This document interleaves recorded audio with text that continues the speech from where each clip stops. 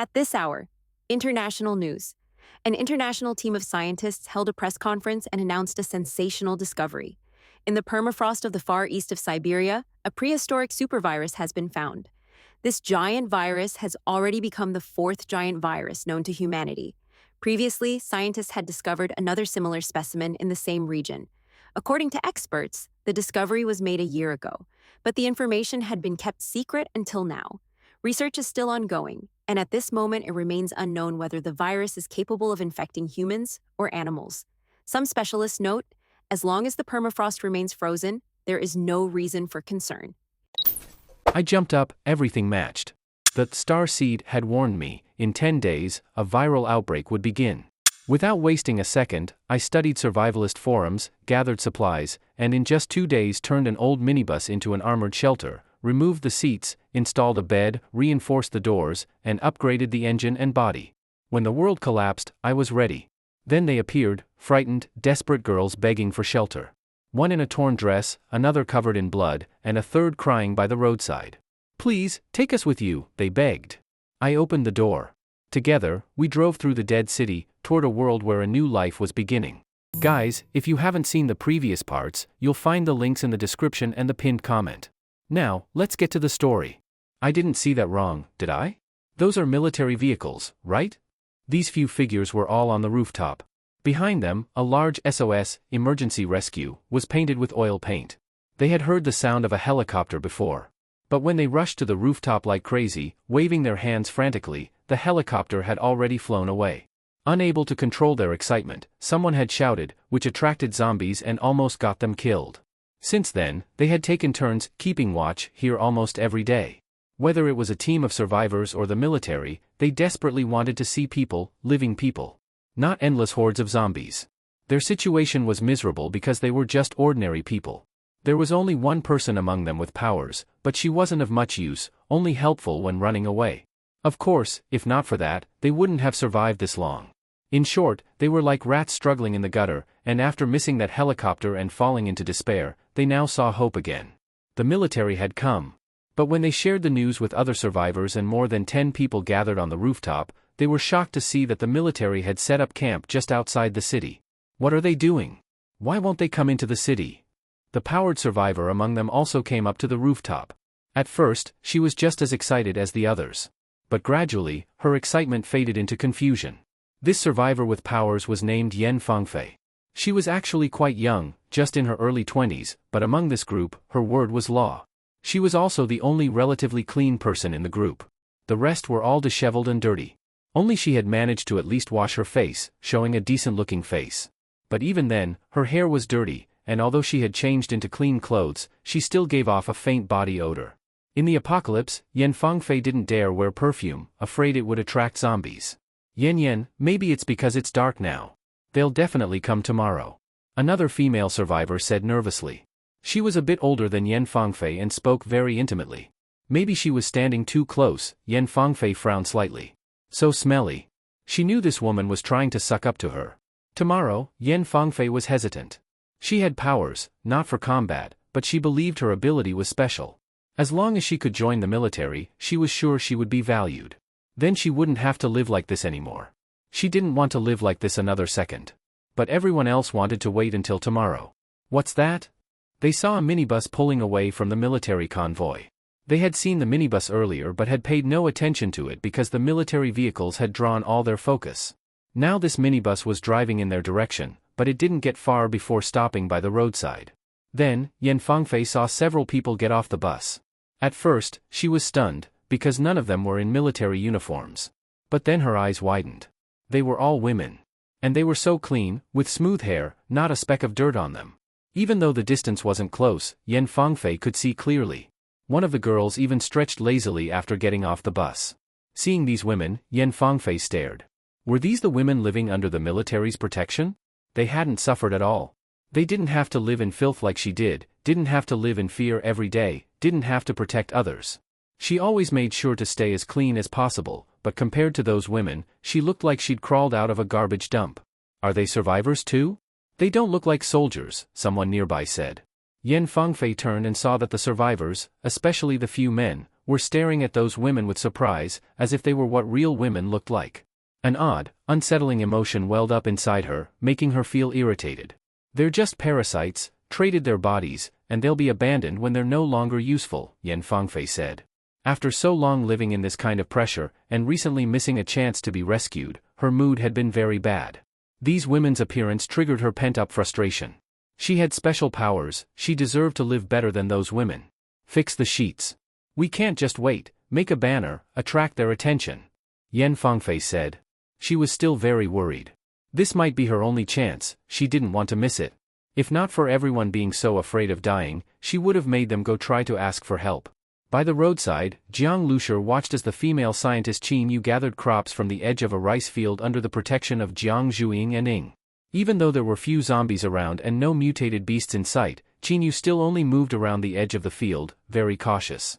The other 3 scientists weren't botanists, so they stayed with the military to help set up camp.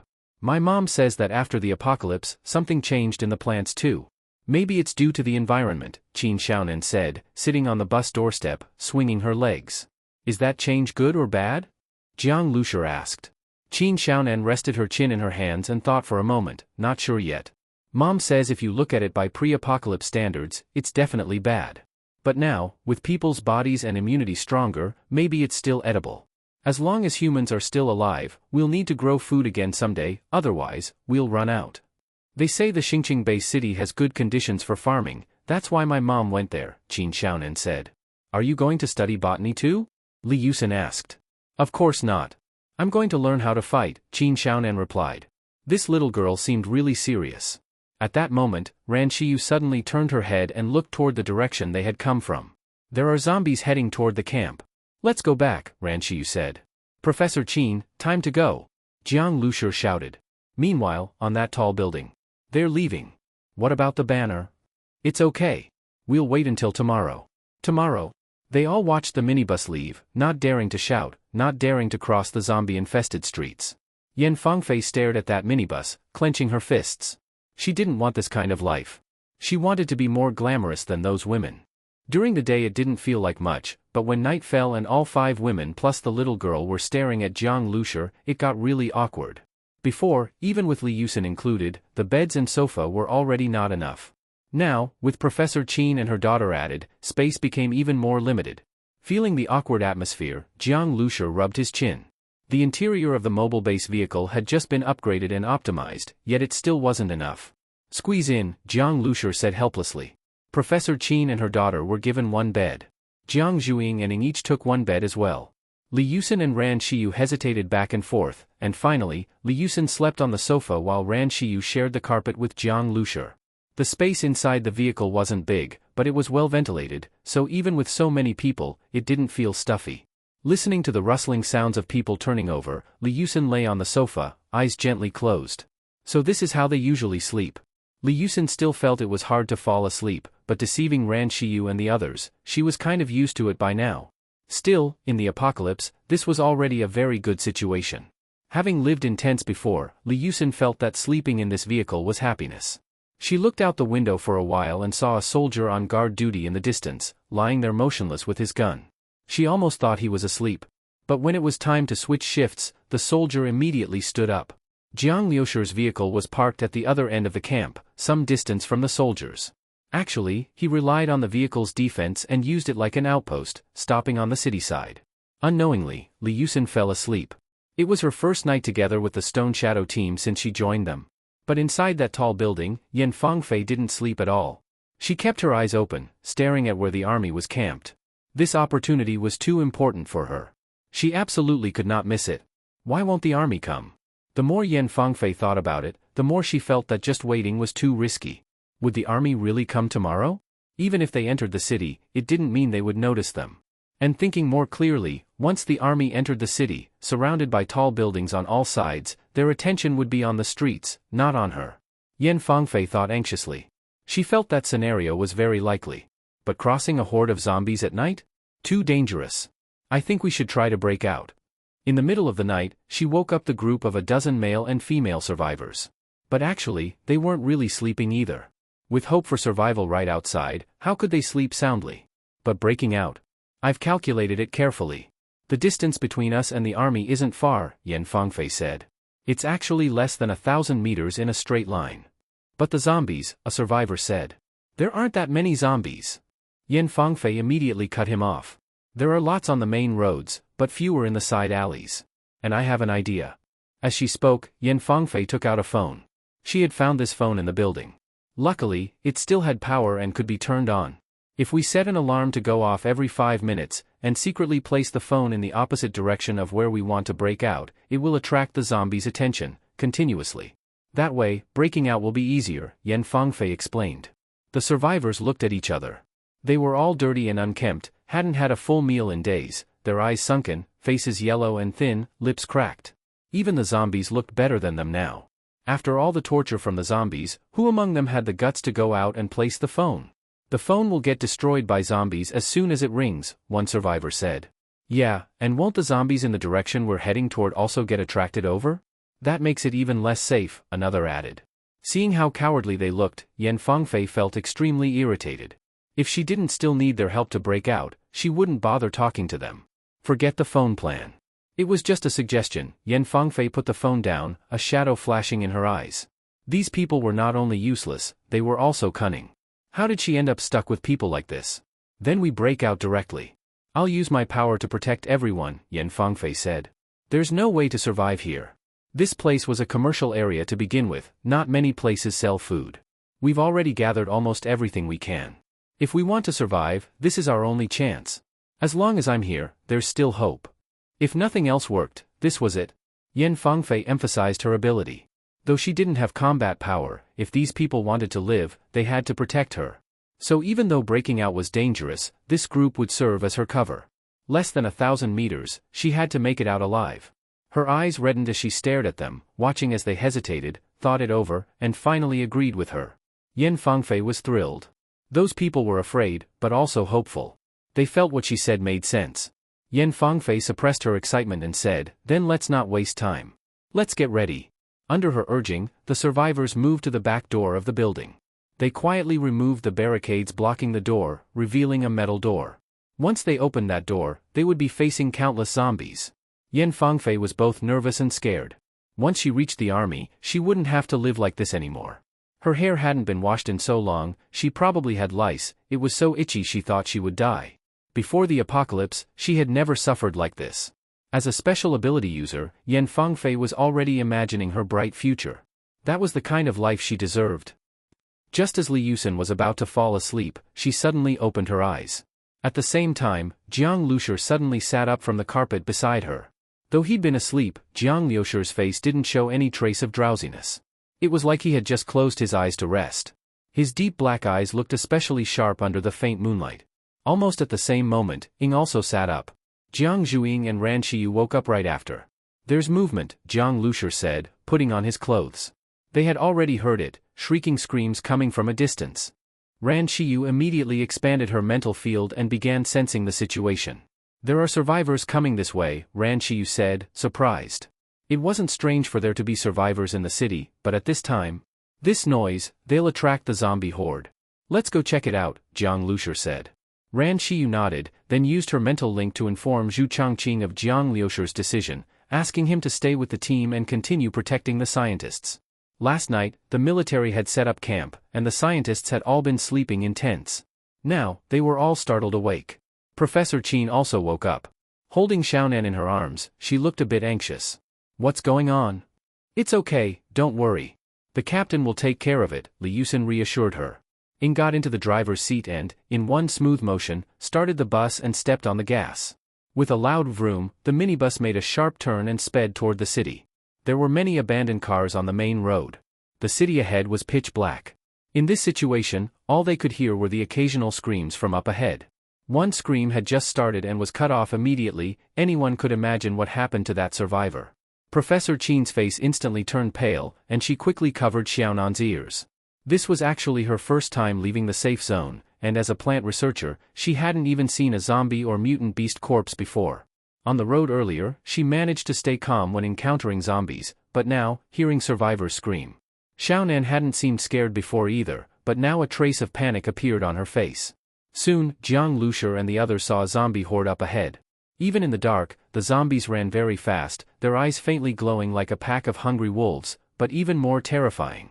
Ordinary people would be frozen with fear at the sight of these zombies. In front of the zombies were two human figures. They were running for their lives, but the distance between them and the zombies was closing quickly. Suddenly, one of them fell and shouted, "Help me! Help!" But the companion running with him didn't even turn back and just kept sprinting forward. Soon, the minibus rushed in. "Help! Help!" The one running in front was Yen Fangfei. When she saw the minibus coming toward her, she was overjoyed and shouted loudly. She had finally escaped. She had overestimated the usefulness of those survivors. She had almost died with them. Seeing the minibus approach, Yen Fangfei reached out her hand. As soon as it stopped and opened the door, she would rush in. Then she could finally say goodbye to that miserable life. But the minibus ignored her expectant face and zoomed right past her. The vehicle charged straight at the zombies. Yen Fangfei's eyes widened. What was this? Trying to die? She froze for a second, then quickly kept running. She knew the military was in that direction. Yen Fangfei was already nearly exhausted, but she didn't dare stop. Her heart was full of hope. Thud. Thud. Thud. She heard heavy crashing sounds, and the vehicle noise was still approaching, getting closer and closer. Yen Fangfei finally looked back, and was shocked.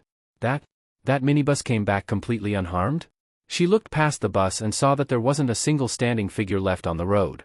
The minibus had run over all the zombies? As for that companion, his fate was sealed the moment he fell. Yen Fangfei couldn't believe it. The minibus looked cheap at first glance, that's why she thought they were courting death. But reality overturned her assumptions. Stop! Stop! As the minibus came closer, Yen Fangfei waved her hands. With a screech, the minibus stopped in front of her. It had been driving without headlights, and now there was still fresh blood dripping from the front. Yen Fangfei shivered at the sight. But once it stopped, she finally felt real relief. She walked up to the door, which opened at that moment. I really can't run anymore. Do you have water? Yen Fangfei had already seen it. The inside of this vehicle was luxurious. It was actually an RV. There were sofas, beds, a table, and on the table, was that Coke? Several bottles of drinks? Yen Fangfei's throat went dry. She hadn't had clean water in so long. She hurriedly tried to get on the bus, but a figure stood at the door, blocking her. She paused, looked up. Why? As soon as she said two words, Yen Fangfei's eyes widened like she had seen a ghost. Standing at the door, Jiang Lushur was looking her over, with Ying beside him. Wait, Jiang Lushur said. But Yen Fangfei didn't answer him. Instead, she suddenly screamed, "It's you! Keep it down!" Jiang Zhuiying scolded immediately. Yen Fangfei ignored her and stared straight at Li Yusin next to Jiang Lushur. You're Li Yusin? Huh?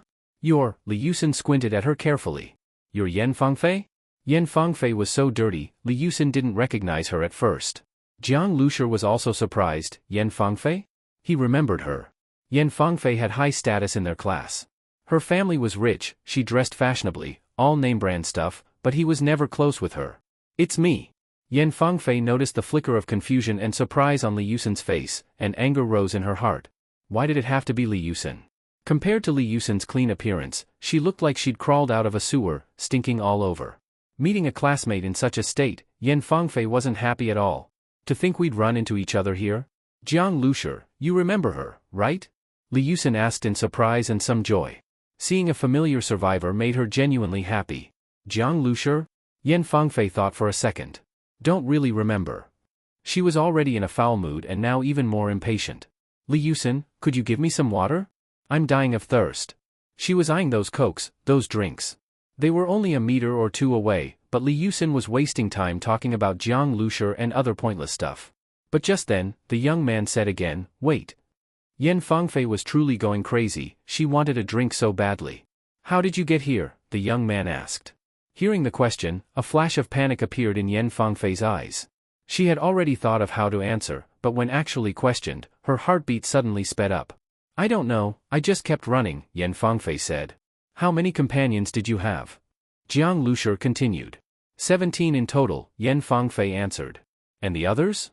I don't know either, we got separated along the way. Yen Fangfei shook her head. Her palms were already soaked in sweat. How could she not know? They hadn't just gotten separated, she had deliberately pointed some of them in the wrong direction. From the start, she hadn't expected all of them to make it out alive. Those survivors didn't want to go place the phone to draw the zombies away, Yen Fangfei agreed with them. But she thought those survivors were just too naive. If no one made a sacrifice, how could the rest get through the zombies? Maybe everyone hoped they wouldn't be the one to die, and thought they could use others' deaths to get out alive. So Yen Fangfei felt she hadn't done anything wrong. She was just stronger than them. She had an ability. That's why she was the one who survived in the end. Actually, those she misled, whether they were dead or not, she didn't know. Maybe they were still alive, but stuck among zombies, they would die sooner or later. Even though Yen Fangfei kept telling herself she did nothing wrong, it was her first time doing something like this. And the young man in front of her, his eyes were too calm, as if he could see right through her. The woman standing behind him had gray eyes, and when she looked at Yen Fangfei, it felt like she too could see into her heart. This made Yen Fangfei feel extremely guilty and irritated. Who even are you? Why are you asking me so many questions? I was scared too, how can I remember clearly? Yen Fangfei was getting angry, but then suddenly froze. This man looked familiar. Jiang Lushi noticed her confusion and smiled. I'm Jiang Lushi. Back in class, his presence had been low. But with someone like Yen Fangfei, who always looked down on others, it was normal she didn't remember him. Still, after 3 years in the same class, she found his face familiar the more she looked. Yen Fangfei's face showed clear shock. No wonder Li Yusen asked if she remembered Jiang Lushi. He was in the vehicle too. But what was going on? Why were they together? Yen Fangfei knew they lived in this one vehicle, she'd been watching them. Back then, Li Yusen was like a goddess. So many boys liked her. Her popularity made even Yen Fangfei jealous. And Jiang Lushi? He was just a poor kid with a little sister dragging behind him. And now? Li Yusen was with Jiang Lushi to survive? And with so many other women? Yen Fangfei looked at Li Yusen with a strange expression. Deep down, she looked down on her. She didn't expect Jiang Lushi to be doing so well. Maybe he was an ability user? But his energy was so weak, even if he had powers, they weren't great. And normal types of abilities couldn't compare to hers. Thinking that, Yen Fangfei smiled. What a coincidence, 2 of my classmates in the same vehicle. That makes things easier. Hurry, take me to the army. Her heart was full of hope. Li Yusen just got lucky by clinging to Jiang Lushi and was already living well, drinking coke. If she joined the army, wouldn't she be able to go back to her old life? Wait. Jiang Lushi raised his hand to stop her. You still haven't answered my question. Jiang Lushi, what are you doing? Are you not going to let me get in the car? Yen Fangfei forced a smile, stunned. If you won't answer, I won't let you in, Jiang Lushi said. Yen Fangfei was completely frozen. She was already trying to be polite, and he was still being so harsh? But Jiang Liushi's expression was cold. Ran Shiyu had already told him mentally, Yen Fangfei was lying. Jiang Lushi didn't remember much about her, but in the past few seconds, he recalled a few things. Back in school, Yen Fangfei used to gang up with others to bully girls. But in front of boys, she had a good reputation, always knew how to please them. Even boys who knew they weren't good enough still followed her around. Of course, that was all before the apocalypse. No matter her past, Jiang Lushi didn't have a strong opinion of her. If she was just a lucky survivor, Jiang Lushi would have taken her to the army to be handled, maybe work in logistics, or be sent to Xingqing base. But now, late at night, a group of survivors crossed through a zombie horde, and only Yen Fangfei survived. Jiang Lushi had also seen her abandon a companion. And she was lying. He couldn't ignore that. Yen Fangfei felt angry and tried to hold it in. It's complicated. I'll explain everything to the military. It wasn't easy for me to survive. If you're not happy for me, fine, but why treat me like a criminal? Jiang Lushi didn't reply. Yen Fangfei finally snapped, Li Yusen, are you just going to watch? Jiang Lushi, maybe I offended you before, but now you're leaving me to die. Even if I need to be questioned, it's not your place. I want to see the army's leaders. Li Yusen looked at her and said nothing. She knew Jiang Lushi wouldn't make trouble without reason. When she first recognized Yen Fangfei, she was happy. But now, thinking calmly, her escape was indeed suspicious. Yen Fangfei, if you have nothing to hide, just answer the questions, Li Yusen said. You people? Fine. So this is how you treat classmates. I want to see how your superiors will respond. Yen Fangfei said angrily. At this point, she stopped feeling guilty. Her anger made her believe she was the one being wronged. Where's your leader? I am, Jiang Lushi said. You're, what? Yen Fangfei looked completely shocked. She didn't know him well, but she knew his background. He was never in the military. How could he be the leader? Even if he was an ability user and joined the army, he was in a minibus. That proved he couldn't be in charge. You're lying. Jiang Lushi didn't care whether she believed it or not. You won't answer, but your thoughts already betrayed you. Someone like you, I can't let on this bus. Since we were classmates, I'll leave your fate to yourself. If you could escape alone, I'm sure you can survive alone too. Drive. Let's go back, Jiang Lushi said. At first, Yan Fangfei didn't believe it. But seeing them really about to drive away, she panicked. Wait. I'm an ability user. Even if you're the commander, don't you need ability users? My power is special, very useful. Yan Fangfei shouted. Even Li Yusin was in the vehicle. As an ability user, she had more value.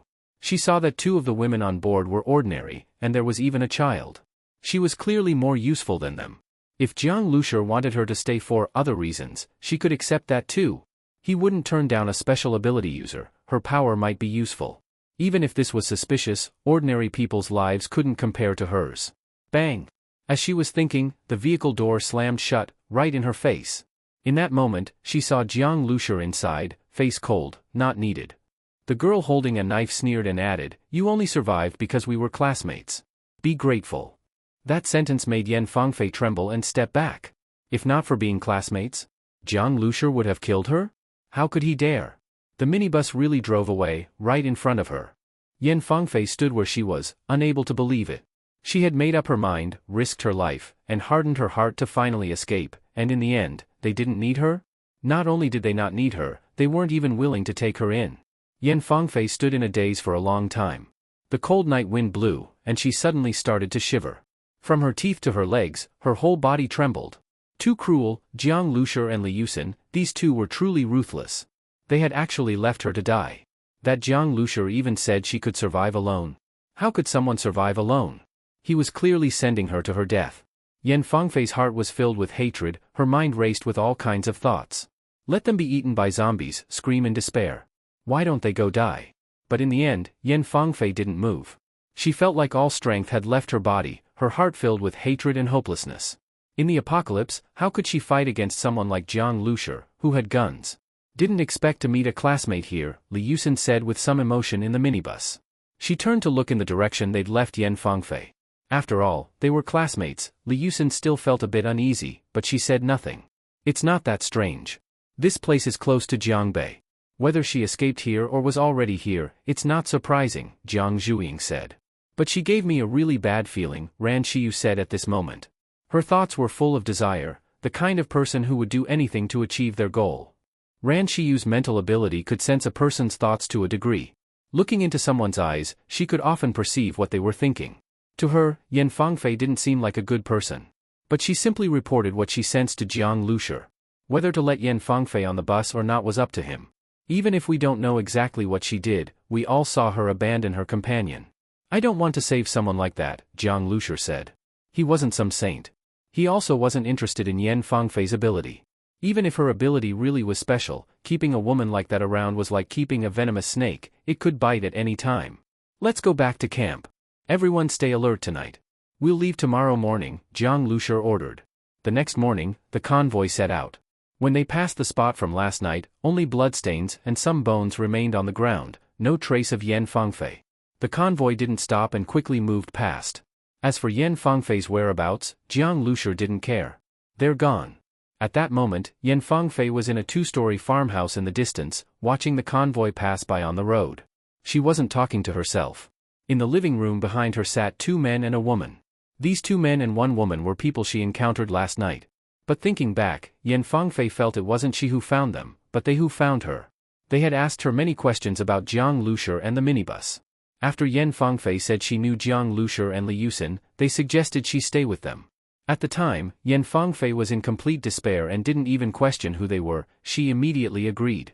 But after a few hours, she calmed down. She had a suspicion, these 3 people had come specifically for Jiang Lushi. They were only 3 people, and Jiang Lushi had a dozen in his group. Captain, that woman says Jiang Lushi's group has already left, the woman said softly. She was playing with a knife in her hand, the sharp blade spinning skillfully between her fingers, though her attention wasn't on the knife.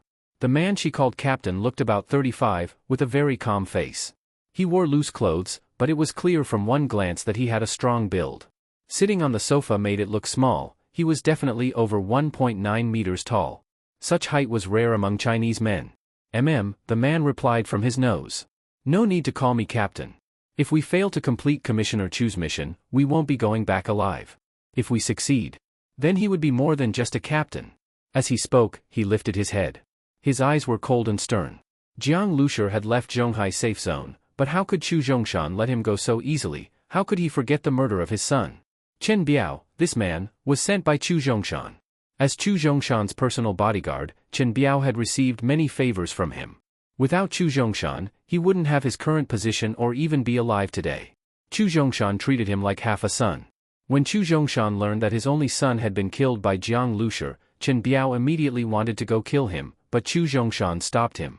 Now that Jiang Lushi had left the Zhonghai safe zone and might never return, Chu Zhongshan finally decided to deploy Chen Biao. Looking at Chen Biao's expression, the other man and the woman both felt a strange chill. Chen Biao had been an active mercenary in Africa and South America before. He was incredibly dangerous. Even before the apocalypse, Chu Zhongshan always kept him nearby. And after the apocalypse, Chen Biao awakened a supernatural ability. If Chu Zhongshan didn't want Jiang Lushi dead so badly, he would never have sent Chen Biao for this task. As for the other two, they were also skilled under Chu Zhongshan's command, but compared to Chen Biao, they were just his assistants. Even they feared him deeply. After following the convoy here, Chen Biao hadn't acted right away. Last night, they heard a commotion, and when they arrived, they found Yan Fangfei. Normally, a woman like her wouldn't have interested them, but Yan Fangfei had been cursing Jiang Lushi with clenched teeth.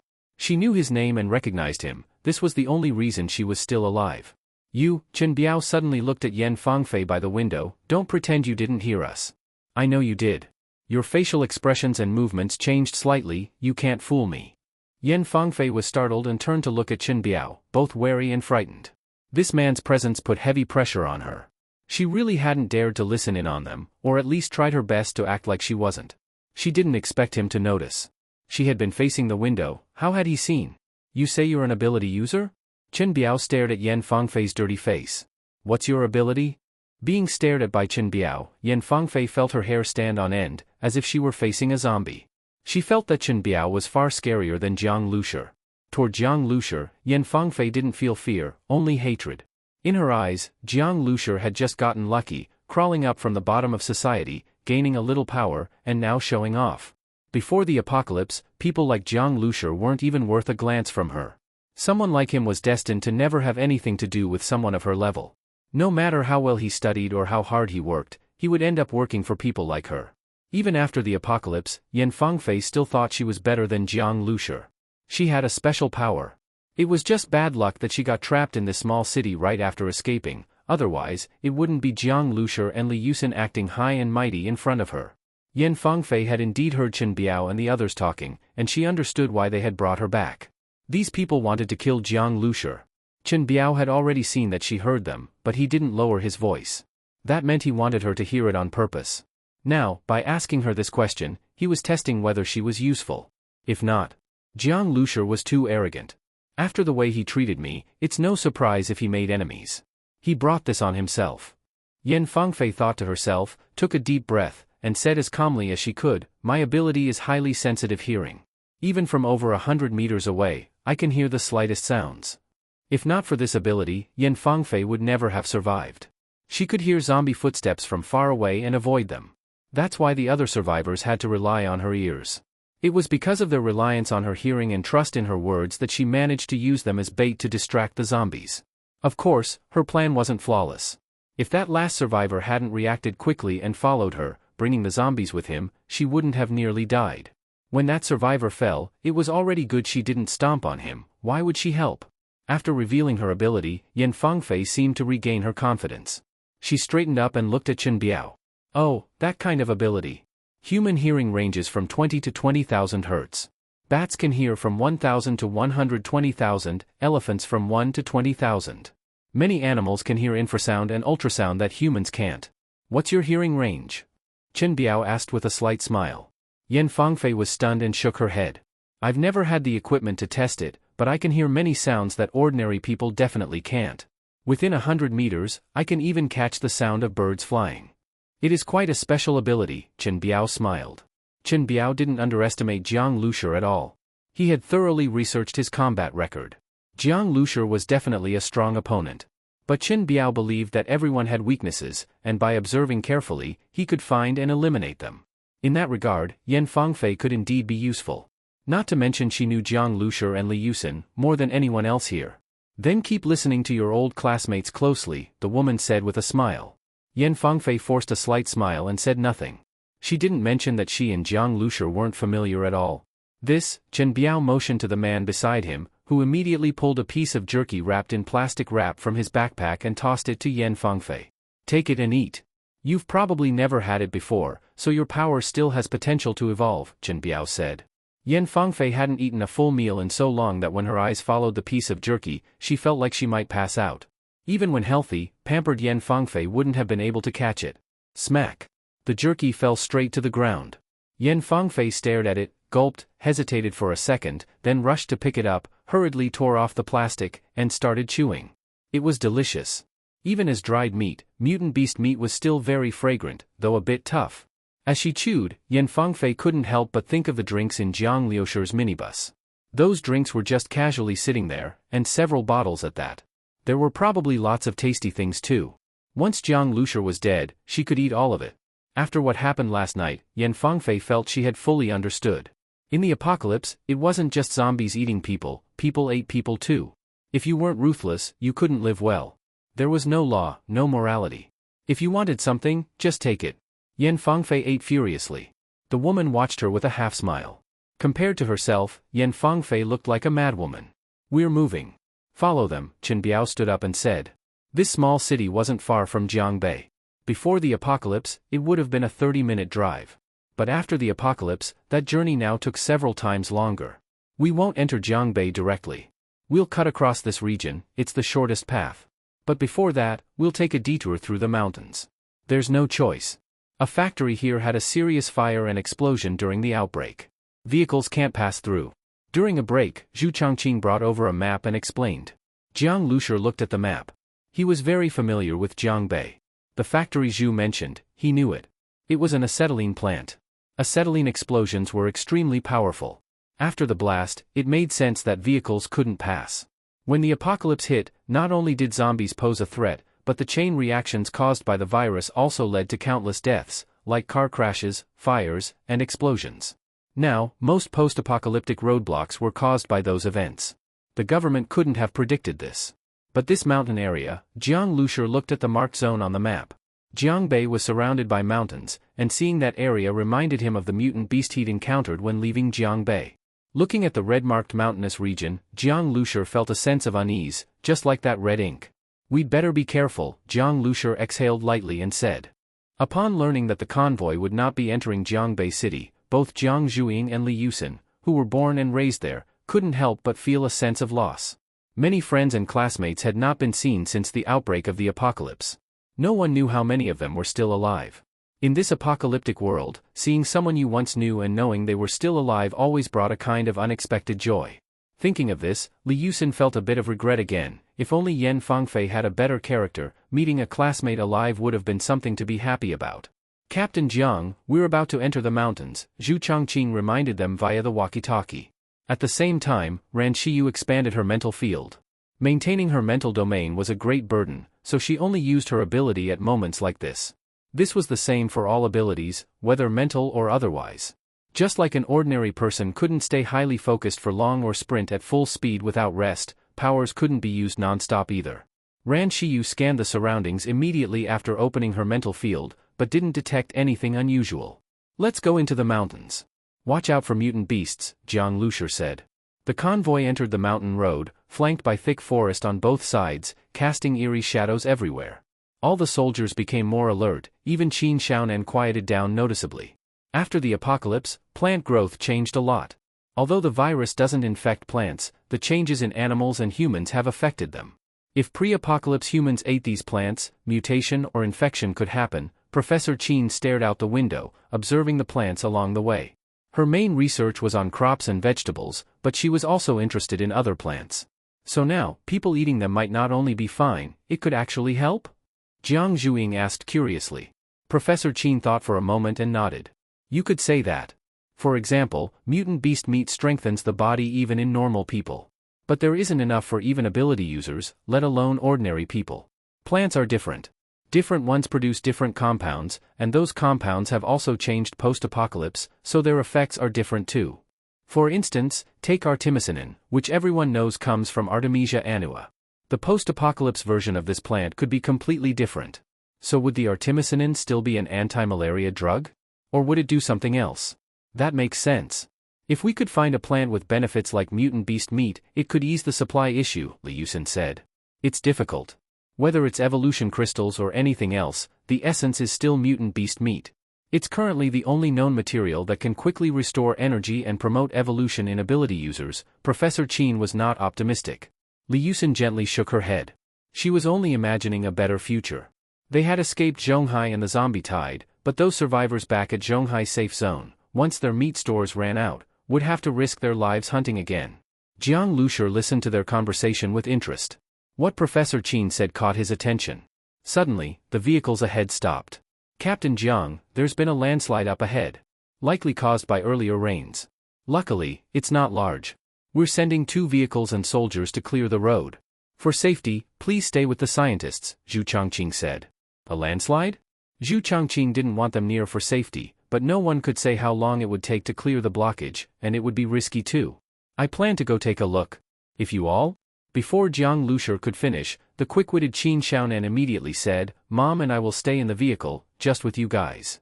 During the trip, Qin Xiaonan had noticed that the Stone Shadow team's minibus was the safest and the most comfortable. All right, Jiang Lushur nodded, then said to Ing, drive over. Another military vehicle carrying 2 scientists had already stopped. When they saw Jiang Lushur's bus approaching, and not stopping, they were a bit surprised. They had heard Zhu Changqing's orders over the walkie-talkie too. Captain Jiang, we can't help with digging work anyway, a scientist named Ping said, rolling down the window. Yes. We've got engineers with shovels, one of the soldiers added. Jiang Lushur frowned.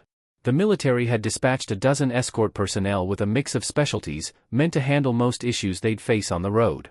But now it seemed most issues didn't include landslides. Using engineering shovels would be extremely slow, they might end up spending the night here. I'll go see, maybe I can help, Jiang Lushur said. As the minibus moved forward, the scientist named Ping said helplessly, Captain Jiang is a good guy, just too young. Probably never seen a landslide before. With that much earth and stone, he'll be stunned when he gets there. Yeah, another scientist nodded. They both thought Jiang Lushur was being a bit stubborn, and he was bringing Professor Qin and her daughter with him, too. Landslides were dangerous. But Jiang Lushur didn't wait for more words. The vehicle was already moving. They couldn't stop him in time. Young and capable types like him often had some youthful recklessness. The 2 scientists could only shake their heads. We should get a bit closer too. Seeing the minibus drive off, the soldiers in the military truck felt uneasy. If a mutant beast appeared now, it'd be trouble, so they followed from a distance. Soon, the minibus reached the landslide area. The landslide wasn't large. In the middle of the green mountain slope was a dirt-colored scar, a pile of earth and stones blocking the narrow road. Vehicles couldn't pass. A few soldiers stood guard with rifles while others used engineering shovels to clear the larger rocks. Even Zhu Changqing was helping. His body had swelled to twice its normal size, and his exposed arms bulged with muscle. He lifted a huge rock by himself, drawing cheers from the soldiers. That strength was indeed intimidating. As the escort team's leader, Zhu Changqing's power was no joke. But there were too many rocks. Some looked about half a meter in diameter. Clearing them would take a lot of effort. Captain Jiang, why did you come here? Zhu Changqing was surprised. The cleanup would take a while, and none of them were geologists. No one could guarantee there wouldn't be a second landslide. He'd told Jiang Lushur to stay back, so why was he here? Just then, he saw the bus's roof open into a combat room, and Jiang Zhuiying appeared there, waving and shouting, My brother says, you all need to move aside. Move aside? Zhu Changqing was stunned. The soldiers also froze. Places like this can't be stayed in for long, so even Zhu Changqing was personally leading the effort, racing against time to clear the earth and rocks. Jiang Lushur's order confused many of the soldiers. These weren't troops under his command, and they had only heard of his achievements. When his orders didn't seem reasonable, resistance naturally arose. Professor Peng was especially anxious, isn't this just causing trouble? At that moment, Zhu Changqing, drenched in sweat, set down the large stone he had just managed to lift. He wiped his brow, deactivated his ability, and said, Let's follow Captain Jiang's instructions. Since even Zhu Changqing said that, the soldiers had no choice but to step aside. They silently watched the minibus, full of doubt. Are they planning to use the minibus to push these rocks away? That's just wishful thinking, Professor Peng said, pushing his glasses. Minibuses are tough, but pushing these stones aside by force is impossible. I'm not a geology expert, but even I can tell that the soil on this slope is loose. Any strong impact could cause a second landslide. A second landslide would make things even harder to clear. If this route became impassable, they would be forced to take a more dangerous path filled with zombies. If that led to casualties? Professor Peng believed Jiang Lushi hadn't considered the consequences. No, I have to go talk to him. The more he thought about it, the more he felt Jiang Lushi's approach was reckless. Ignoring the soldiers' attempts to stop him, he got out of the car and hurried over. At this moment, Jiang Lushi had parked the minibus right in front of the landslide area. Captain Jiang, you can't do this. If you ram into it, it'll cause a second landslide. Professor Peng shouted, still full of energy despite his age. Jiang Lushi replied, I don't plan to ram it. You don't? Professor Peng paused. He looked the minibus up and down. If not ramming, then what? Then if you don't plan to, let the soldiers continue clearing the debris. It's getting late, we don't have much time, Professor Peng said. I have a method. Manual clearing can't match my speed, Jiang Lushi answered. What method? Captain Jiang, you may be the team leader, but you should still tell us your plan so we can weigh in, Professor Peng pressed. You'll know in a moment, Jiang Lushi replied. Aya. Professor Peng was getting angry. He couldn't accept Jiang Lushi's vague attitude. The soldiers who were standing aside all overheard the conversation. When they exchanged glances, they were clearly unhappy. They thought Jiang Lushi planned to drive into the rocks. Now he wasn't doing that, wasn't moving, and wouldn't let them keep working. What was the point? To them, the pile of earth and stones looked like a small hill. Did Jiang Lushi think it would fly away by itself? Jiang Lushi didn't know how to explain it, so he didn't bother trying. As for the rest of the Stone Shadow team, they had no doubts about his decision. Professor Peng waited for a while, then couldn't take it anymore. Captain Zhu, wouldn't it be fine to keep clearing while we wait? If he has a solution, he can use it later. What do you say? Since he couldn't convince Jiang Lushi, he turned to Zhu Changqing. Zhu Changqing had a lot of faith in Jiang Lushi, and General Zhang had ordered him to cooperate with him. But Professor Peng's reasoning was solid. You're right, Professor Peng, Zhu Changqing nodded. Let's keep clearing. With that, Zhu rolled up his sleeves and walked over to a big rock. This rock was as big as a car tire, most people couldn't even lift it. He stood in front of it, shouted, and as his muscles bulged and his shirt stretched tight, he locked his iron-like arms around the stone and used his waist to lift it. Success in one try. Impressive. AI, we should have done this earlier. Wasted 10 minutes, Professor Peng muttered. In his view, Jiang Lushi's team also had ability users, they should be helping too. Manual work might be slow, but at least it showed results. It was better than standing around doing nothing. At that moment, a shadow suddenly passed over Professor Peng's head. Startled, he cried out. The soldiers turned their heads, and were all stunned. A metallic, high-tech mechanical arm was rotating, gleaming in the sunlight. It moved precisely to the largest rock. With clicking sounds, its fingers opened, clamped the rock, tightened, and then, as if effortlessly, lifted the massive stone. Everyone felt like rubbing their eyes. Was this a sci-fi movie? A mechanical arm. They traced the arm's origin, it was connected to the minibus, extending from the front. It seemed to be part of the vehicle. Everyone was speechless. Was this minibus suddenly a crane? Professor Peng was the most shocked. He'd imagined Jiang Lushi might try something reckless, which is why he opposed him. But this? He would have never dreamed it. No matter how vivid his imagination, he could not have predicted a mechanical arm popping out of a minibus. Now, their manual work looked completely pitiful in comparison. As for safety, the mechanical arm was remote-controlled, accurate, and much safer. And it saved time and effort. Even Zhu Changqing, holding the large rock, was stunned. He had used all his strength to lift just one rock, but that arm casually picked up a rock 3 times the size. Captain Jiang, this is, Zhu asked curiously. This was made using my ability. I wasn't sure how it would turn out until I activated it, Jiang Lushi said. He wasn't lying. As soon as he saw the landslide, he recalled that one of the upgrade paths in the starseed system included a mechanical arm for the base vehicle. The storage had plenty of metal, plus a mutant crystal core. With 15 minutes of build time, the arm was complete. The starseed description didn't explain much about the arm, so when Professor Peng kept questioning, Jiang Lushi couldn't explain it properly. Bro, your car turned into a digger? Jiang Zhuing blurted out. Excavator? Jiang Lushi heard Jiang Zhuing's words and saw the mocking smile on his face, and he shook his head speechlessly. You girl.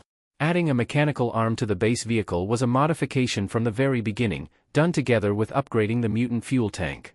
But at the start, I was unwilling to waste even one mutant crystal core. Whenever I had a little stock, I used it to increase the combat power of the base vehicle. Transporting goods, etc., was always done manually. Now I have quite a few mutant crystal cores, so I can afford to be extravagant. And with the mechanical arm, it will have many uses in the future. With a mechanical arm to help, clearing the landslide rocks becomes much faster. The large rocks are handled entirely by the base vehicle, and the smaller ones are cleared by the soldiers. Among the accompanying soldiers, many were engineering machinery troops. They had driven excavators and engineering vehicles before, including good excavator drivers. But when they saw the base vehicle driven by Ying, clearing landslide rocks, they all clicked their tongues in amazement at Ying's driving skill and at the mechanical arm. Even if an excavator is driven expertly, it still remains an excavator, inevitably clumsy in work.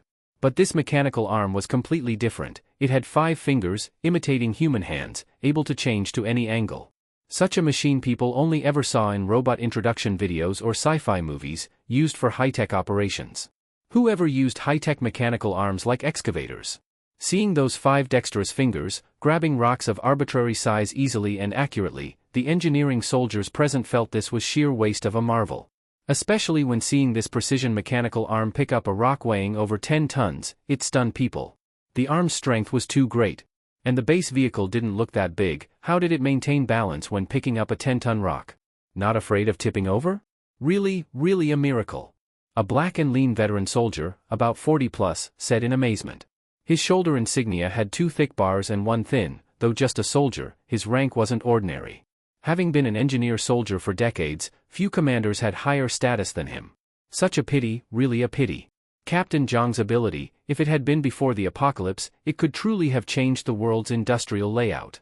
The black lean veteran said regretfully. Many listening were shocked. Change the world sounded extreme. One just advanced excavator, is it not? A young man of about 18 or 19 said. What do you know? The black lean veteran glared at the rookie. The mechanical arm for engineering machinery is absurdly rare. Making a single machine move in a directed way is easy, but making multiple mechanical parts move together, especially for precise multi-angle motion, the difficulty increases by undetermined multiples. Do you know what a 5-axis linkage machine tool is? You don't know how many years the Chinese government suffered because of it. He got emotional discussing his own trade, then recalled pains from the past, growing more worked up. Previously our machining tools were all 3-axis linkage. Even before the apocalypse, in the country the 5-axis linkage machine tools were few and performance limited, far behind abroad. And these 5-axis linkage machine tools were strictly embargoed abroad.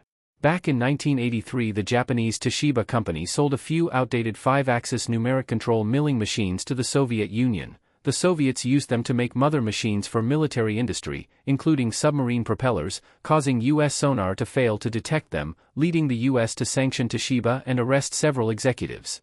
From 3-axis linkage to 5-axis linkage, difficulty already rose so much. But manufacturing a 5-axis machine tool is still much less difficult than this mechanical arm. This mechanical arm, however, is a hand, 5 fingers each with as many joints as a human's. What's a 5-axis machine tool? Just a drill press at the end of the day. Talking about this, especially involving the Soviet Union, the US and superpowers of the era, it changed everything. For a country's industry, the mother machine is very important, largely representing the level of its manufacturing industry. From that angle, if Captain Zhang's mechanical modification ability could truly make high-precision machinery, saying it could impact a country's industry isn't exaggeration. Of course now, this mechanical arm with multi-joints, bionic 5 fingers, each finger joint intact, was being used like an excavator. Watching big rocks being picked up one after another by the mechanical arm, the black lean veteran's facial muscles twitched. Waste of a marvel, didn't even begin to describe it. He wondered what the old generation industrial pioneers of China would think if they saw this. Under the action of the mechanical arm, in less than half an hour the landslide zone was cleared. The mechanical arm retracted. Jiang Lushur pressed the car window and said to the convoy behind, "We're good, move out." Hearing his casual words, and recalling the old veteran's introduction, all the soldiers present had somewhat unnatural expressions. Didn't this mean that one mechanical modification ability of Jiang Lushur had already outclassed the world's highest manufacturing level? This was too abnormal. Whether for combat or future production once order stabilized, Jiang Lushur's ability was at a monster level. The army moved forward in order. This mountain road had been sparsely used before the apocalypse. Zombies were few. Back when vehicles tried driving during the virus outbreak, most lost control and plunged off cliffs. Along the switchback mountain road, one often saw broken guardrails, rusting thin steel, swaying slightly in the wind, as if witnessing the horror of the outbreak instant. Up ahead is Yi County of Jiangbei. The road will pass through this county, inevitable. But Yi County before the apocalypse was a small county town with just tens of thousands of people. The zombie numbers won't be too many. The threat to us should be small. Zhu Changqing pointed his finger along the road on the operational map. Yi County. Hearing the name, Jiang Lushur had a moment of daze. This modest county town had once been his mother's hometown. When he was young, he had lived in Yi County for a long time. Emotionally speaking, even though his mother had already died for many years, Jiang Lushur still did not want to see Yi County in a scene of total devastation. The army advanced along the highway. Zhu Changqing stood in the hatch of an armored vehicle, using binoculars to observe Yi County's situation. He suddenly said, it seems something unusual about Yi County. In the binoculars, the scene of dark bloodstains and corpse remains that had been imagined did not appear. Instead, deep inside Yi County near the mountain, Zhu Changqing saw a newly built city wall. And the most unbelievable thing was, this wall was built of rock. A rock city wall. Its construction volume is considerable. Even a survivor team of 100 people couldn't build a 5 or 6 meter high wall like this. There's a city wall, so it seems this small Yi County has a fair number of survivors living there. Zhu Changqing said this, his voice transmitted to Jiang Lushur via the walkie-talkie. Jiang Lushur's heart skipped a beat. At that distance, he could already see the wall in the town's depths with the naked eye. Compared to the low buildings in the town, a 5 or 6 meter high wall was striking. This was the apocalypse, with engineering machinery lacking, stone materials and building materials not easy to find, and food scarce. This wall was indeed a massive project. It seemed Yi County had an extraordinary ability user, and the survivors there had preserved well, perhaps even built a simple base. That eased Jiang Lushur's mind somewhat. After all, it was a place he had lived in as a child. He very much did not want it turned into a hellscape. Shiyu. Jiang Lushur softly called Ran Shiyu. Ran Shiyu nodded. Without needing further instruction, her sense reached out, directly penetrating the wall and covering a large area behind the wall. Behind the wall there are many people, 400 or 500, roughly. Among them there are 4 or 5 ability users. 400 or 500 people? That number, for a small county town of only tens of thousands, was indeed considerable. Jiang Lushur reported the situation to Zhu Changqing. Because the town's main road passed right through this wall, no matter what, they would be entering the survivors' gathering area. The armored vehicle led the way, and a group of people rumbled toward the gathering area. Meanwhile, inside the wall, it was a totally different scene. Boss Sun, the army has come. So many people, so many guns. And armored vehicles. Within this gathering area, there was a palace of modest size, built in the style of a Mingqing dynasty main hall. Of course, probably due to building level limitations, many parts looked awkward. But even so, in the apocalypse, for such a palace to appear was incredible. The palace was surrounded by palace walls, even divided into a front hall and a rear palace. Outside the palace wall, there was even a 10-meter wide moat. It was formed by diverting a river in Yi County to fill the moat. Army? Armurad Baiklas? The man called Boss Sun wore a bright yellow long robe, looked about 40. His eyebrows were heavy, his figure tall, giving him considerable authority. Most survivor teams, when hearing an army coming, would feel overjoyed. But Boss Sun, hearing the army's arrival, felt a pang of anxiety in his heart. Damn it, Yi County is such a small place, how is there an army coming? Are they bored now? Boss Sun said this as he removed his long robe and changed into tight gear, then followed the scout who reported and climbed the city wall. From afar, 7 or 8 military vehicles were lined up. At the front was a 92-wheeled armored vehicle, in the middle was a strangely styled minibus, at the end trailed a heavy truck. The town's highway hadn't been cleared for a long time. As this line of vehicles came, dust rose high, giving a very imposing sense. Boss Sun's face changed instantly. This was at least dozens of men, according to army style, probably fully armed. If they had designs on his base, how could he stop them? In his base there were considerable stores of grain, gasoline, diesel. Yi County had been an agricultural county. There was a grain storehouse. After the apocalypse, he had already claimed all the grain in it. Now he was about to open up new farmland, turn Yi County into his own kingdom, but suddenly an army came. At that moment the armored vehicle had already reached the wall. Zhu Changqing apparently also saw the middle-aged man standing on the wall, and via loudspeaker he shouted, "Open the city gate." "What do we do, boss?" Boss Sun inhaled deeply. His city gate looked good, but in reality it was vulnerable to the armored vehicle ramming. Naturally, there was no resistance. Boss Sun's lips twitched. He said, "Open the gate. Quickly notify below, hide the grain, gasoline, all of it well." The main gate opened, and Jiang Lushur drove the minibus through the wall. Beyond this wall was the place where Jiang Lushur had lived as a child. But now he saw the ancestral house his grandparents had left was gone, replaced by a palace and a moat. Jiang Lushur was stunned. Building a wall was one thing, they even built a palace? After the apocalypse, even a survivor base of 400 to 500 people couldn't build such a palace, right? And his ancestral house had been demolished. No matter what, Jiang Lushur felt a bit uncomfortable. He saw around the palace moat that housing for ordinary residents was grouped. Because the palace took up so much land, these ordinary homes were much narrower. Some were still brick-antile houses, fairly fine. Some were tents, old wooden shacks, even houses built with plastic sheets. A slum area, ordinary residential area, and grand palace, such a stark hierarchy. Even after traveling many places in the apocalypse, Jiang Lushur had never seen such clear contrast. "Brother, did you notice this palace and city wall are a little weird? The stones are huge slabs stacked, and there's no cement," Jiang Zhuiying suddenly said. As she said this, Jiang Lushur also noticed. Indeed weird, the rock slabs were huge and neat. Without modern machinery it seemed impossible to build like this unless, ability? Jiang Lushur thought of this possibility. If there was some special ability, such construction might be possible. But for someone to build such a grand palace, yet many people still lived in plastic sheet shelters, it made Jiang Lushur feel uncomfortable. As they passed by, he saw many starving residents, bones thin. They saw the army arriving, some were confused, some excited, some fearful. It wasn't the scene Jiang Lushur imagined of refugees rushing to greet the army with joy.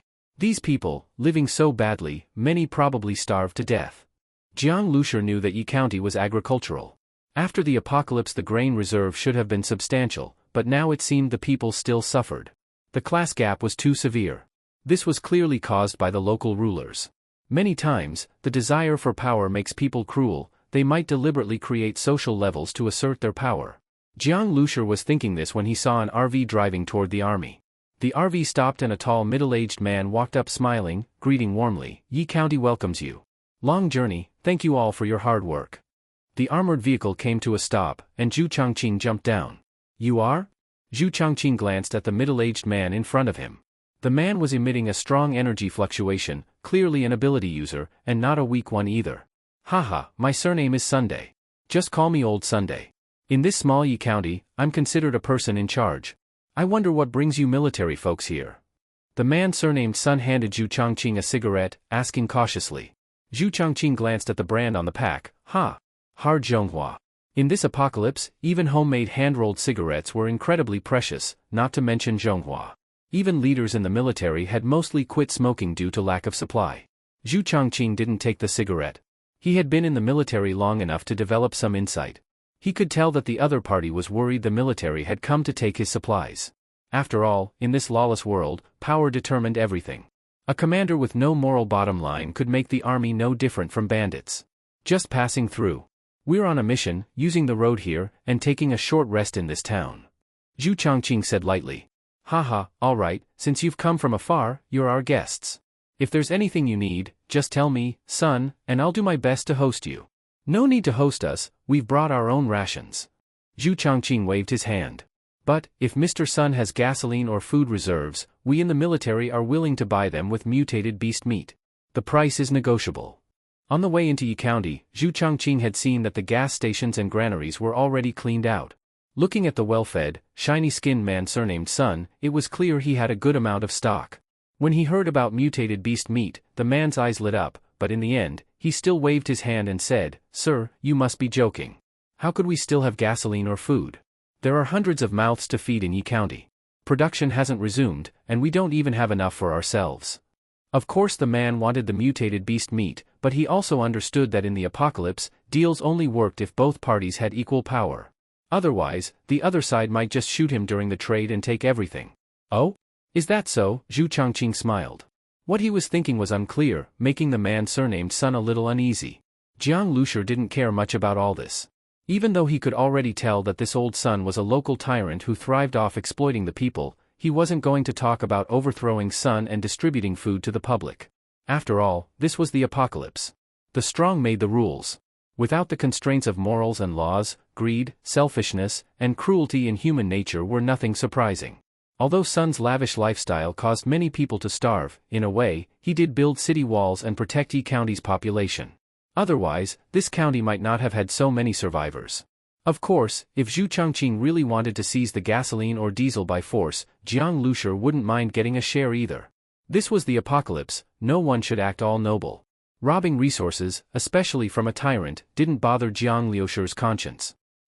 Turn left at the fork ahead, drive into the alley, go about 700 to 800 meters, then turn right at the intersection. Jiang Lushur said to Ing. After all, they were back in his mother's hometown, and Jiang Lushur still wanted to take a look. The ancestral house was gone, but his uncle, who moved out after splitting the family, had lived quite well in Yi County. He had built a 2-story house, which was still there. Living in a villa in the city was for the rich, but in rural southern China, villas were quite common. 2 stories was considered low. The cost of building such a house was only 1/10 to 1/5 of a city apartment. As a child, Jiang Lushur often stayed at his uncle's house. His uncle only had one daughter and treated Jiang like half a son. His aunt was a great cook, and Jiang loved eating her food. And his cousin Suhan had always been kind to him. When he was little and got bullied because he was small, Suhan would always take him to get revenge. Those childhood days at his uncle's house left beautiful memories. He still remembered Suhan taking him to the mountains to catch grasshoppers, pick yellow mushrooms, dig for crawling monkeys, and fish in the river. It was only after Jiang Lushur left Yi County that he gradually lost contact with his uncle's family. He only knew that Suhan had been accepted to a good agricultural university. Recalling all this felt like a lifetime ago. The closer they got to his uncle's house, the faster Jiang's heart beat. He was afraid he would find ruins, or hear the tragic news that they had died at the start of the apocalypse. As the base vehicle entered the narrowing streets, Jiang Lushur started to recognize the surroundings. Although much had changed, he could still vaguely remember how things used to look. The roads had become cheap cement paths, but with Ying's driving skills, the base vehicle navigated the narrow streets easily. Finally, Jiang Lushur saw his uncle's house. A 2-story building with white walls and gray tiles, slightly older than he remembered. The courtyard inside was still green, with no vines covering the walls, obviously maintained by someone. Jiang Lushur stopped the vehicle. The front door was tightly closed, but the road was clean, suggesting someone still lived there. Jiang opened the car door and called out, "Uncle, Aunt, it's me, Sure too. Are you there?" He hoped to see his uncle's figure appear at the door. Jiang Zhuing also peeked out curiously. She was younger and had fewer memories of their uncle's family. "Uncle, are you there?" Hearing no reply, Jiang Lushur called again. His voice was loud, so the people inside should have heard him. He glanced at Ran Shiyu, who nodded, "Brother Jiang, there's someone inside, coming out now." Just as she finished speaking, the door opened. A strong, unfamiliar man appeared. He held an iron rod in one hand, was disheveled, flushed in the face, and looked irritated and angry. "Who the hell are you?" Yelling in broad daylight, "Are you crying for the dead?" Jiang Liushur's expression changed instantly. "Who are you?" This stranger had no energy fluctuation, but with a body like a gym trainer's, he clearly wasn't weak. "You're asking who I am? I should be asking who you are. I live here. Who the hell is your uncle? I've got no nephew like you. Trying to fake a family connection? Get lost, or I'll beat you to death with this stick." The stranger said coldly, then turned and slammed the door shut with a loud bang. Staring at the now closed door again, Jiang Liushur's face darkened. He jumped out of the vehicle. After the apocalypse, the rules collapsed. Jiang Lushur didn't know whether his uncle's family was still safe. At this moment, he was anxious, and now, encountering a man who had occupied his uncle's house, the fire in his heart naturally exploded. Bang! Jiang Lushur kicked the door open with one foot. At this moment, the strong man had just dropped the iron rod and was about to return inside when he suddenly heard the loud noise behind him. He turned his head in disbelief and looked at Jiang Lushur. He never expected that someone would be so reckless. On Boss Sun's territory, he, as one of Boss Sun's personal guards, had actually had the door kicked in by someone. "You bastard, you're tired of living." In all of Yi County, Boss Sun was the emperor. Zhang Xiong, too, was a top figure in Yi County. Who dared mess with him? "I'll smash your skull open." Zhang Xiong grabbed the iron rod and swung it straight at Jiang Liushur's head. The iron rod, as thick as 2 fingers, was fiercely swung by Zhang Xiong. If it hit someone's head, the skull would definitely crack, and the brain might splatter out. After the apocalypse, the law had collapsed. Killing someone, what did that matter? Jiang Liusher's expression was cold. He suddenly stepped forward, grabbed Zhang Xiong's wrist with one hand, and with the other hand, punched like lightning directly into Zhang Xiong's shoulder socket. Boom! This punch from Jiang Liusher was fast and fierce. It struck Zhang Xiong's shoulder, causing severe pain and numbness. The iron rod fell to the ground with a clang. That arm of Zhang Xiong's went limp, unable to exert any strength. Jiang Liusher's speed was too fast, Zhang Xiong couldn't react at all. Jiang Liusher grabbed Zhang Xiong's completely limp arm and twisted it hard. Crack! A crisp sound. Zhang Xiong let out a heart-wrenching scream. Aya! My hand, my hand! Zhang Xiong fell to the ground, clutching his right arm, crying out in pain.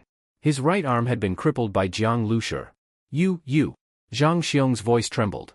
The intense pain left him unable to finish a sentence. At the same time, he was deeply shocked. He had thought Jiang Liusher looked like a student. How could he be so skilled? Zhang Xiong had worked out before the apocalypse and kept practicing his combat skills afterward. This iron rod of his had smashed many zombie skulls. Killing people with it was like slicing vegetables. He never imagined he would be taken down by Jiang Liusher today. Jiang Liusher stepped forward and kicked Zhang Xiong to the ground, then stepped on Zhang Xiong's chest, pressing him so hard that he couldn't breathe. At this moment, chaotic footsteps sounded, and 3 people rushed out of the house, 2 women and 1 man. Seeing the scene in the yard, they were all stunned. Who are you? One of the women asked in panic. Jiang Liusher's face was cold. Zhang Xiong was still moaning under his foot. I ask you, where did the original owner of this house go? Let him go, the other man said harshly, but he clearly feared Jiang Liusher. I'll ask one last time, where did the original owner of this house go? Jiang Liusher's voice was ice cold. The man, embarrassed, reached behind his back and pulled out a gun. But just then, whoosh! A streak of black light flashed. A military trident dagger thrown by Ng shot straight into the man's wrist. Ah! The man screamed. The pistol fell to the ground, and blood flowed from his hand.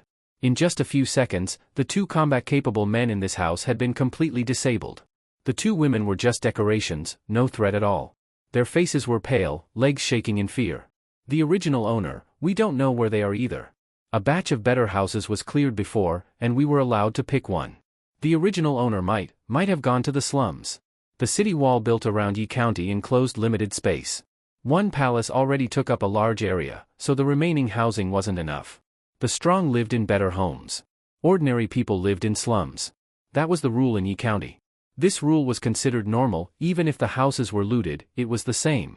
But since power determined everything, now that Jiang Liusher had returned, he naturally had the ability to rewrite the rules. Slums? Jiang Liusher's face darkened. On the way here, he had seen the conditions in the slums, chaotic and filthy. The so-called houses were just plastic sheets and planks, unable to shelter from wind or rain. His elderly uncle and aunt living there? They could easily die from illness. Jiang Liusher kicked Zhang Xiong flying, strode out of the building, jumped into the minibus, and started the vehicle. Zhang Xiong's face was pale, about to pass out from the pain. He gasped and stammered to the 2 women, hurry and inform Boss Zhang, cripple this bastard, damn it, the pain's killing me. Yi County's slum area was messy and disorganized. Finding 2 people there wasn't easy. Jiang Liusher drove around roughly but didn't find anyone. So he drove the base vehicle straight to the palace gates. To find someone, it was better to let the locals handle it. Jiang Liusher ignored the guards at the palace gate and drove straight in. Stop the car. Stop. Who are you? You dare break into the palace? Only Boss Sun can ride here. Everyone else must walk. Are you looking to die?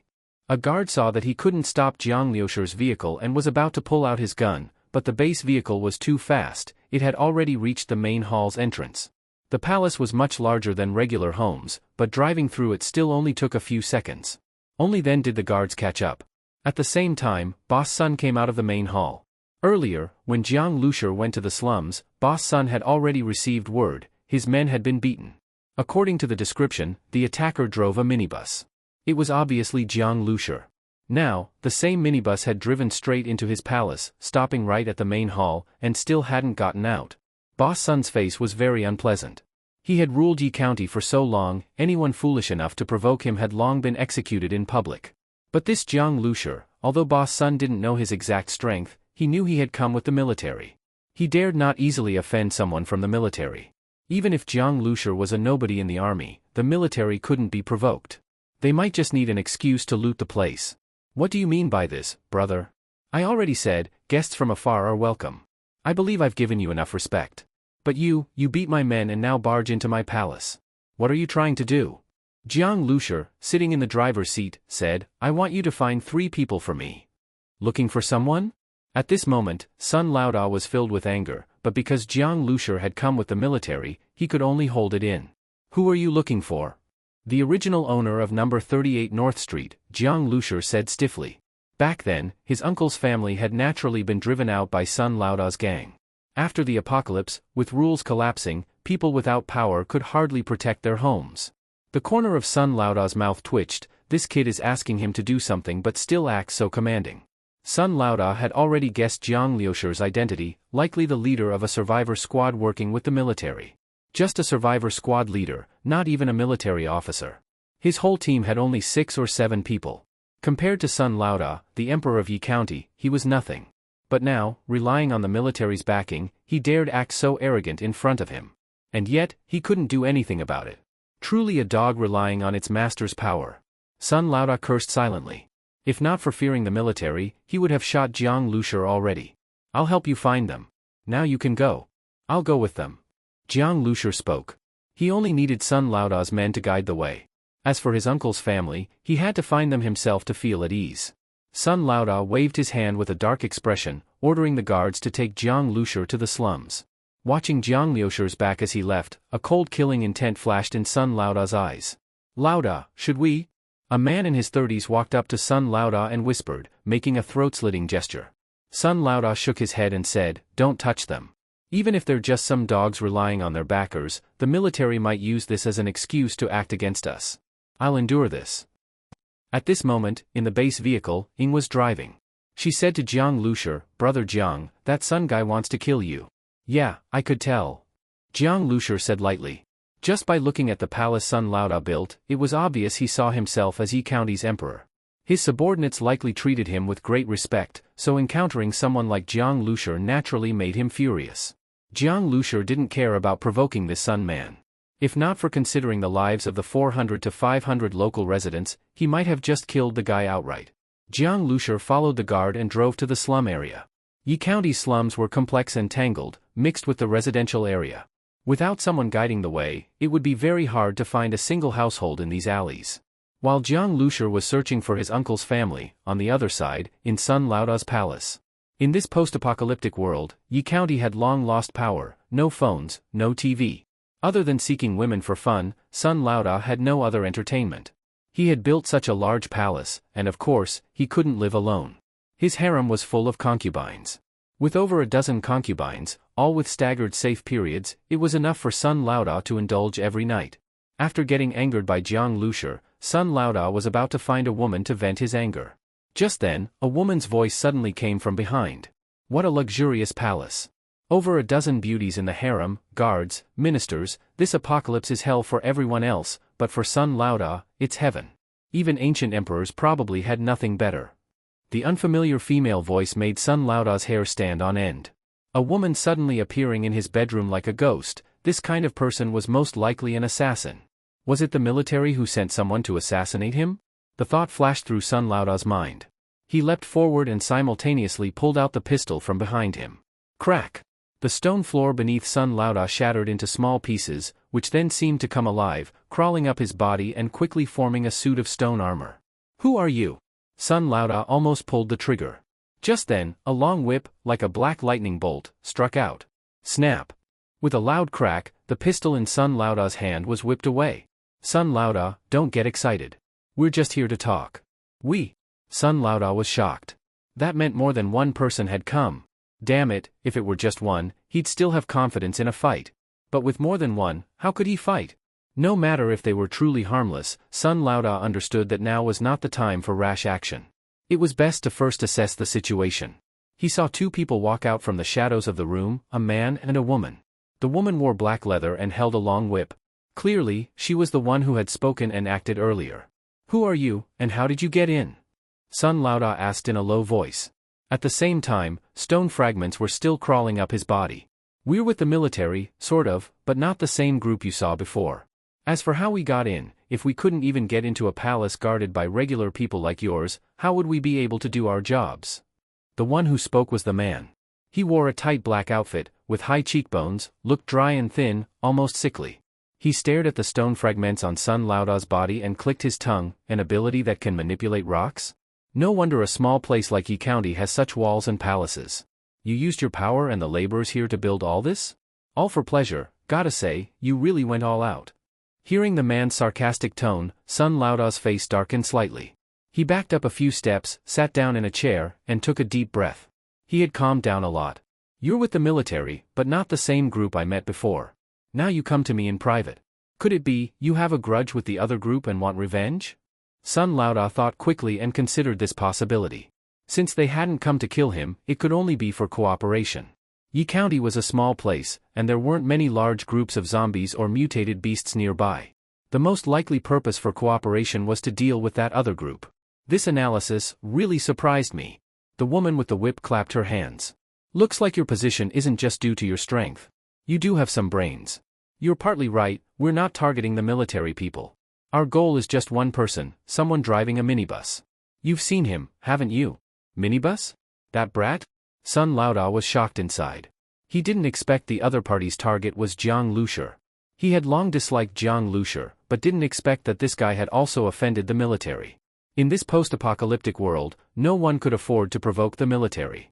This guy dared to challenge them, he was dead for sure. This was exactly what Sun Laoda wanted.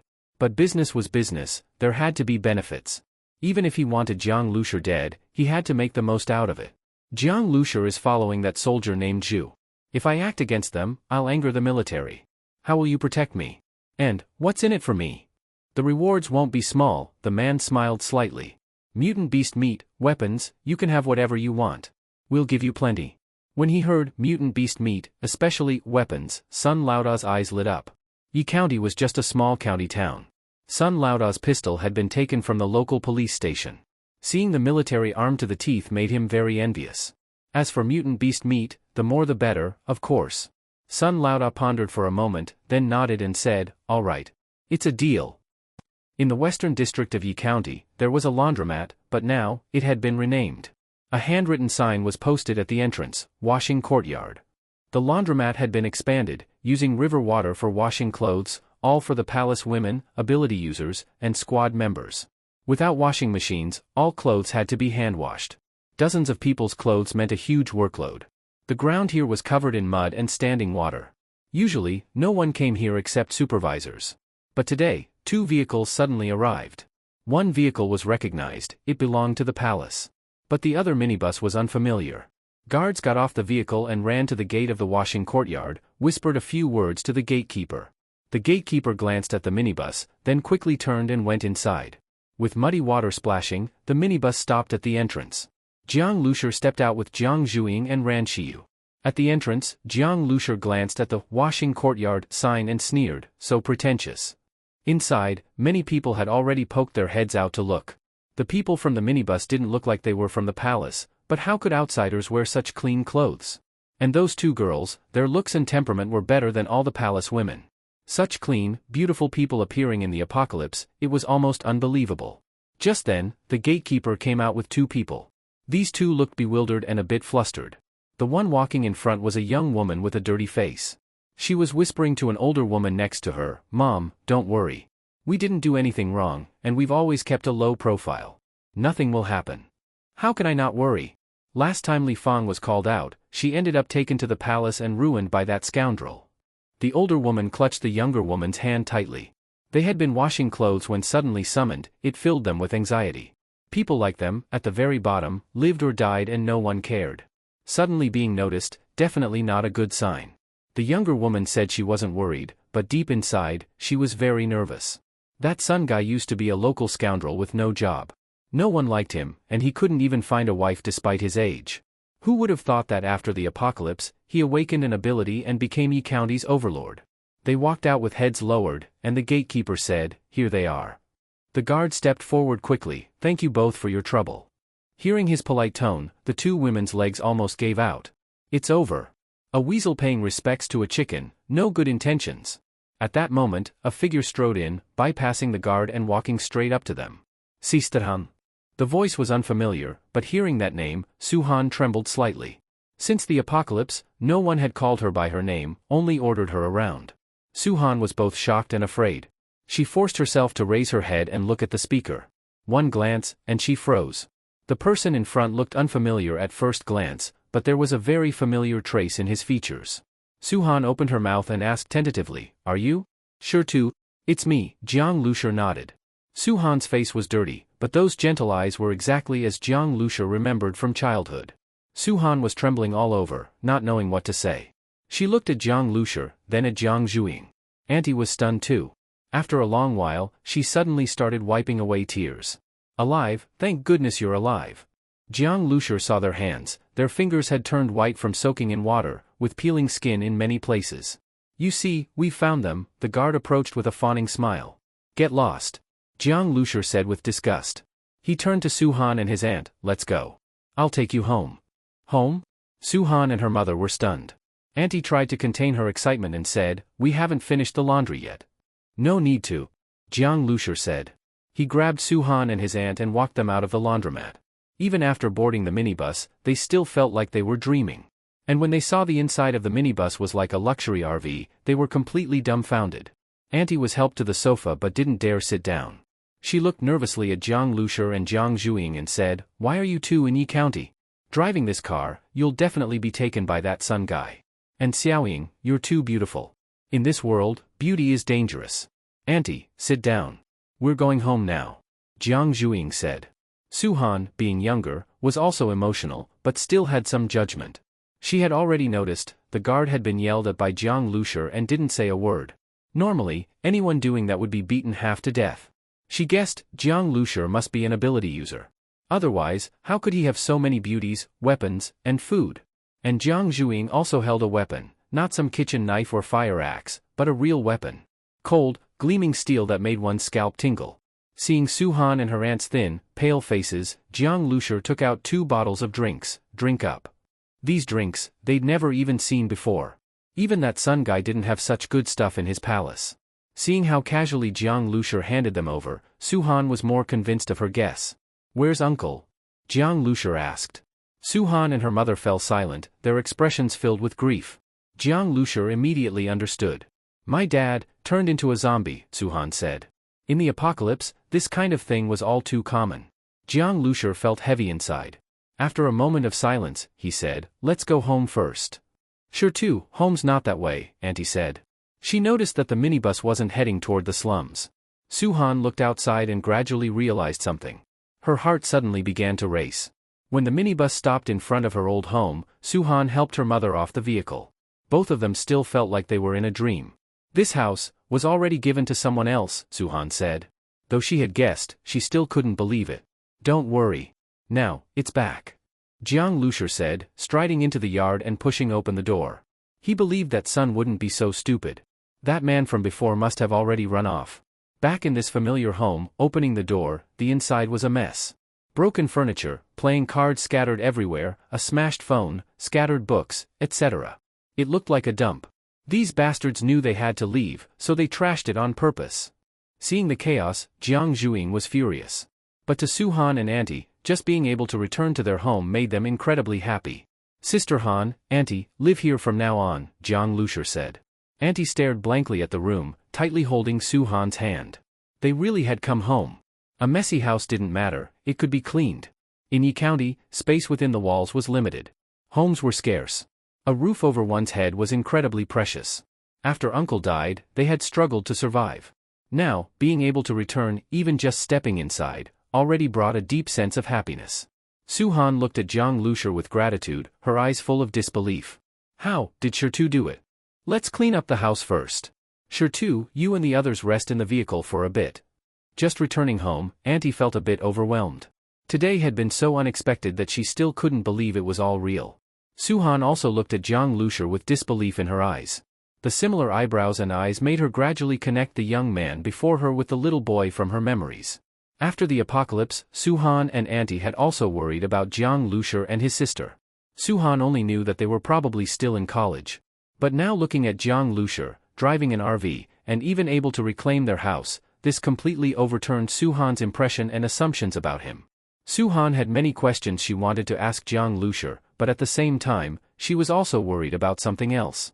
Sure too, did you come to Yi County to work for that Sun guy? That Sun guy is no good. He used to be a loafer doing nothing. Don't worry, Sister Han, it's not like that. Jiang Lucier said. Work for him? That Sun guy couldn't even hide fast enough from him. But hearing this, Su-han grew even more worried. Then how did you make them give the house back? Sure too, that Sun guy is extremely ruthless and cruel. Actually, Mom and I don't have to come back here to live, Su-han said worriedly. After the apocalypse, the ruthlessness of the man surnamed Sun had been deeply ingrained in Su-han's mind. She feared Jiang Lucier might suffer under him. Jiang Lucier smiled slightly and stepped into the house. He had no intention of staying in the vehicle, he wanted to help Auntie clean up. But just then, Ran Shiyu suddenly gently tugged on Jiang Lucier's sleeve. Jiang Lucier was taken aback.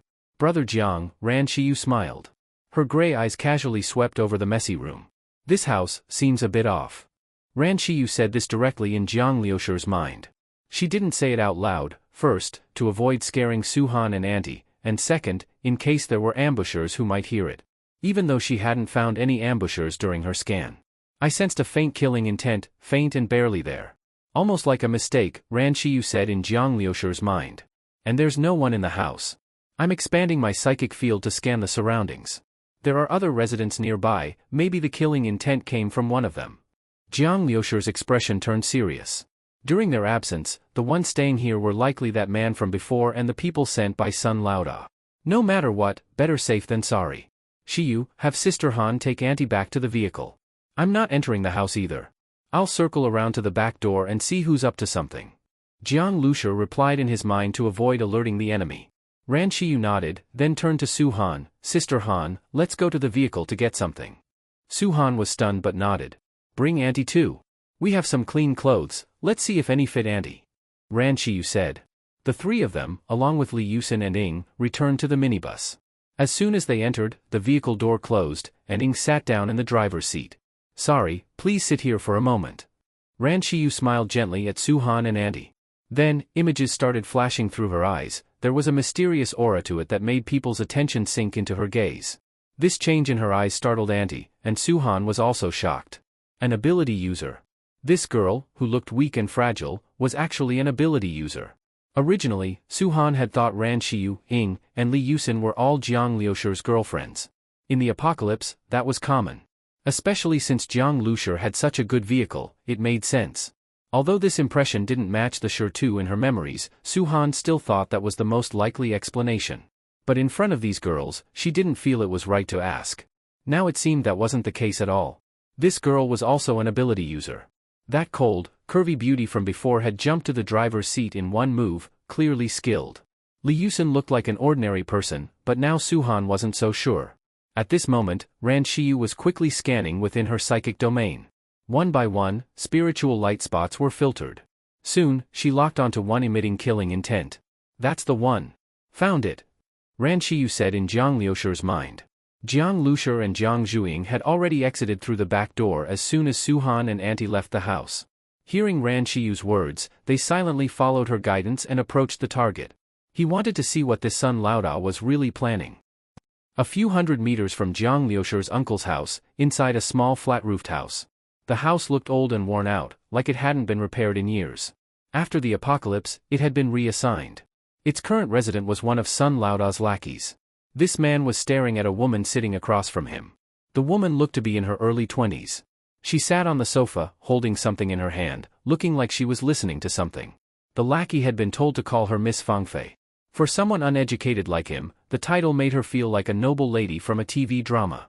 The woman wore ordinary clothes. Her face was clean, but her hair was greasy. Still, her gaze toward the lackey was haughty and commanding. The lackey waited quietly, not daring to rush her. He only knew this woman was a special ability user. Suddenly, the corners of her mouth curled into a cold smile. They've entered the house. The lackey got nervous, then, Miss Fangfei, should we make a move? Their orders were to act as soon as Jiang Lucier entered the house. Wait, they lingered at the door, didn't go in. Said they're getting clothes.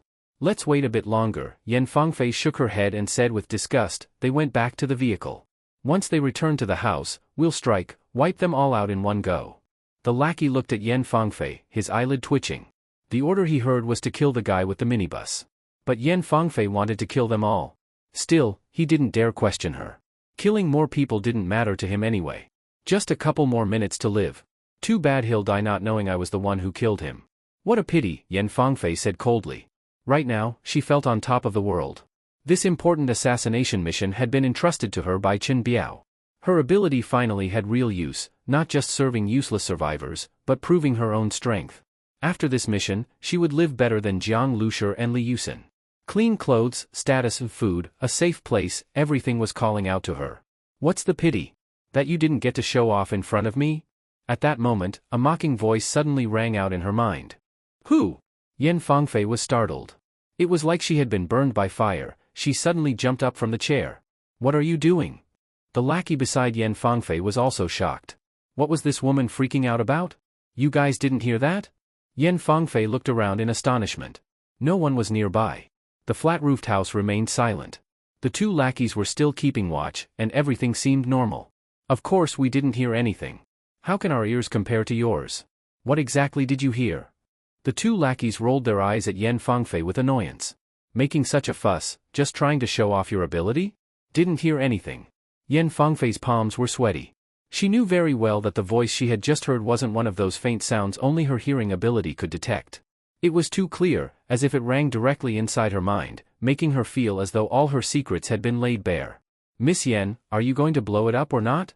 Did they finish getting the clothes? Hurry up and finish the job. The lackey next to Yan Fangfei said impatiently. So what if you have super hearing?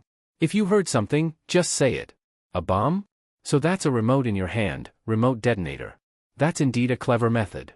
That voice echoed in Yan Fangfei's mind again. She nearly lost her mind. How did the other party find her? With her unmatched hearing ability, no one should be able to approach without her knowing. At this moment, Jiang Lushi, hidden in the shadows, had a grim expression. A remote-controlled bomb. The other party actually used this method against him. For ability users, if someone used a sniper rifle for a direct attack, the killing intent would be strong and likely detected. But using a remote bomb, and triggering it from a distance through Yan Fangfei's hearing ability, produced barely any killing intent, nearly undetectable. Even Ying, Li Yusin, his sister, and himself hadn't sensed it. Only Ran Shiyu, whose ability had evolved once, noticed the faint trace of killing intent. Even Ran Shiyu wasn't completely sure. The bomb was probably placed by people sent by Sun Laoda. But Sun Laoda couldn't have gotten a remote bomb on his own. It could only have come from the military. And the fact that the military used such a subtle method clearly meant they were aware of Ran Shiyu's existence and deliberately wanted to avoid her detection. Putting all this together, Jiang Lushi had already guessed the identity of the mastermind. Chu Zhongshan. It could only be him. He had previously gathered intel on Ran Shiyu, though not detailed, just from the battle at the nuclear plant. In truth, Ran Shiyu hadn't fully displayed her ability there, mainly because that mutated spiritual monster was so strange it even avoided her detection. As a result, the military had no accurate measure of Ran Shiyu's power. In fact, not even Jiang Lushi or Ran Shiyu herself knew the full extent of her psychic ability. A remote bomb was indeed a very safe assassination method, but it was narrowly detected by Ran Shiyu. Plus, Jiang Lushi was cautious. He withdrew everyone at the first sign of anything unusual, even if it seemed like a false alarm. If they had gone into his uncle's house, the consequences would have been unthinkable. The entire Shering squad, wiped out. Thinking about this, Jiang Lushi didn't feel relief, but rage. He couldn't accept that his survival depended on pure luck. Bang! With a loud crash, the lock on the old flat house door was blown off. A cold, gleaming military trident dagger pierced through the door and embedded itself in the wall. Who's there? The two lackeys jumped up, grabbing their pistols. At that instant, blinding blue light filled the dark room, making them momentarily blind. Aha! The two screamed as powerful electric currents swept through their bodies. They convulsed, hair standing on end, veins bulging. High-voltage electricity instantly incapacitated them. At that moment, Jiang Lushi appeared like a ghost in front of Yan Fangfei. Jiang Lushi grabbed Yan Fangfei's soft but slightly dirty hand. In it was the remote detonator. Crack! A sharp sound. Jiang Lushi twisted and broke her hand bones. Yan Fangfei screamed. Ah! She collapsed to the ground in agony. Her once pretty face was now twisted with pain. Jiang Lushi, you. Yan Fangfei trembled all over, her face filled with despair. She couldn't understand how Jiang Lushi had discovered the remote bomb without even entering the house, or how he found her hiding place. We meet again. So it's you. Jiang Lushur grabbed her neck with one hand and lifted her into the air. With his hand clamped around her throat, Yan Fangfei couldn't breathe. She struggled desperately but couldn't break free. The terror and despair nearly drove her insane. Bang! Yan Fangfei's back slammed hard against the cement floor. Jiang Liushur's strength left her back badly bruised. She was truly terrified now, but still clung to a sliver of hope and said, Jiang classmate, I was forced. I have an ability? I can serve you, do anything you ask. In her memory, Jiang Lushur in high school was nearly invisible, had zero presence. Yan Fangfei, by contrast, had been the proud white swan. She didn't think she was inferior to Li Yusin. Since Li Yusin could follow Jiang Lushur and be his woman, then if she humbled herself to serve him, this loser would surely feel a sense of pride in conquering a goddess. These losers always liked having more women. Back in school, they dreamed of conquering the prettiest girls. If she submitted, Jiang Lushur would likely feel gratified and treat her well. And later, she might rise again. You'll do anything for me? Jiang Liushur's lips curved into a mocking smile. Why yes, whatever you say. I just want food, a way to survive. Yan Fangfei stammered. But Jiang Lushur calmly pulled the trident dagger from the wall. Yan Fangfei's eyelids twitched. Her face turned pale. I know I'm dirty now, let me shower first. She felt like she had thrown away all pride. But before she could finish, Ran Shiyu appeared behind Jiang Lushur and said softly, Brother Jiang, she's lying. I didn't need you to tell me that, Jiang Lushur said coldly, toying with the dagger. Killing her like this is too easy, Jiang Zhuiying snorted. Yan Fangfei trembled in fear. She suddenly saw Li Yusin at the doorway. Li Yusin gently shook her head. As Yan Fangfei's former classmate, she never imagined that the one who planted a remote bomb in Jiang Liushur's uncle's house and tried to kill them using her ability would be Yan Fangfei. As a classmate, she had not only wanted to kill Jiang Lushur but also her. Yusin, help, save me. To Yan Fangfei, Li Yusin was her last straw. She knew Li Yusin was soft-hearted and looked at her with pleading eyes. But Li Yusin didn't look at her again. She had long learned the cruelty of the apocalypse. She was no longer that naive, innocent girl. Seeing that even Li Yusin wouldn't save her, a flash of resentment crossed Yan Fangfei's eyes. That bitch, wasn't she just relying on selling herself to live well? And Jiang Lushur, what a petty man. Even with power, once he offended the military, he'd still die. She cursed them in her heart, almost aloud. At that moment, whoosh! A streak of black light flashed. Jiang Liushur's trident dagger stabbed straight into Yan Fangfei's throat. Splurt! Blood sprayed. Yan Fangfei clutched her throat, trying to stop the blood, but she still slowly collapsed. The world spun around. Yan Fangfei fell onto the cold ground. In the final moments of her life, her heart was filled with hatred and unwillingness. She struggled to glance at Jiang Lushur, her gaze carrying a final trace of confusion. She couldn't believe that such a loser from her school days would reject the service of a former school goddess, someone who had once knelt before him. Wasn't that every loser's dream? How could he be so ruthless? That was Yan Fangfei's last thought? Her carotid artery shattered, blood spraying everywhere. Jiang Lushur silently wiped the blood off the trident dagger. After the apocalypse, he had killed many people, but this was the first time he had killed someone he knew from before. Yusin, are you alright? Jiang Lushur asked, his back to Li Yusin. Li Yusin had known Yan Fangfei better, and he was considering her feelings. Li Yusin nodded lightly and gave a quiet To say she felt nothing was impossible. Yan Fangfei's desperate and complex expression before death left a deep impression on her. But this was the apocalypse. Yan Fangfei had tried to kill her. If she still spared someone like that out of so-called mercy, only to let them take revenge later, then she'd be the fool. When Li Yusin decided to follow Shiring's squad, she was already prepared. She knew she would see a lot of blood and would eventually get blood on her own hands. Without that awareness, she would be the one bleeding when the time came. I'm fine. Thank you, Jiang Lushur, Li Yusin said softly. She knew this wasn't school anymore. She and Jiang Lushur weren't desk mates now. Jiang Lushur was the captain of Shiring's squad, and she was a team member. In this world, the survival of the squad largely depended on his decisions. That he still considered her feelings under these circumstances made her quite grateful. Let's go. Time to visit that Sun Guy's lair. Jiang Lushur was never someone to suffer in silence. For Chu Zhongshan's men to plant bombs in his uncle's home, the man surnamed Sun had to be involved. Originally, Jiang Lushur had considered Yi County's safety and the fact that he had no personal grudge against the man, so he thought about sparing him. But now, he had changed his mind. At this moment, 1,800 meters away, 2 men and 1 woman were observing the flat house through handheld binoculars. From 1,800 meters away, even with binoculars it was hard to distinguish gender. But they didn't dare get any closer. They knew how dangerous the Shurring squad was, especially Ran Shiyu, whose psychic sensing ability was terrifying. Something happened. Chen Biao's expression was serious. Yan Fangfei failed.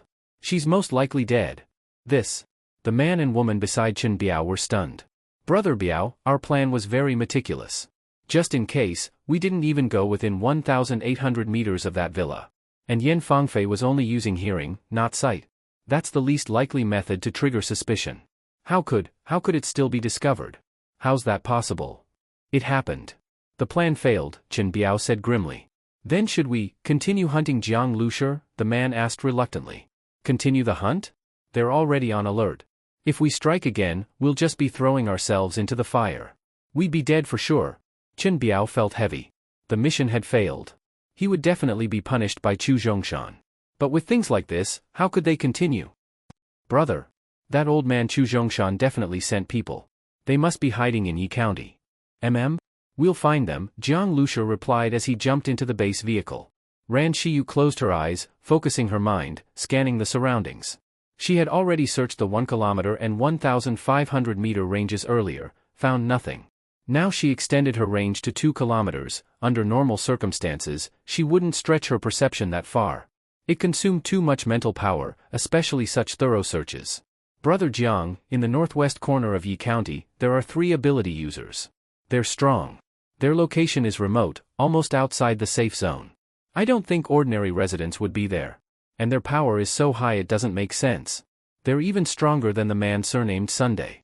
If they were locals, they'd be the leaders, not him. As Ran Shiyu spoke, she subconsciously rubbed her forehead. The continuous searching was taking a serious toll on her. They seem to have noticed my scan. Ran Shiyu said. Ability users weren't pushovers. Just like Ran Shiyu could sense others, there were those whose perception was sharp enough to detect when they were being probed, even if they didn't know from where. Especially when Ran Shiyu's psychic strength was declining, it became easier to be detected. They're going to escape. Ran Shiyu frowned. Her forehead veins popped out, she was clearly exhausted. Stop the scan. Don't push yourself, Jiang Lushi said. Your health comes first. If they try to run, the northwest exit leads to the Zhonghai safe zone. There's only one road for vehicles. If they ditch their vehicle, it's basically suicide. I'll make them pay. Hurry, we're going to that Sun Guy's lair. As Jiang Lushi spoke, Ying had already stepped on the gas, heading straight for the palace in Yi County. V-room. The base vehicle roared, shooting from the street to the main road, tearing down the road like a missile. After its recent evolution, the base vehicle's performance had reached a whole new level. Yi County was small, and with the vehicle's high speed, they reached the palace gates in no time. That guy again? Stop the car. The palace guards panicked as they saw the minibus charging straight toward the palace like it didn't care about life or death. Jiang Lushi had rammed the palace once before, but not like this. This time, the vehicle was going 150 to 160 kilometers per hour. If it hit, it might flatten the whole building. It was too late to close the gates. A guard opened fire directly. Bang! Bang! Bang! Bullets from handguns struck the bulletproof glass with scattered sparks. But these low-powered pistols were no threat at all, the upgraded bulletproof glass didn't even feel it. The 2 guards were stunned. They'd aimed to shoot the driver, but the bullets didn't even crack the glass? V-room. Ying floored the gas. The base vehicle accelerated again. At such short range, the guards couldn't react in time. Boom! Boom! The 2 stunned guards were sent flying by the charging vehicle. The base vehicle almost lifted off the ground, crashing toward the palace's main entrance at 200 kilometers per hour. The sheer momentum heading straight for the building was terrifying. Li Yusin, experiencing this for the first time, couldn't help but cover her mouth in shock. Boom! The gate burst apart. The base vehicle, like a wild beast, stormed into the palace. The harem of Yi County's palace was where Sun Laoda usually indulged himself. Inside it was the Sanfeng courtyard, home to his 3 favorite concubines. Today, Sun Laoda was planning to have a passionate night there. Jiang Lushi had offended a high-ranking officer from the military. Now that the military was going to deal with him, Sun Laoda was in a great mood. He drank a small cup of liquor, took off his pants, and was just about to pounce on the bed to enjoy himself when... Boom! A loud explosion sounded, almost scaring Sun Laoda into impotence. Your Majesty, what's going on? The 3 concubines were all startled. Your Majesty was the title Sun Laoda had ordered them to use. It's nothing. Just a remote bomb. Took care of a pesky little bug. The palace's main hall was some distance from the harem. The sound of the base vehicle crashing through the main hall gate had reached Sun Lauda, and to him, it sounded like an explosion. Of course, a trained soldier would have known it wasn't. A little bug? Was it that guy with the minibus? That blind idiot offended His Majesty, of course he was doomed. Sun Lauda looked like a convict, but in the apocalypse, power was everything. Looks didn't feed anyone. The women Sun Lauda had taken in were confined to the palace, but at least they had food and shelter. They quickly adjusted to their role and began pleasing Sun Lauda. That's right. This county is my turf. If I want someone dead, they won't live. Sun Lauda laughed loudly. That group was already dead. According to the deal with the military men, he could already imagine the guns, ammunition, and mutant beast meat waiting for him. With those supplies, his days would be even better. Sun Lauda felt that Chen Biao and the others had overcomplicated things. Killing one person didn't need such a big operation. They'd said it was to ensure success. What a waste, like using a butcher's knife to kill a chicken.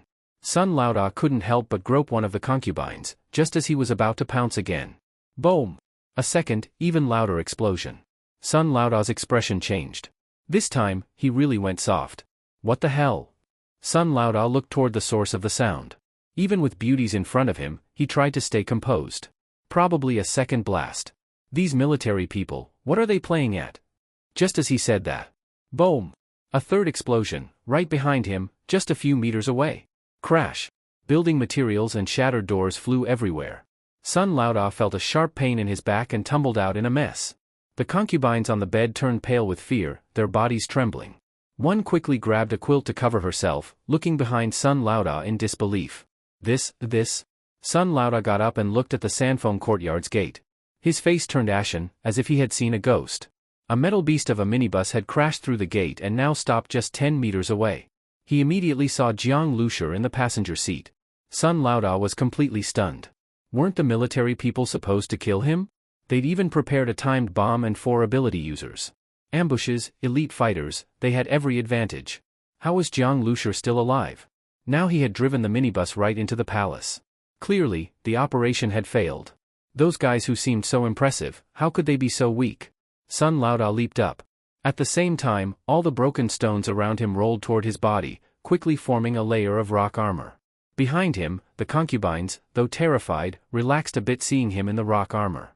They didn't know the military was involved in trying to kill Jiang Lushi. They thought Sun Lauda's men had just failed. Now that Sun Lauda himself was stepping in, everything should be fine. They had seen many who opposed him smashed to death by flying rocks. His rock manipulation ability was powerful for both offense and defense. The flying stones could kill, and his rock armor could protect him. This reinforced rock armor could even stop bullets. To them, Sun Lauda's power seemed unfathomable. At that moment, Jiang Lushi sat in the passenger seat, staring coldly at Sun Lauda. Rock manipulation, quite rare. Just then, bang, bang, bang, gunshots rang out in the distance. The palace's rear guards had finally heard the noise and rushed over, opening fire from afar. Who dares intrude into the palace? Courting death. Protect the boss. The clueless guards rushed to earn merit. Seeing his men arrive, Sun Lauda regained some confidence. He sneered and said, I know you're strong, but stepping within 5 meters of me, that was a mistake. He suddenly waved his hand. Stone spike attack. Whoosh, whoosh, whoosh. 3 sharp stones flew in a triangle formation toward Jiang Lushi. This skill lost power and accuracy beyond 10 meters, but within 3 meters, it was stronger than bullets. 1 stone to the head could burst a skull. Sun Lauda meant to pierce the minibus windshield and kill Jiang Lushi. But, clink, clink, clink. The stones shattered on the windshield into powder, while Jiang Lushi sat still in the passenger seat, looking at him with a mocking gaze. Bulletproof glass? Sun Lauda's heart sank.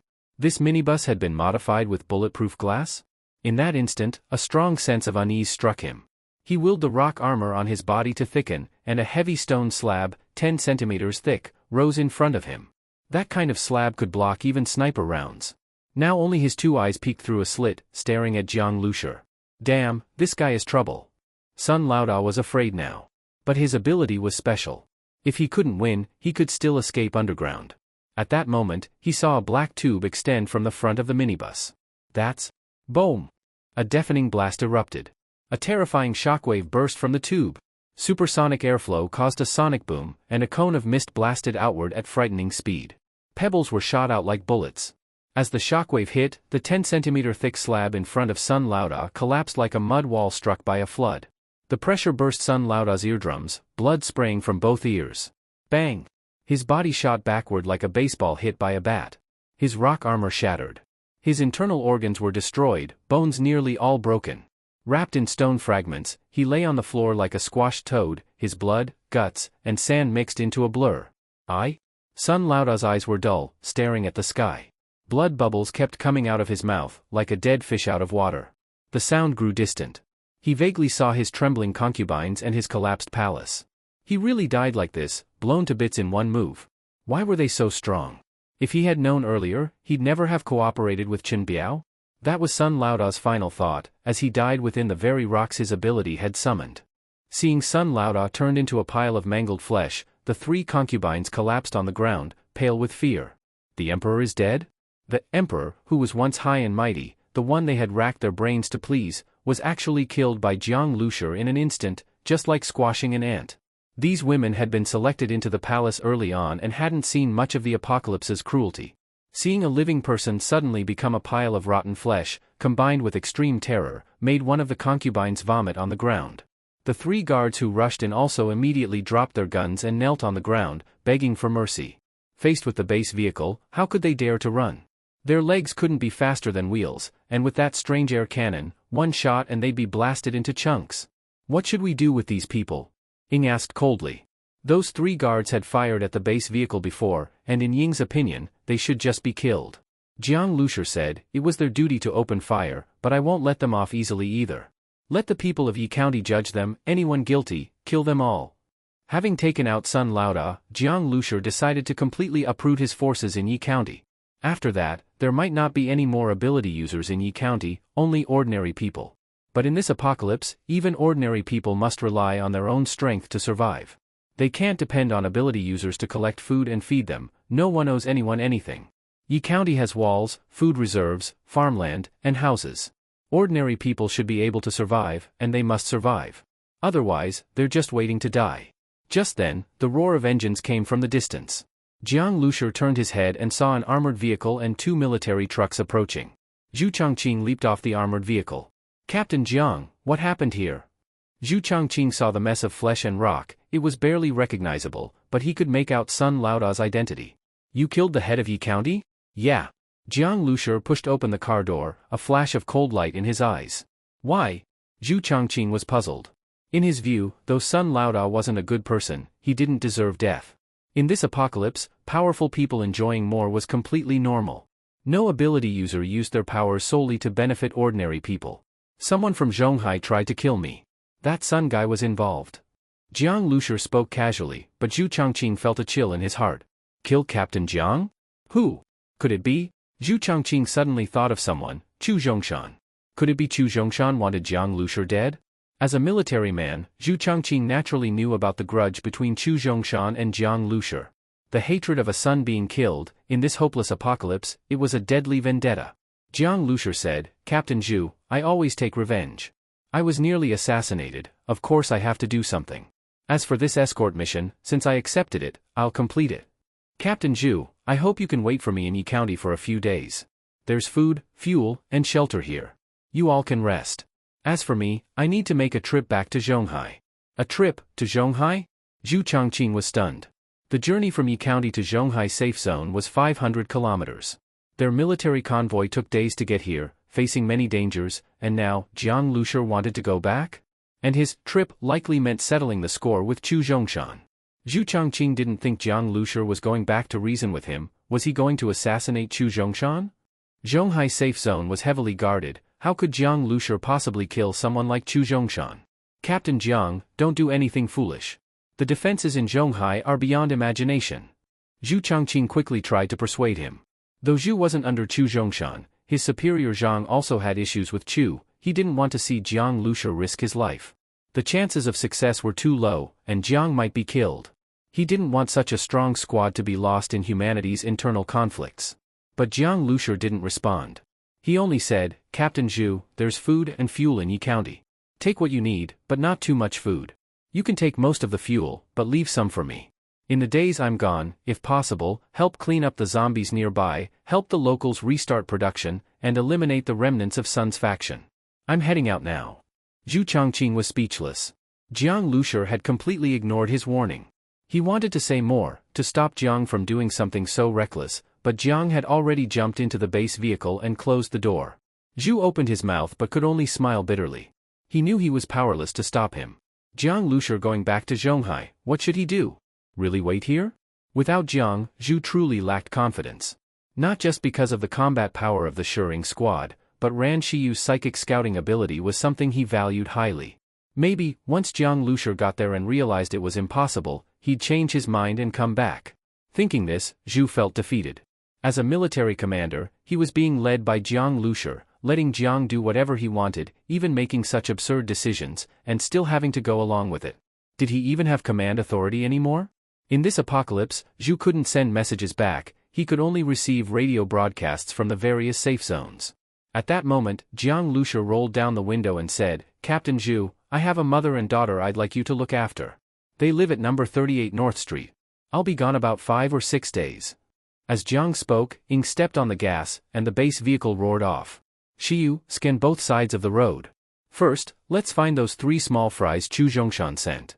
Jiang's voice was devoid of emotion. Those 3 had almost wiped out their squad, he wouldn't let them go. Brother, they might be hiding. Jiang Zhuing said, hugging her chain blade. It's fine. We'll find them. Jiang Lushur said confidently. The winding mountain road led out of Yi County. The minibus sped along it. Jiang Lushur never imagined that one day, he'd drive 1,000 kilometers, to assassinate a core member of Zhonghai's military committee. The assassination plan failed, and Chen Biao and the other 2 immediately retreated. They knew Ran Shiyu's psychic ability was extremely terrifying, and with Ran Shiyu's help, Jiang Lushur could keep chasing them. But there was only one road back to Zhonghai. After escaping from Yi County, the 3 of them drove at full speed for a long distance.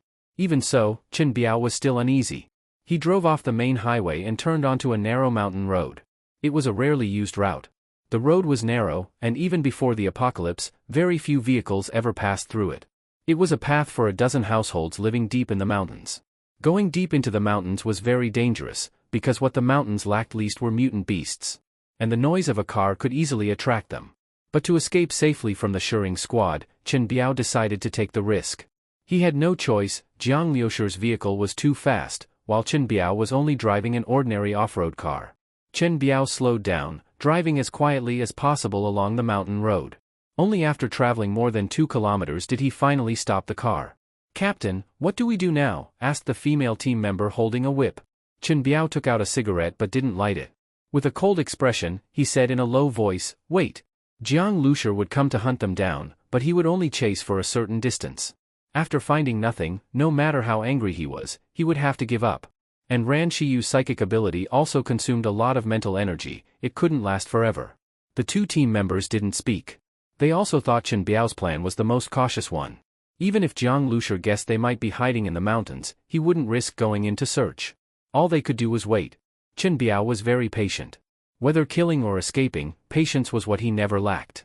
While waiting, he was also calculating the Shurring squad's possible actions.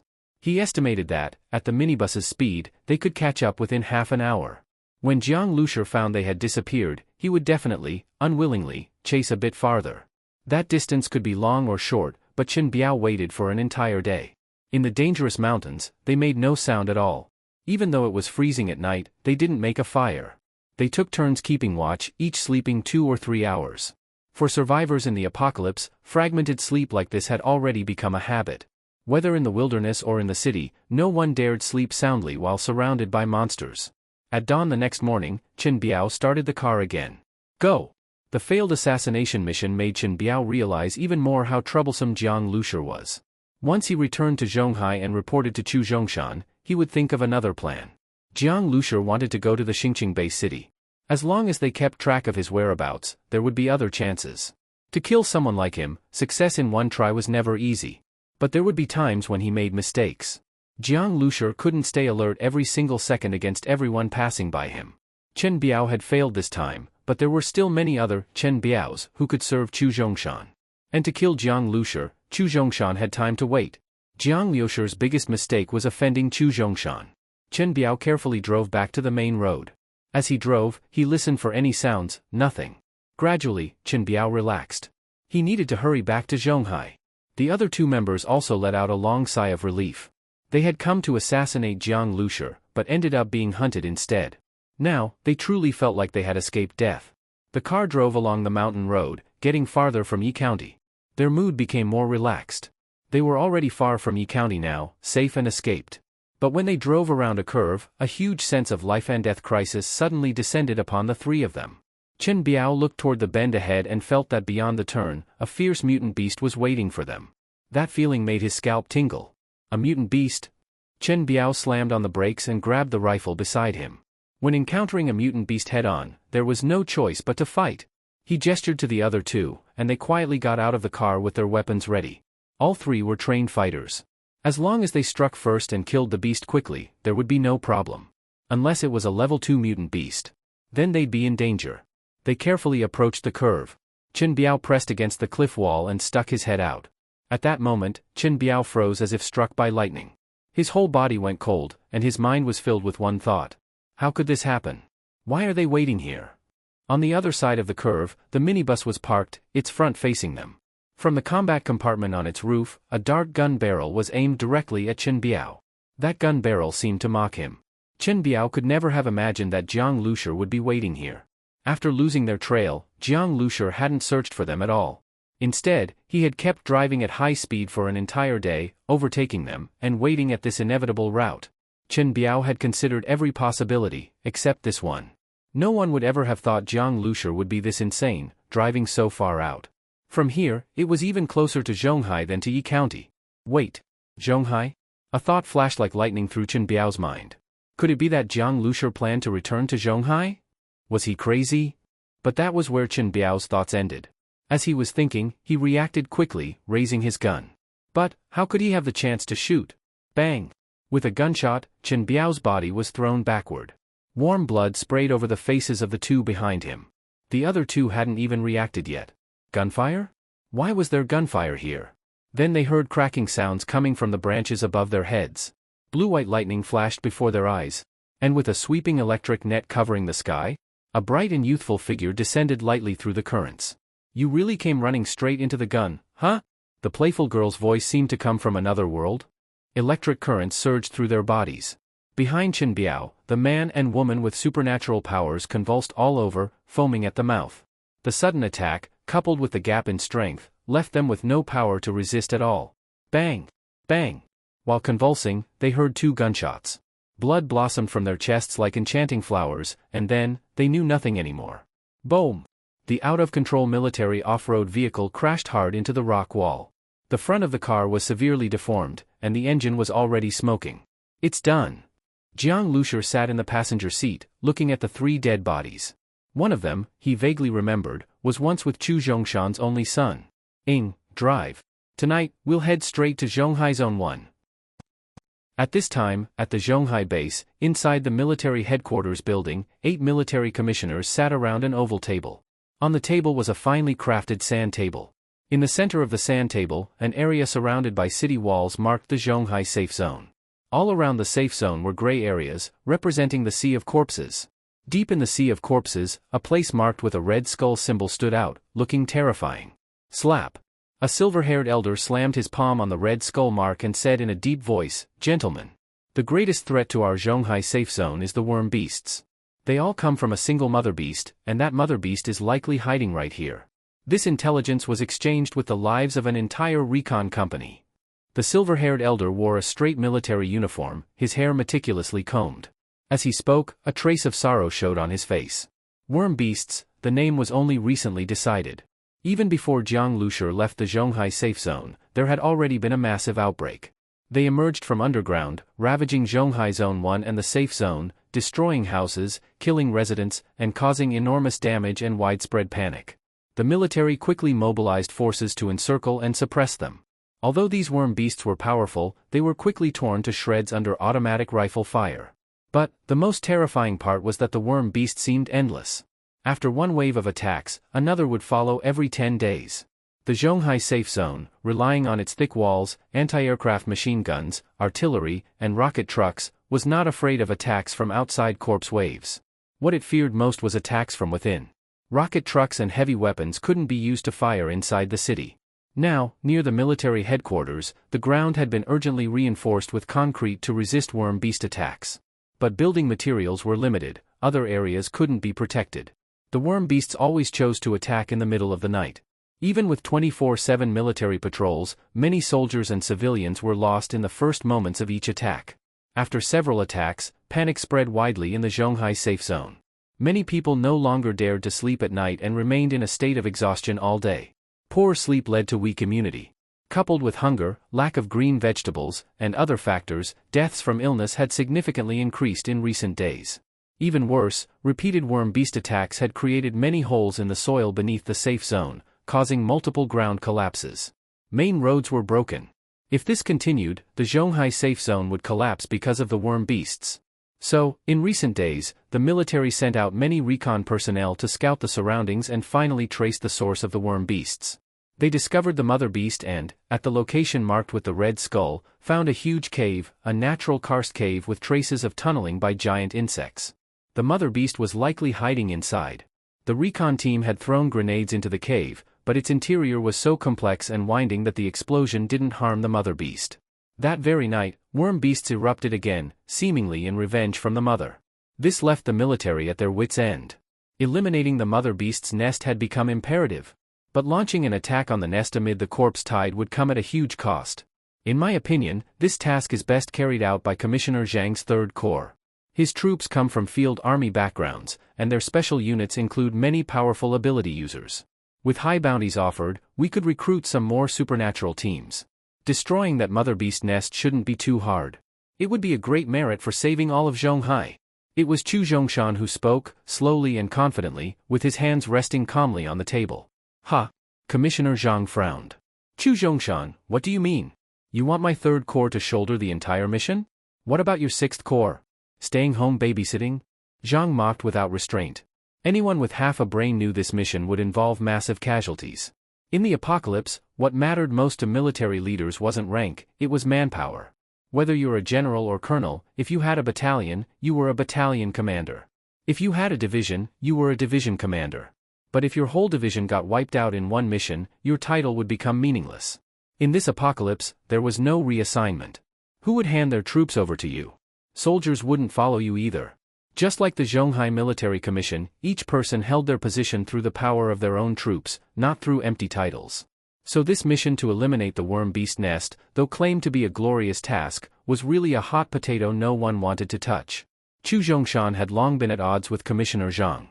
In this military meeting, he naturally wanted Zhang's men to take the brunt. The more of them lost, the better. That way, Zhang could be kicked out of the committee. Commissioner Zhang, that's not fair. Chu, do have a lot of troops, but most of them are armed police and patrol squads. Their job is to maintain order and protect the safe zone. If you send armed police to charge into battle, that's just sending them to die in line. How can they compare to your field army? Chu Zhongshan sneered, speaking slowly and unhurriedly. Chu Zhongshan was originally from the armed police. His Sixth Corps was mainly responsible for maintaining public order on the safe island. When the worm beasts attacked the city, the Sixth Corps, stationed inside the city, also played a significant role. In contrast, Commissioner Zhang's soldiers were all elite field troops. Zhang's Third Corps had the strongest field combat capability in Zhonghai Zone 1. Assigning this task to Zhang's Third Corps also made some sense. With one sentence, Chu Zhongshan suppressed Commissioner Zhang. Zhang furrowed his thick brows but didn't speak to refute.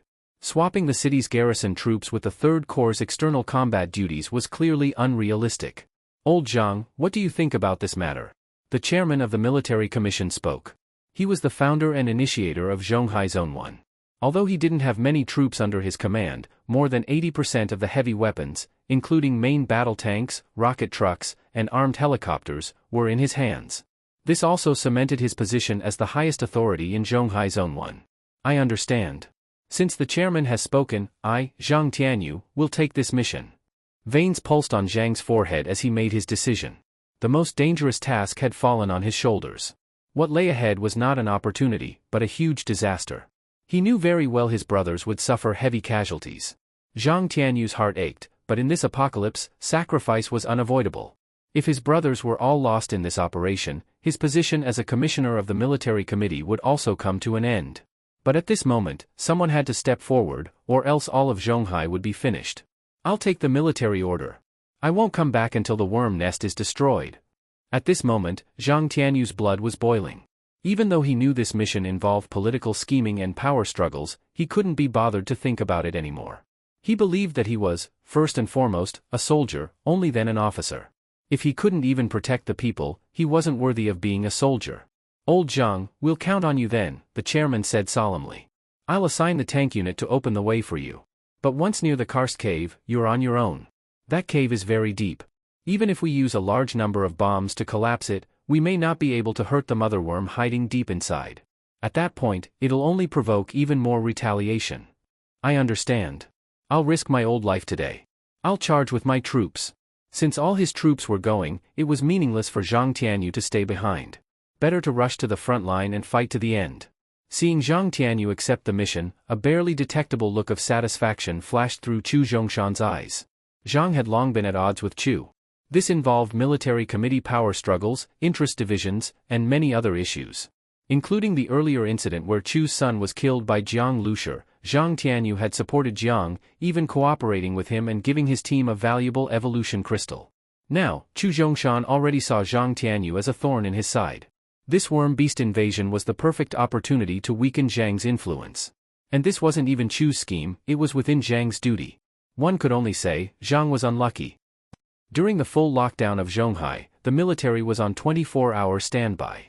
Only 2 hours after the emergency mobilization order, Commissioner Zhang led the 3rd Corps out of the Zhonghai Zone 1 city wall. Chu Zhongshan stood on the rooftop of a tall building on the safe island, holding binoculars and watching the large army march out. A cold sneer appeared on his lips. It would be best if Zhang Tianyu could perish along with the mother worm. Commander, no one knows for sure what's inside the worm cave. What if Zhang Tianyu returns in triumph? Behind Chu Zhongshan stood a thin man with dark skin and a military knife hanging from his waist. He followed Chu like a shadow. If the mother worm's nest wasn't that dangerous and Zhang Tianyu completed the mission with minimal loss, it would be a huge gain for him. His reputation would soar, making it even harder for Chu Zhongshan to suppress him. Chu Zhongshan frowned but didn't speak. The shadow-like man continued, Commander, Zhang Tianyu left this time with all his guards. His villa is completely empty. With my skills, sneaking in wouldn't be hard. A few weeks ago, our people went to the Qinshan nuclear power plant. I had someone bring back a bit of radioactive material. Just 1 milligram in his teaware would kill him. To be safe, should we take advantage of Zhang Tianyu's absence? He stopped talking here. Chu Zhongshan remained silent, seeming hesitant. Finally, he shook his head and said, Zhonghai is in crisis now. If the poisoning is discovered, Zhang Tianyu's troops might rebel. That won't do. Let's drop it for now. Although Chu Zhongshan wanted to slowly eliminate dissent and eventually hold all the power, the premise for all this was ensuring Zhonghai base's safety. If the base was lost, all his dreams of power would be meaningless. Night fell, and the entire Zhonghai safe zone sank into silence. But far away on the wasteland, the faint rumble of artillery still echoed, proving that this night was not as peaceful as it seemed. Due to precautions against worm beast attacks, military and police forces were evenly distributed across all regions. This made the defenses of Zhonghai Safe Island slightly weaker. In the military committee's villa district, a small building had dim lights on. Chu Zhongshan's villa was right next to Zhang Tianyu's. They often saw each other, true enemies living side by side. Now, Zhang's villa was empty. Chu Zhongshan sat in a dimly lit room with a candle on the table. The power supply in the safe zone was already scarce. In normal times, it could support the daily needs of military leaders. But during wartime, all electricity was diverted for combat readiness. Aside from the military committee building, even the committee's villas had their power cut. Chu Zhongshan looked at Zhang Tianyu's dark villa outside the window, his lips curled coldly. He took a delicate metal box from a drawer, opened it, and took out a crystal-clear shard, placed it into a teapot, and poured in hot water. This crystal was an evolution crystal. Currently, the Zhonghai safe zone produced extremely few evolution crystals. Since evolution crystals could trigger superhumans to evolve, they were an extremely rare and valuable resource. Superhumans went crazy over them. However, inside the military district, evolution crystals were strictly controlled.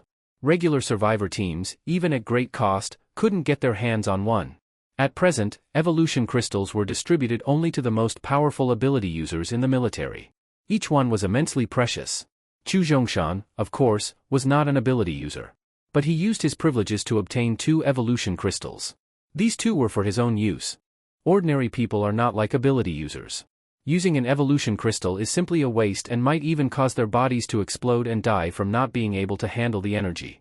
Chu Zhongshan knew this very well, so he used the evolution crystal to brew tea. 1 evolution crystal was enough for him to drink for 2 months. During these 2 months, the pure energy within the evolution crystal would subtly transform his body, making him stronger and rejuvenating aging cells. In fact, scientific theories had long proven that the human lifespan could reach up to 150 years. It was only due to diseases, bodily waste, and various other factors that organs failed early, causing most people to die before 100. With evolution crystals, the potential of the human body could be activated. According to scientists' estimates, if an ordinary person consumed more than 20 evolution crystals, reaching 150 years of age wouldn't be hard. That way, his current age, less than 60, would actually be just his prime. Losing a child in old age is one of the 3 greatest sufferings in life. But if it happens in one's prime, then losing a son isn't something unbearable. Now, Chu Zhongshan had already decided to become a tyrant of this apocalypse. He would start with Zhonghai, take it over, and in the future use Zhonghai as a base to rule the world. By then, what did a son matter? He could just have another. This apocalypse isn't so bad after all. In the candlelight, Chu Zhongshan looked at the amber liquid in his cup. A faint smile appeared on his lips. Lifespan. Youth. This might be the most tempting thing for those in power. Who knew how many emperors in ancient China, when facing death, sought immortality and eternal life? Even the wise Emperor Wu of Han, when pursuing longevity, became foolish and was fooled by a bunch of charlatans. Commander, you should return to your bedroom. It's too dangerous by the window. The shadow-like man walked to Chu Zhongshan's side and spoke. Chu Zhongshan's bedroom was in the basement of this villa. The basement, poured with concrete, didn't need to worry about worm beasts digging through, and could also avoid attacks from outside the villa, making it relatively safe. All right. Chu Zhongshan carefully put away the evolution crystal. He downed the amber liquid in the cup in one go. Who are you? What are you doing coming into the city? Inside the northwest wall of Zhonghai Zone 1, the soldier guarding the gate was questioning this team requesting to enter. But as he looked at the 2 female members of the team, he suddenly felt dazed, his eyelids growing heavier, like he was about to fall asleep. We're just returning from a military mission. Now that it's done, we're here to report back. Please open the gate for us, brother. Ran Shiyu and Li Yusin appeared at the gate, with Jiang Lushur standing behind them. The 2 women joined forces to activate their mental domain. The soldiers guarding the northwest gate of Zhonghai immediately became dazed and completely lost their judgment. The northwest gate of Zhonghai Zone 1 was in a remote area, near the mountains. Usually, no corpse hordes came from there. The station guards were slightly fewer, but only slightly. In reality, the city walls were still lined with alert soldiers, and the streets often saw gun-carrying patrol squads moving in squads. Even though the defense was tight, it was aimed at zombies and mutant beasts. As long as the person was normal, the soldiers didn't interfere. Ability user teams and military teams were not prohibited from entering or leaving Zhonghai Zone 1.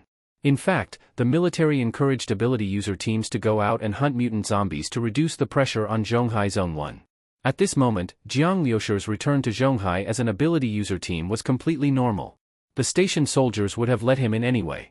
But he still chose this unusual way of entering, just to prevent the chance that there might be someone from Chu Zhongshan's side guarding the northwest gate and recognizing them.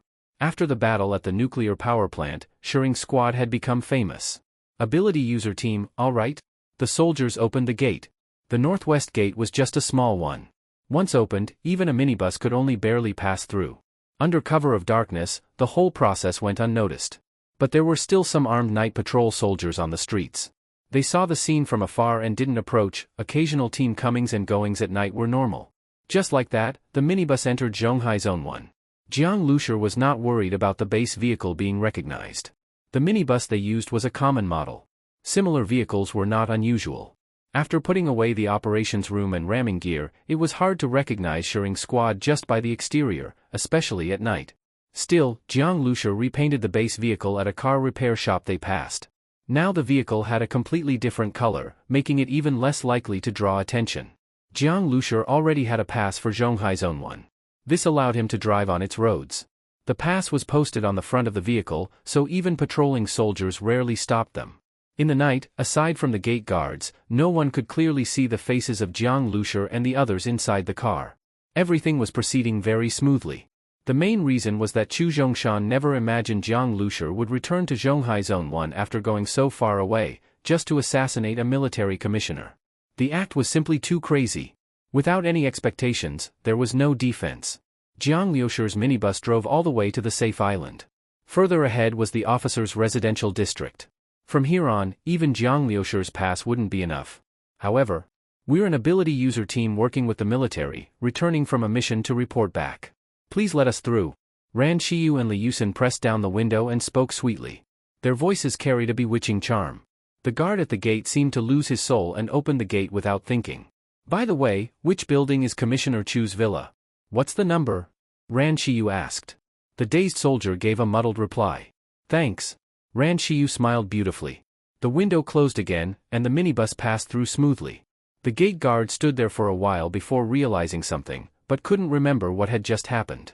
The officer's residential district was even more heavily guarded. But with Ran Shiyu and Li Yusin present, all inspections were meaningless. So far, everyone who had seen Jiang Lushur's face had been suppressed by the mental domain and couldn't remember what he looked like. Shiyu, activate the mental domain. Jiang Lushur gave the command. Okay. A mental field with a 2-kilometer radius could easily cover the entire officer's residential district. At the center of this area was the villa district, where the military commissioners lived. They already knew exactly where Chu Zhongshan was. Found it, Villa number 6 in the center of the community. Ran Shiyu locked on to the location. The numbering of the military commission's villas followed a certain order. The chairman lived in Villa number 1, and the other vice-chairman and commissioners resided accordingly. The villa numbers basically matched the ranking within the military commission and corresponded to the core number under each commissioner's command. At this time, the base vehicle was 600 meters away from Villa number 6, with a small artificial lake in between. From this location, the villas were hidden in total darkness, nothing could be seen at all. The villa is 3 stories high, with a total of 20 people inside. 10 of them are in the courtyard, walking back and forth. They should be the guards. 2 are on the roof, likely sentries. In addition, there are 8 people inside the house, 5 of them are ability users. Ran Shiyu swept the area with her mental domain, nothing could escape her eyes. 5 ability users on guard. That's pretty tight security. What about Chu Zhongshan? Jiang Lushur asked. Ran Shiyu's mental domain mainly detected position and strength, it couldn't identify faces. The remaining 3 people, their mental energy isn't strong. 2 of them are likely housekeeping staff, taking care of Chu Zhongshan's daily needs. The last one has a weak but heavy and solid mental presence, probably Chu Zhongshan himself. He is located in the basement. The basement? Jiang Lushur frowned. Basements were protected by concrete walls. Sniper rifles and such would be ineffective, assassinating someone there would be the most difficult. Huh? Someone noticed my probing. Ran Shiyu suddenly spoke. At that moment, in Villa number 6, a man sitting silently in the shadows on the first floor suddenly opened his eyes. In the darkness, his gaze was as sharp as lightning. His eyes pierced through the dark, looking straight in Ran Shiyu's direction. Someone. He wasn't a psychic-type ability user, so he couldn't directly sense Ran Shiyu's mental energy. However, his powerful strength gave him extremely sharp perception. He had noticed someone was spying on him. Boom! The shadowed man burst up like a wild beast, smashing the wooden floor beneath his feet. What's going on? Next to him were 2 other ability users stationed in Villa number 6. They didn't detect Ran Shiyu's probing. Someone is attacking. Alert the station troops in the Villa district to search the surroundings. The station troops in the military commission Villa district were highly sensitive. No one trusted their own safety entirely to others, so the troops guarding the villas didn't belong to any single commissioner. They were made up of guards from all the commissioners, including Zhang Tianyu's. However, due to the operation targeting the Worm Mother's nest, Zhang Tianyu had taken all his guards with him. They're about to send an alert. If the alarm is raised, we're in trouble. Ran Shiyu quickly said. Jiang Lushur raised an eyebrow and shouted sternly, move. Buzz. Ing stepped on the gas, the base vehicle launched at full speed. With the base vehicle's acceleration, it could reach 100 km per hour in just a few seconds, and they were only a few hundred meters from Villa number 6, it would only take a little more than 10 seconds. The Villa district roads were narrow. Without power, there were no streetlights, total darkness. The artificial lake created a sharp curve, but none of this hindered Ing. The base vehicle drifted around the bend. Villa number 6 was right ahead. Just then, an ear-piercing alarm rang throughout the villa district. Who's there? Stop! The guards had just begun to react. Holding automatic rifles, they appeared and gave warnings. But Ing had floored the accelerator, no intention to stop. Rat-a-tat-tat. Gunfire erupted, dozens of automatic rifles spewed bright fire snakes into the night. Bullets slammed into the base vehicle, shooting out dazzling sparks. But the fully upgraded level 1 armor completely ignored them. Crack crack crack. The windshield started to crack, but Ing didn't care at all. Activate second mode. Jiang Lushur shouted fiercely. In an instant, the base vehicle began to grow taller and wider. The engine's high-pitched roar turned deep and thunderous. The base vehicle's second form, activated. A 160-ton mining truck charged forward like a steel dinosaur in the dark. The roads in the villa district were completely crushed. Flower beds were flattened into soil by tires weighing 2 to 3 tons. This steel dinosaur charged directly toward villa number 6. Rat-a-tat. Rifle bullets poured down again, but the mining truck's front was already reinforced with level 1 armor plating. These bullets hitting the thick steel might as well be mosquito bites. At that moment, Ran Shiyu suddenly sensed an intense threat. 9 o'clock direction, right side, ambush. Any ambush specifically called out by Ran Shiyu was no ordinary one. Jiang Zhuiying had already made her move at the first moment. Electricity is fast, far faster than bullets. And Jiang Lushur didn't even have time to turn and pull the trigger. Compared to him, Jiang Zhuiying, who could attack instantly in a full 360-degree range, was Shuring Squad's fastest attacker. ZZZZT. A dazzling blue lightning bolt pierced the night. A figure squatting beside a flower bed, holding an RPG launcher, convulsed violently as lightning struck. The launcher rolled to the ground. It all happened too fast. From Jiang Liushur's charge to reaching villa number SIX's gate, not even 20 seconds had passed. The station troops had no time to react further. By now, the mining truck was too close to the villa. They couldn't use heavy weapons without hitting their own side. Chu Zhongshan reacted quickly. He got up and dressed. But then, boom! A loud crash. The villa's front gate was smashed and sent flying.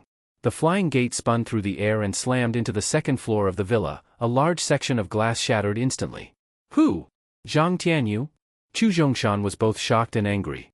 The first person he thought of was Zhang Tianyu. The two were almost openly hostile. This time, Zhang Tianyu's expedition to the worm nest would likely cost him heavily. Could he have left a backup plan, and decided to take Chu down with him? Chu Zhongshan didn't think Zhang would have the guts, so who else could it be? Just as Chu opened the basement's iron door, he saw rubble all over the floor, broken furniture, and cracked walls. An ability user rolled in and shouted, "Commander, don't go out." Chu Zhongshan was tackled back onto the bed, his head spinning, furious. Who the hell is it? A truck. A huge truck crashed into the villa. Half of the villa is collapsed. A truck? How could a large truck break into the military commission residential area? And even if it was a big truck, it still shouldn't be able to crash and collapse half of a villa. Chu Zhongshan was filled with anger. He shoved away the ability user bodyguard who had pushed him down and strode toward the basement door. But when he opened the basement door again and walked to the basement window, he was stunned. Under the faint moonlight, he finally saw what the giant truck, described by his guards, really was. A super truck, nearly as tall and wide as a 3-story villa. It had rammed straight into the villa, causing half the house to collapse, as if it had been hit by a 99-style tank's main gun. At the same time, he saw electric flashes in the truck's cab. Guards charging forward with guns were instantly paralyzed by electricity and collapsed on the spot. Jiang Lushur. That name flashed sharply through Chu Zhongshan's mind. The one with lightning powers was Jiang Zhuiying, and as for that mining truck, it had been described before by an officer who witnessed his son being killed. Jiang Lushur came back to Zhonghai? Chu Zhongshan was completely shocked. This man had actually come alone to the Zhonghai Military Commission District? Chu Zhongshan felt a chill down his spine. Instantly, he retreated back into the basement. And at the very next moment, crash! Glass shattered in a room on the first floor of the villa. Jiang Lushur and Jiang Zhuiying leapt into the room.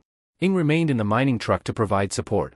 Ran Shiyu was in the truck handling reconnaissance. All the information was transmitted directly into Jiang Liushur's mind. In the hallway outside the room, 2 people are approaching. Ran Shiyu's voice echoed in Jiang Liushur's mind. He instantly raised the AMR sniper rifle in his hands. Jiang Lushur used the sniper rifle like a handgun. In close combat, he didn't need the scope at all. Bang! The door was kicked open, and at the same time, the AMR sniper rifle in Jiang Liusher's hands burst out a dazzling fire snake. A fierce man had just rushed in, holding a steel shield, but the bullet pierced straight through the special shield and knocked the man flying. Just as the man flew backward, a ghost-like shadow appeared in the room. This person had dark skin and seemed to blend into the darkness. He held a long knife and slashed toward Jiang Liusher's neck. This shadowy figure was the same shadow man who always stayed by Chu Zhongshan's side. He was Chu Zhongshan's personal guard, never leaving his side. His mission was to protect Chu Zhongshan. Among all of Chu Zhongshan's subordinates, he was the strongest. The long knife was silent as it struck fiercely toward Jiang Liusher. But just then, a stark white flash of lightning lit up. The blinding light made it impossible to keep one's eyes open, as if a bolt of lightning had slashed across in front of them. The shadow man immediately leapt back, and his figure emerged from the shadows. He was dressed all in black, as if he were one with the darkness. His exposed skin and face had an eerie paleness, like someone who hadn't seen sunlight in years. The moment he was exposed, his figure flickered and vanished back into the shadows. He was an assassin in the dark, who had performed many shady missions for Chu Zhongshan. Still trying to hide? Jiang Zhuiying sneered coldly and stabbed her long blade into the ground. Electric net. ZZZZT. Terrifying electricity instantly surrounded her and Jiang Liusher and quickly radiated outward. After her strength upgrade, Jiang Zhuiying's electricity could now extend over 10 meters. In the confined space of the villa, this range equaled total coverage. At the same time, Jiang Liusher activated his brain domain, slowing his vision. Found him. The shadow man moved quickly in the dark, but no matter how fast, the electric current caused stiffness in his movements. The fact that he wasn't electrocuted to death right away meant his physical strength was exceptional. At the moment of stiffness, Jiang Liusher had already locked onto him. Bang! Even an ability user who survived the electricity couldn't withstand a sniper bullet. Shot at close range, the shadow man flew backward, his body nearly torn in half at the waist. Under the joint attack of Jiang Liusher and Jiang Zhuiying, the shadow man had no power to resist. He had no chance of killing Jiang Liusher at all. There are a few more people ahead. Ran Shiyu continued. Inside her mental domain, all their positions were known to Jiang Liusher. They couldn't stop him at all. Chu Zhongshan, are you going to keep hiding like a turtle, waiting to die? Jiang Liusher was already rapidly approaching the basement. The basement security door was thick and heavy. Chu Zhongshan hid inside, his expression ugly. He was a dignified military commissioner, residing in the core of Zhonghai Safe Zone, under heavy protection, yet a mere survivor squad had broken in. And only 2 people had entered, and they had advanced all the way like a knife through butter. Chu Zhongshan looked at the ability users still by his side. The shadow man had already been sent out. These ability users had thought Jiang Liusher's group would be handled easily. That shadow man was their strongest. But unexpectedly, he had been killed right after meeting Jiang Liusher. This survivor squad was terrifyingly powerful. Go stop him. Chu Zhongshan ordered. His facial muscles twitched uncontrollably. If he were protected by the military right now, no matter how capable Jiang Liusher was, he wouldn't be able to stir up any trouble. But Jiang Liusher had come straight to his doorstep. With Ran Shiyu scanning and Jiang Liusher and Jiang Zhuiying's coordination, the remaining few ability users only managed to delay them for a few seconds. Bang bang bang. After a few scattered gunshots, the entire villa fell silent. Chu Zhongshan listened to the noise outside. His radio only emitted static. Top? Top top. In the darkness, crisp footsteps slowly approached the basement door. Hearing the sound, Chu Zhongshan felt like his heartbeat was following that rhythm, thumping along in sync with the steps. This high-ranking official in the Zhonghai Safe Zone felt his palms beginning to sweat. No matter how many storms he had weathered, never before had he been so close to death. And the one who had pushed him to this point was just a survivor. Chu Zhongshan sat in his office chair, watching as the lock was shot open. Then, the door was kicked open. The figure whose footsteps had sounded like a death knell stood before Chu Zhongshan. Chu Zhongshan, we meet again. Chu Zhongshan sat in the chair, staring fixedly at Jiang Liusher, who had walked in. His face was as pale as ash. He really hadn't expected that, as a high-ranking military commissioner of the Zhonghai Safe Zone, he would be hunted down in his own home by a survivor. A dozen guards couldn't even handle 2 people. Jiang Liusher, both in courage and skill, was truly terrifying. In all his decades of power, Chu Zhongshan had never seen anyone as daring and outrageous as Jiang Liusher. But Chu Zhongshan, worthy of being a figure holding great authority, was still able to suppress his anger and fear at such a moment. He calmly said, "It seems I underestimated you. You're very bold, sneaking into my house like this. Now that I've fallen into your hands, I have nothing to say. But do you really think you can walk out alive after assassinating a military commissioner inside the Zhonghai safe zone? Chu Zhongshan said. He guessed Jiang Lushur had sneaked in disguised as a survivor squad, but getting in was one thing, getting out was another. The gunfire here had probably already attracted the security forces. Just then, Ran Shiyu's voice rang in Jiang Lushur's mind, "Brother Jiang, a lot of people are approaching." Jiang Lushur glanced at Chu Zhongshan. Chu had completely calmed down by now. "If you kill me, you and your team will be buried with me.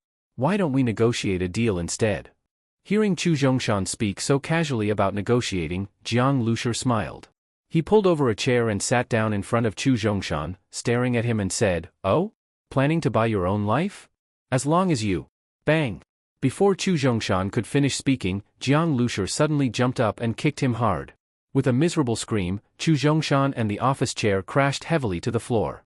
That one kick made Chu Zhongshan dizzy, and the abdomen that took the blow felt like it had been hit head-on by a truck. Chu Zhongshan was already nearly 60. If he hadn't abused his power to drink water infused with evolution crystals, that kick from Jiang Lushur might have cost him his life. Even so, the pain was terrible. Chu struggled to get up, coughed several times, then vomited a mouthful of sour water. "You've come after me again and again. This time, you even tried to kill me with a timed bomb. Your life, even if you gave up everything you own, still wouldn't be enough. I want your life." Jiang Lushur walked up to Chu Zhongshan and said coldly. Chu saw Jiang's foot stop in front of him. While coughing, he raised his head, but as soon as he did, Jiang Lushur grabbed his collar and lifted him up. Seeing Chu Zhongshan's pale face, Jiang Lushur said with no expression, "Commissioner Chu, you look pathetic." Chu's eyes widened, "You little, ah." Before he could finish swearing, he took a heavy punch in the mouth. The skin at the corner of his mouth split, his vision spun, and his mouth was full of blood. The rest of the insults were swallowed back down. Jiang Lushur looked at him coldly and with disgust, "Try being foul-mouthed again." Seeing the look in Jiang Lushur's eyes, Chu Zhongshan couldn't help but tremble deep down. His identity and status meant nothing to Jiang Lushur, not even a fart. By this time, Jiang Zhuiying had opened and searched all the cabinets in the basement. 1 evolution crystal, 5 level 1 mutant crystal nuclei, some mutant beast meat, a pistol, and quite a few bullets. All of it was stuffed into a bag by Jiang Zhuiying. Seeing this, Chu Zhongshan's heart ached as if twisted. Those evolution crystals and mutant cores, though not many, had taken him a long time to collect. Even though he had great power in the military, his constant power struggles consumed a lot. These were all his personal stash. "You're so damn poor," Jiang Zhuiying said, rolling her eyes at Chu Zhongshan. Hearing this, Chu Zhongshan nearly coughed up blood. "Brother Jiang," Ran Shiyu's voice came again. "They're here," Jiang Lushur replied. In the night, more than a dozen military vehicles and many jogging security troops quickly rushed to the villa district of the Zhonghai safe zone. They rapidly surrounded Chu Zhongshan's villa. The loud explosion and gunfire had come from here. But now, the villa was pitch black and silent inside. 2 military commissioners living nearby also rushed over. "Stop," one of the commissioners ordered the troops to halt 100 meters away. "How is Commissioner Chu?" they asked. "He's inside. The exact situation is unknown," a security team captain answered, standing at attention. One of the commissioners frowned at the captain and shouted angrily, "How could something like this happen? What are you all doing?" The captain felt bitter. He had no idea what had actually happened. At the first sign of trouble, he'd already questioned the gate guards, but none of them could explain it clearly. All they knew was that a vehicle had come in. But where was the vehicle? Just then, with a bang, a huge black shadow burst out of the villa. The commissioner no longer had time to scold the captain. That loud noise drew everyone's attention. Buzz! The huge shadow came to a stop. Everyone's eyes locked onto it. This was a minibus? This vehicle looks familiar. Isn't that Jiang Lushur's van? Many in the military had heard about Jiang Lushur's minibus, some had even seen it. Just a minibus wouldn't be distinctive. There were too many. But the flying saucer-shaped operations module on its roof, that couldn't be faked. So it's him. The commissioner's face changed. He knew that Jiang Lushur had killed Chu Zhongshan's son, and Chu had sent patrol units to cause Jiang trouble. The conflict between them ran deep. But wasn't Jiang Lushur escorting scientists to Star City base? How could he be here? Seeing the villa smashed open was even more unbelievable. How did he do that? And at that moment, in the operations room, the image of Chu Zhongshan appeared. He was tied up, with his face pressed to the firing port of the combat room. In full view, Chu Zhongshan's miserable appearance was seen not only by the 2 commissioners, but by many soldiers as well. Chu Zhongshan even recognized one of the commissioners, someone who had competed with him for power. At that moment, Jiang Liusher's voice rang out. Chu Zhongshan sent people to kill me. My target is him, and only him. Let us leave. Jiang Liusher's voice was heard, but he couldn't be seen, they could only see Chu Zhongshan. What do we do? Commissioner Chu is in their hands. The security team captain didn't know what to do. In this situation, they couldn't just force their way in. He was Chu Zhongshan's subordinate. If something happened to Chu, whether because of his position or duty, he'd be in serious trouble. But more important than that was saving Chu Zhongshan. Without Chu, the captain would lose his backing. Would he still be allowed to keep such an important post? Shearing squad, Jiang Liusher. What are you trying to do? Let go of Commissioner Chu at once, before you make a big mistake, the captain shouted. In the dark, Jiang Liusher's cold laughter was very clear. Let him go? That would be suicide. Acting like this is digging your own grave, the captain shouted back.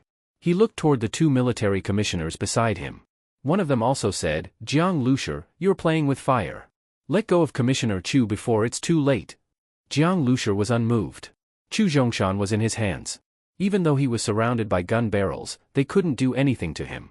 He had thought this through before sneaking into the Zhonghai safe zone, crossing hundreds of miles to assassinate Chu Zhongshan. How to get away afterward was part of the plan. I went through the corpse tide during such dangerous times, on a mission to Star City base. I was escorting 3 scientists. But Chu Zhongshan sent people to assassinate me, he even used a timed bomb. Jiang Liusher shouted loudly, if not for that, why would I take such a huge risk to come back halfway? Everything happening today is what Chu Zhongshan brought on himself. Hearing Jiang Liusher's words, Chu Zhongshan's eyes widened. What Jiang said implied that he, for the sake of personal revenge, had targeted the 3 scientists too. Sure enough, the moment Jiang finished speaking, Chu Zhongshan felt that the looks people were giving him had completely changed.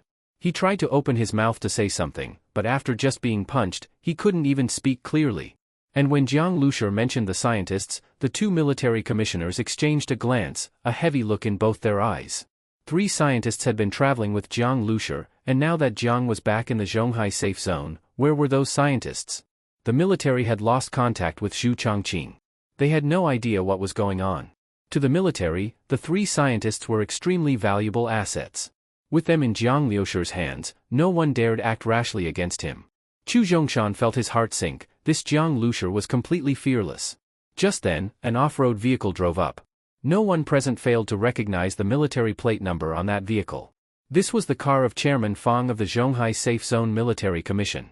After hearing the commotion, Chairman Fang had already made his way over, and along the way, someone had informed him of the situation over the radio. The car door opened, and Chairman Fang stepped out with a dark face. At a glance, he saw the minibus, and Chu Zhongshan's face, pressed awkwardly against the combat room's window. Chairman Fang was very clear about Chu Zhongshan's character and shady behavior. He didn't even need to ask to guess what Chu had done. He looked at the minibus, inwardly astonished. Such guts. Crossing the corpse tide, returning to Zhonghai, just to kill someone. Chairman Fang knew a lot about Jiang Liusher.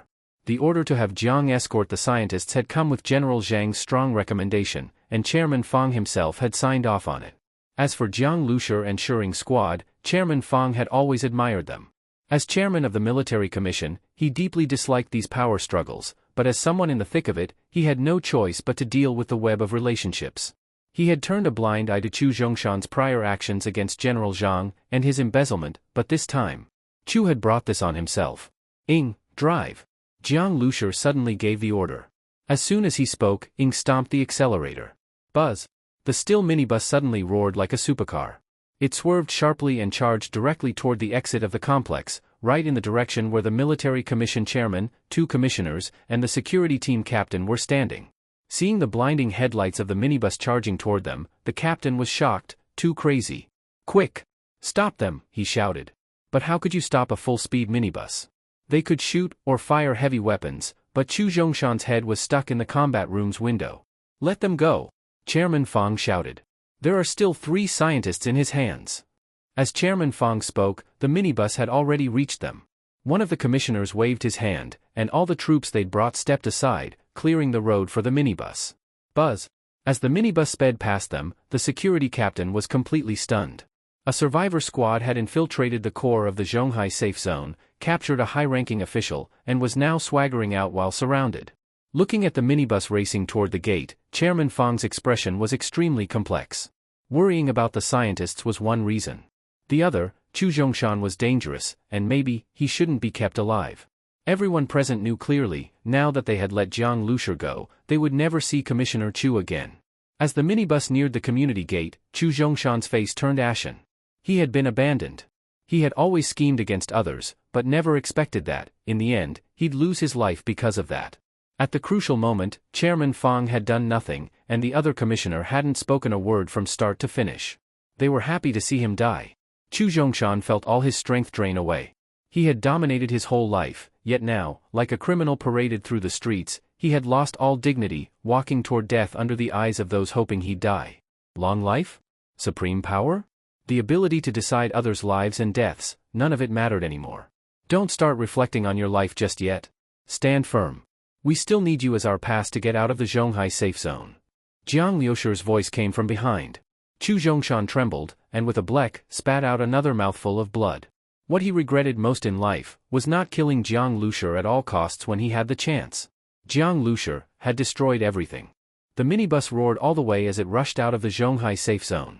From crashing into Chu Zhongshan's villa to breaking out of the neighborhood, Jiang Lushi had used only a short amount of time.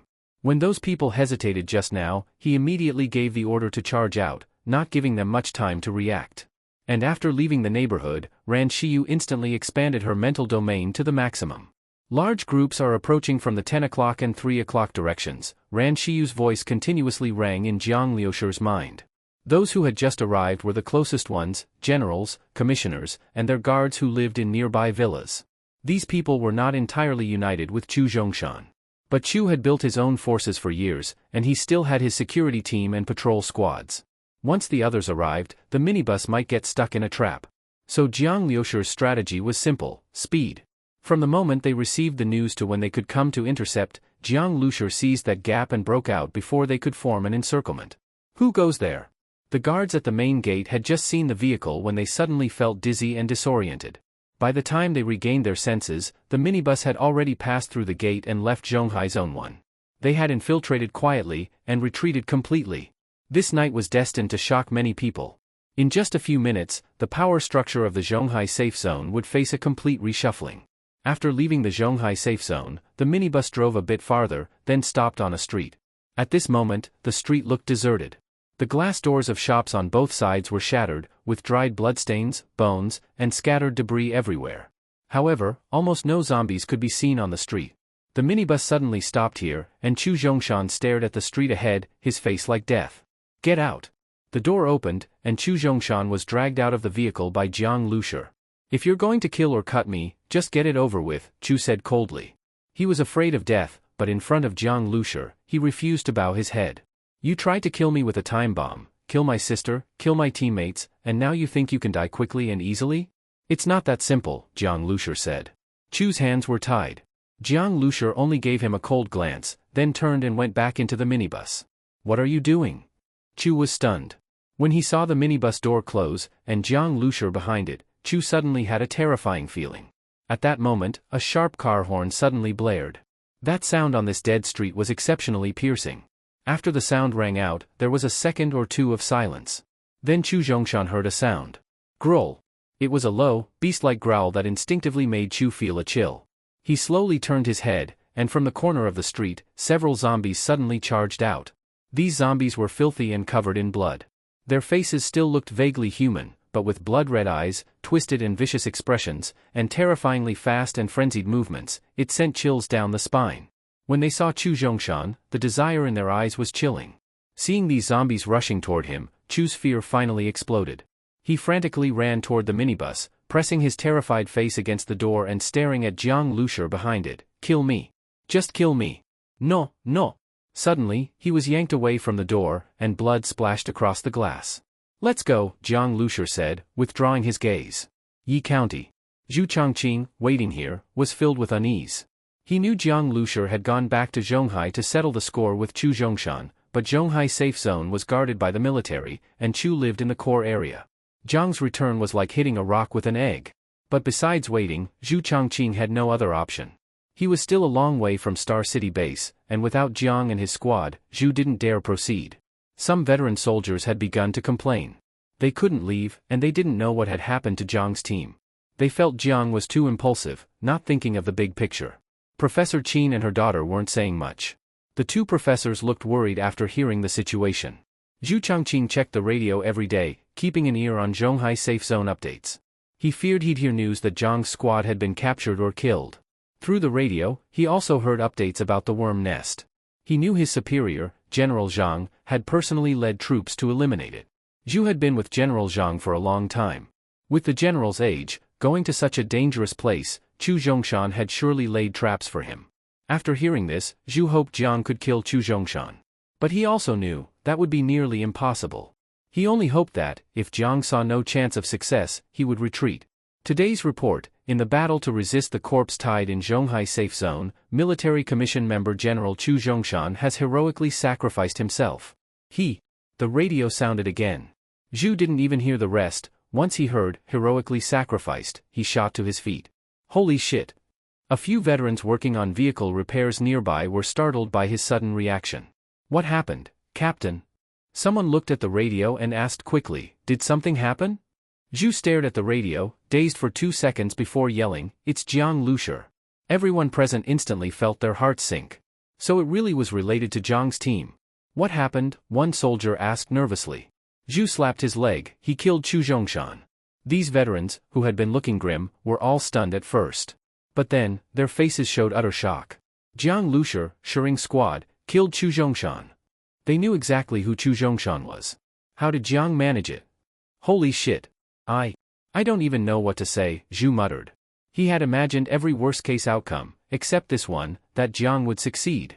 If the radio's reporting it like this, they obviously won't pursue Jiang anymore. He'll probably be back soon. When he gets back to Yi County, I'm going to ask him everything. As for Chu Zhongshan, he deserved to die. Chu Zhongshan's death and the chain reaction it might cause were no longer within Jiang Liushi's concerns. That was naturally something for General Zhang and the others to resolve. He was sitting in the minibus, which was heading back the way they came. From Chu Zhongshan's basement, Jiang Lushi had retrieved an evolution crystal. After some discussion, it was decided to give it to Jiang Zhuiying.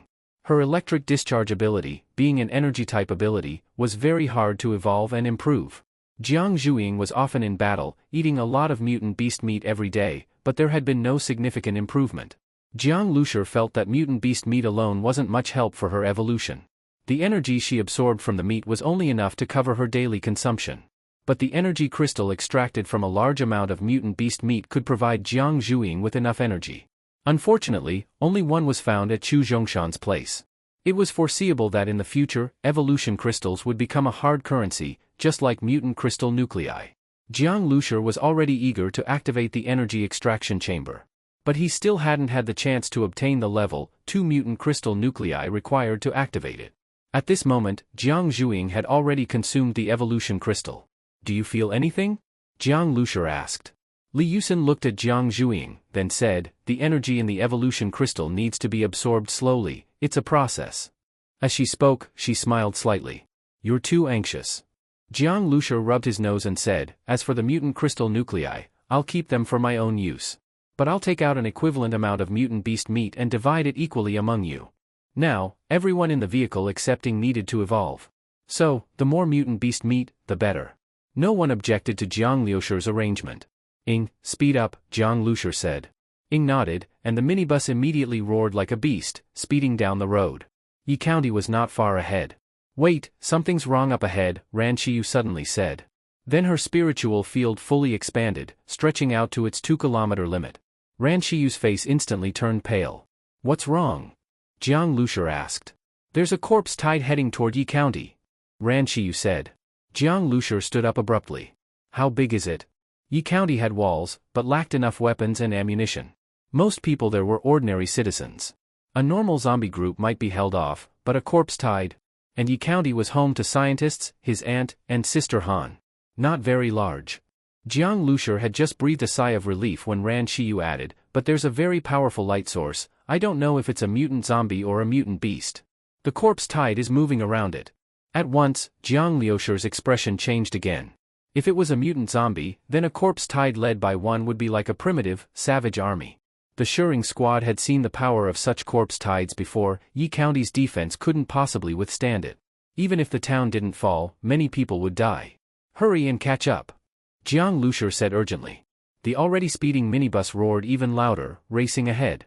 The dark, densely packed zombie horde soon entered their field of vision. There are people ahead, Ran Shiyu suddenly said. She sensed several light sources ahead of the zombie group, representing human beings.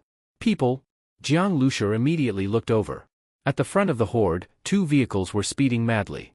Both were modified off-road vehicles, belching thick black smoke from their exhaust pipes as they raced forward. From the sunroof of one of the vehicles, a figure climbed out, holding a gun and glancing back at the horde. Seeing the mass of zombies made his scalp tingle. He fired 2 shots, but to the zombie tide, they were like a tickle. He saw one zombie at the front fall, but it was like a drop of water in a flood, instantly swallowed. A shout came from inside the car, Li Jun, stop wasting bullets. We only have so many, each shot counts. Damn it, I know. Li Yun shouted back. This group of survivors looked at the zombie horde behind them, their hearts sinking. They had gone out to gather food, and things had been going smoothly, until this zombie group suddenly appeared. They had already lost 1 vehicle and several teammates. With only these 2 cars left, running was their only option. Yi County is just ahead. They now hoped to use the environment of Yi County to shake off the zombies. Li Jun, being a local of Jiangbei, knew something about Yi County. He'd even dealt with Boss Sun before. The walls and fortress that Boss Sun built had always made Li Jun envious. With Yi County's walls, maybe they could block the zombie horde. Just then, the survivor sticking out from the sunroof suddenly exclaimed, "Huh?" Past the zombie horde, he saw a vehicle, a minibus. A minibus chasing after the zombie tide? Li Jun blinked, thinking he might be seeing things. The vehicle was very fast, and soon reached the rear of the horde. Are they trying to die? Li Jun was stunned. The vehicle didn't swerve to avoid the horde, instead, it rushed toward it? Too bad. If that dumbass vehicle had been in front of them, it could have drawn away some of the zombies. But it's just one minibus, it won't last one wave of the zombies. Go, go, go, Li Jun said, preparing to climb back into the car.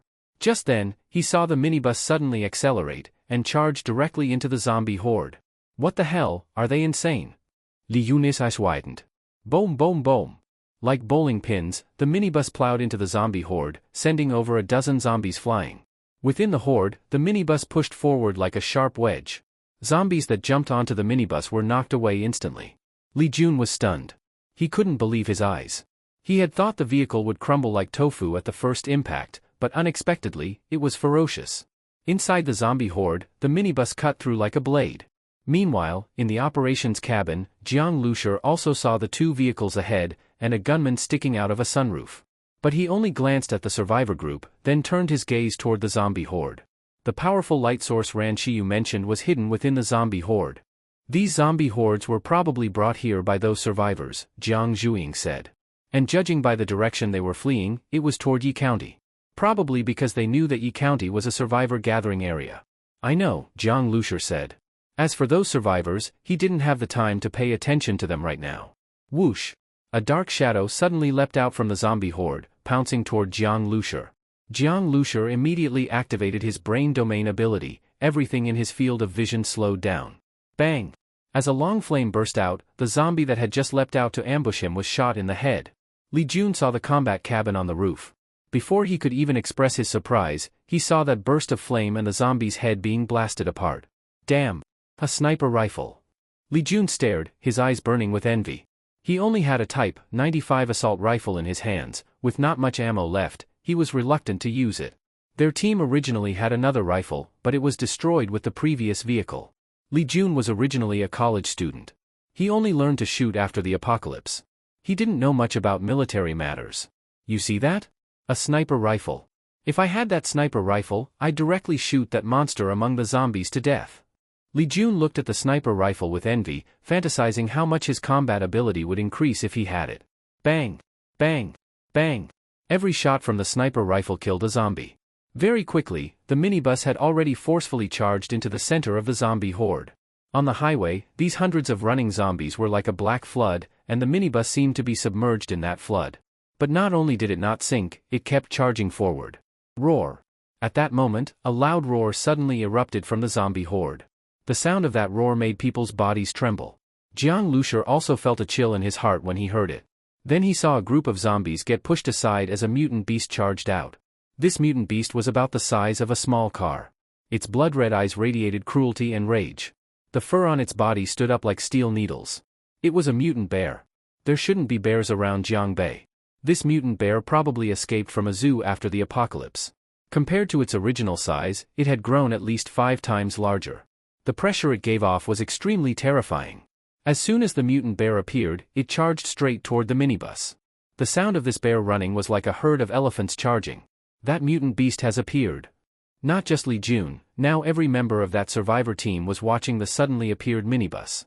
As soon as the mutant beast appeared, it had smashed one of their vehicles, with people inside, into a metal pancake.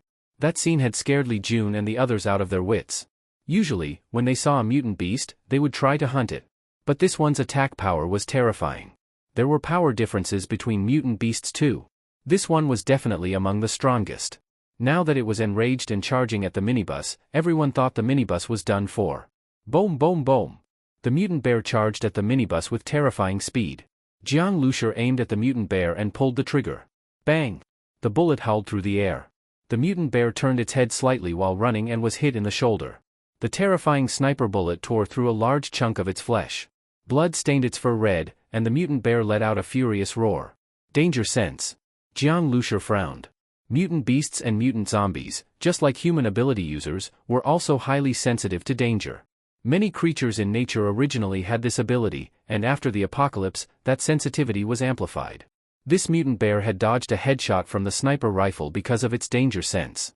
And after being hit, its huge body only paused for a moment before charging even more furiously. Roar! It suddenly stood up on its hind legs, and everyone in the minibus, including Li Yusin, felt the light in front of them get completely blocked. Oh my god, Li Yusin widened her eyes in shock. This bear. She had seen very few mutant beasts before. This was the first one she'd encountered at such close range. And the face-to-face pressure was terrifying. Even Jiang Lushur was stunned for a moment. When this mutant bear stood up, its body looked even bigger, taller than the minibus itself. Its ferocious bear head looked straight at Jiang Lushur in the combat cabin. The survivors watching were even more horrified. When the bear attacked them before, it hadn't stood up, and that was already terrifying. Now, when it stood up, they realized this was its true combat form. The mutant bear swung its huge paw and slammed toward the combat cabin. Its exposed claws were like sharp blades. Boom! The mutant bear's paw slammed hard into the combat cabin. Li Jun suddenly felt a chill down his back. That strike was brutal. The gunner inside must have been turned into paste. The sniper rifle was probably destroyed too. But just then, bright electric currents suddenly lit up across the massive body of the mutant bear. The currents looked like silver snakes slithering along its body. The mutant bear's body stiffened. The smell of scorched fur followed. Then, boom! A loud explosion rang out. The mutant bear's broad back suddenly puffed up like a balloon, then, flesh and blood splattered. The massive body of the mutant bear was flung away and crashed into a group of zombies. What just happened? A bomb? Li Jun was stunned. Then he was even more shocked to see that the top of the minibus, the UFO-like structure, was completely unharmed. At that moment, the mutant bear was still roaring. It had taken a direct hit from the air cannon, and was still alive. Jiang Lushur quickly extended the gun barrel from inside the combat cabin, aimed at the mutant bear struggling to get up, and pulled the trigger hard. Bang! With the sound of a gunshot, the mutant bear's wide-open mouth exploded. Its body swayed, then fell heavily to the ground. Boom! As the massive body hit the ground, all the survivors felt the earth tremble slightly. By now, the minibus had already reached the side of the mutant bear. The surrounding zombies were closing in, as if about to swallow both the minibus and the bear. Send it straight to the storage space, Jiang Lushur said, using automatic absorption to collect the mutant bear's body. Recently, with more people in the team, mutant beast meat had become scarce. This bear was a lucky catch along the way. At this point, his eyes turned to the 2 survivor vehicles up ahead. These survivors were completely stunned. They had been desperately running for their lives from the zombie horde and the mutant bear, but that minibus had taken the initiative to attack, to provoke, and in the end, it actually won. Boom! The minibus accelerated and burst out of the zombie horde. Ho ho ho! The zombies chased after the minibus crazily. Seeing those zombies, as if stimulated, speed up, the survivors were first stunned, then felt their scalps go numb as the horde rapidly approached. Damn! Why is that minibus coming toward us? A survivor cursed loudly. The minibus, bringing a mighty zombie horde behind it, was heading straight toward them. These survivors had hoped to use Yi County to help them escape the zombies and the mutant beast, and Jiang Liushir's group, their destination was also Yi County. The two survivors' vehicles immediately floored the gas pedals, accelerating like mad, but they could only watch helplessly as the minibus got closer and closer from behind, eventually overtaking them. "Wait! Wait!" the survivors shouted loudly. Human psychology is strange. If someone is behind you while escaping, you stay calm. But once overtaken and left behind, panic sets in. Their combat strength was inferior to the minibus's, and their defense too. The minibus wasn't afraid of zombies, but they certainly were. Even stepping on the gas, they couldn't keep up with it. After a few minutes of mad running, the zombie horde was finally left behind. Only then did the survivors breathe a sigh of relief. Li Jun looked at the minibus ahead and suddenly thought, are they going to Yi County? This direction could only be to Yi County. If heading to Jiangbei, they'd have taken another road, no need for this detour. If they're going to Yi County, we could go together, Li Jun said excitedly. Actually, Yi County wasn't far anymore, so going the same way wasn't that important. But this survivor team and their minibus were too strong. Li Jun wanted to get close to them. Wait! Wait! Li Jun reached out to the steering wheel and slammed the horn repeatedly. Wait! At the same time, Li Jun shouted non-stop. At this point, the minibus finally came to a stop. Constant honking, so annoying. What do they want? Jiang Zhuiying said impatiently. Their main goal was to deal with trouble, not to save survivors. These people were just lucky to tag along. Getting that benefit was already lucky, why keep chasing? That honking was ear-piercing, and might even attract the zombies they just got rid of. Seeing the minibus stop, Li Jun got excited and urged the driver to speed up and catch up. Before the vehicle had fully stopped, Li Jun had already jumped out. What do you want? Looking for a fight? Jiang Zhuiying rolled down the window a crack, frowned, and asked coldly. As she spoke, a small silver electric current flashed in her eyes. After taking the evolution crystal, Jiang Zhuiying was about to break through to level 2 ability user. Her temperament had changed a lot. When she showed killing intent, even just being near her made people's skin sting and hair stand up. Li Jun felt that exact sensation. He immediately remembered the electric net that had covered the whole mutant bear. If used on a person, it could instantly cook them alive. So fierce, Li Jun was startled. At first glance, he'd thought she was stunning, but he hadn't expected such a fiery temper.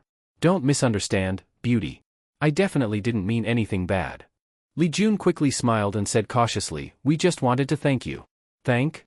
Who honks to say thank you? Jiang Zhuiying rolled her eyes. Oh, I see. Goodbye. Just as she was about to close the window, Li Jun hurriedly said, one more thing. May I ask, are you heading to Yi County?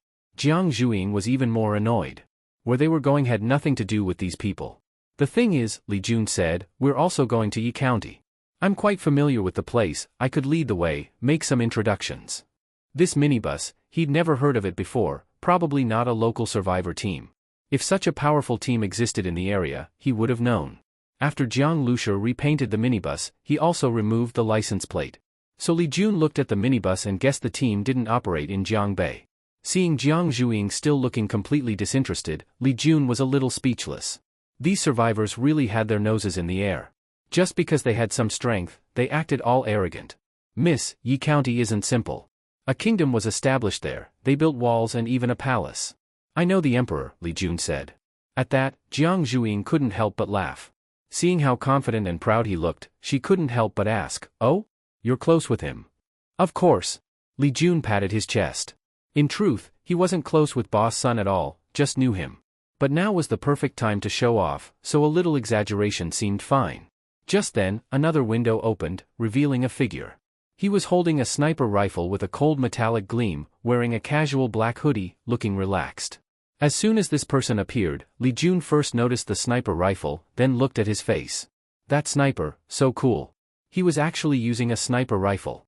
But as soon as he saw the man's face clearly, Li Jun froze. How could it be him? Jiang Liushir was a bit speechless. Jiang Zhuiying had a mischievous streak, she liked to mess with people who were bluffing. To Jiang Liushir, there was no point talking with these survivors. He opened the window, just wanting to say a few words to send the guy away, but when he saw the man's face clearly, he froze for a moment. This person looked a little familiar? At that moment, Li Jun's eyes widened. He pointed at Jiang Liushir in disbelief and said, aren't you Jiang Liushir? Jiang Liushir, post-apocalypse, looked almost the same as before. His hair was trimmed, his face clean, clothes tidy and new, and he was sitting in a safe vehicle. Even Li Jun felt for a moment like the apocalypse was just a dream. Seeing a familiar person, unchanged from before, it really made you question reality. Jiang Lushur was stunned again. He really knew him? He thought for a moment and asked, "You are?" Jiang Lushur's reaction made Li Jun's expression freeze for a moment. He actually forgot about him? Or was he pretending not to recognize him? But soon, Li Jun realized. Jiang Lushur hadn't changed much, but he himself had changed a lot. After the apocalypse, Li Jun had gone through a really hard time, like a rat hiding in garbage heaps, eating rotten food just to barely survive. He had a large scar on his face, caused by a mutant beast. He had almost lost one eye. Plus, he was now filthy and smelled of not bathing for a long time. It was normal that someone from the past couldn't recognize him. "You're doing pretty well," Li Jun thought sourly. At this moment, Jiang Zhuiying, next to him, asked, "Brother, you know him?" "Brother?" This powerful and beautiful girl was Jiang Lushur's sister? Li Jun was even more shocked.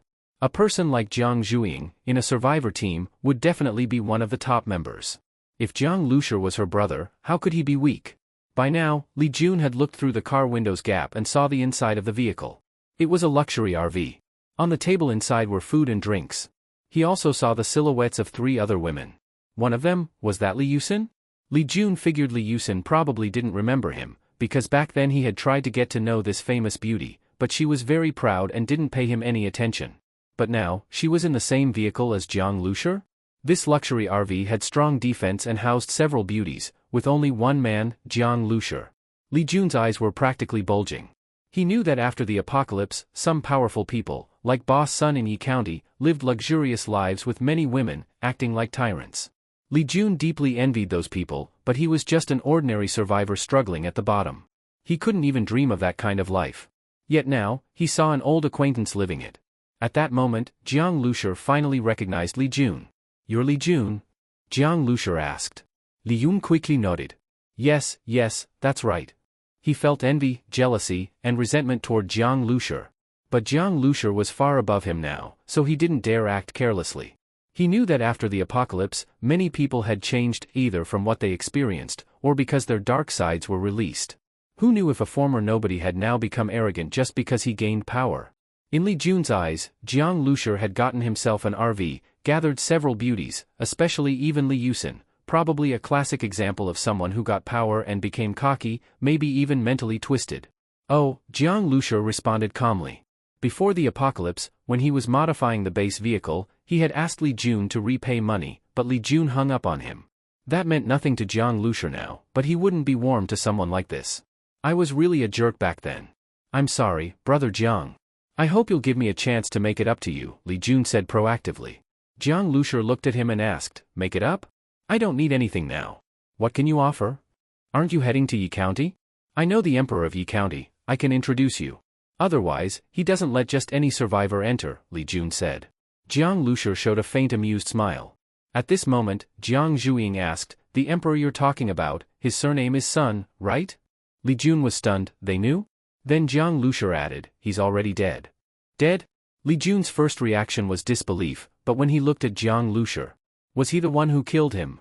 Li Jun only knew Boss Sun was strong, he had walls that could block zombies, and Jiang Lushur, with just a minibus, killed him? But looking at Jiang Lushur's expression, it didn't seem like a bluff. "Actually, I wasn't that close with him," Li Jun said awkwardly. Then he looked at the girls inside the vehicle and suddenly said, "Brother Jiang, I'm good with guns. Keep me, I can do chores, the dirty and hard work, and also shoot." Besides Jiang Zhuiying, the other girls probably were just pretty faces, only good for warming the bed. He, an old classmate, was offering to work like a slave. Jiang Lushur would likely accept, just for the sense of superiority. Li Jun looked at the vehicle interior. Even just drinking the leftover soup from Jiang Lushur would be better than his current life. The other survivors also gathered around. "We'll drive behind you, and never disturb your life," Li Jun said. "You're shooting?" Jiang Lushur smiled and shook his head. Just then, Ing rolled down the driver's side window and extended an 81-style rifle. Bang! A road sign in the distance shattered instantly. Then, she moved the barrel, fired again. A zombie crawling out from the grass had its head blown open. The survivors immediately shut their mouths, and Li Jun was dumbfounded. So powerful. This kind of marksmanship was way beyond theirs. "We're not vases, nor arrogant fools," Ran Shiyu's voice suddenly echoed in Li Jun's mind. Li Jun was startled. That was what he was thinking. A psychic ability user. What kind of team was this? Don't come to Yi County, Jiang Lushur said. Li Jun's whole body turned cold. He felt like the biggest chance of his life had just slipped away. The walls of Yi County soon came into view. Zhu Changqing and others looked out from the wall every day. The broadcast had never mentioned Jiang Liushur's group. At first, Zhu Changqing was shocked when he heard the news. But later, when word spread through the squad, some soldiers said gloomily, that message didn't mention Captain Jiang, maybe because it would cause too much trouble. But judging by the safety zone's security, after killing Chu Zhongshan, Captain Jiang probably couldn't have made it out alive. That possibility wasn't impossible. But all that worry disappeared the moment the minibus appeared on the road. That familiar minibus sped forward and quickly reached the city gate. Zhu Changqing was overjoyed and shouted, "Open the gate." When the minibus drove in and Jiang Lushur and the others got out, the soldiers were filled with disbelief. If they hadn't seen it with their own eyes and heard it with their own ears, they wouldn't have believed it really happened. These soldiers only respected those with real ability. Although Jiang Lushur had shown strength before, he hadn't yet truly shocked them. As soldiers from the Zhonghai safe zone, they had strong confidence in the area's defenses. A military commissioner was someone with great authority, someone they would be nervous meeting. But that kind of powerful person, that level of defense, had been broken through and killed by Jiang Lushur, who returned completely unharmed. They couldn't help but admire that. "Captain Jiang, you're finally back." Zhu Changqing breathed a sigh of relief. His gaze toward Jiang Lushur had changed. Mindless rage is called recklessness. But Jiang Liushur's successful return was decisiveness and ruthlessness. In the apocalypse, someone like him was definitely not to be provoked. "Get ready. Some zombies may be approaching," Jiang Lushur said. After killing that mutant bear, even if some zombies reached Yi County, it wouldn't be a problem anymore. When Jiang Lushur arrived at the palace, the place had already changed. On the square, many survivors were gathered. Under the guidance of two soldiers and Zhang Hai, Sun Kuan, and the others, they were learning how to use guns and how to fight. After Boss Sun and his followers were eliminated, the security force of Yi County was affected, but the city walls were still intact. With this many people, as long as they worked together, they could continue surviving. Yi County was still a grain depot. The large amount of supplies hoarded by Boss Sun, along with the preserved farmland, could all serve as survival resources. "Sure too, we heard you need diesel. There's some in Boss Sun's warehouse, go ahead and take it." Suhan hurried over as soon as she heard Jiang Liushur's group had returned. Diesel? Jiang Lushur did need it. Every time he used the mining truck form, it consumed a huge amount of diesel. But the survivors in Yi County also needed diesel to generate electricity. In the end, Jiang Lushur only took enough to fill his fuel tank. "We'll soon head to Xingqing Base City. Hanjie, you and Andy should come with me," Jiang Lushur said.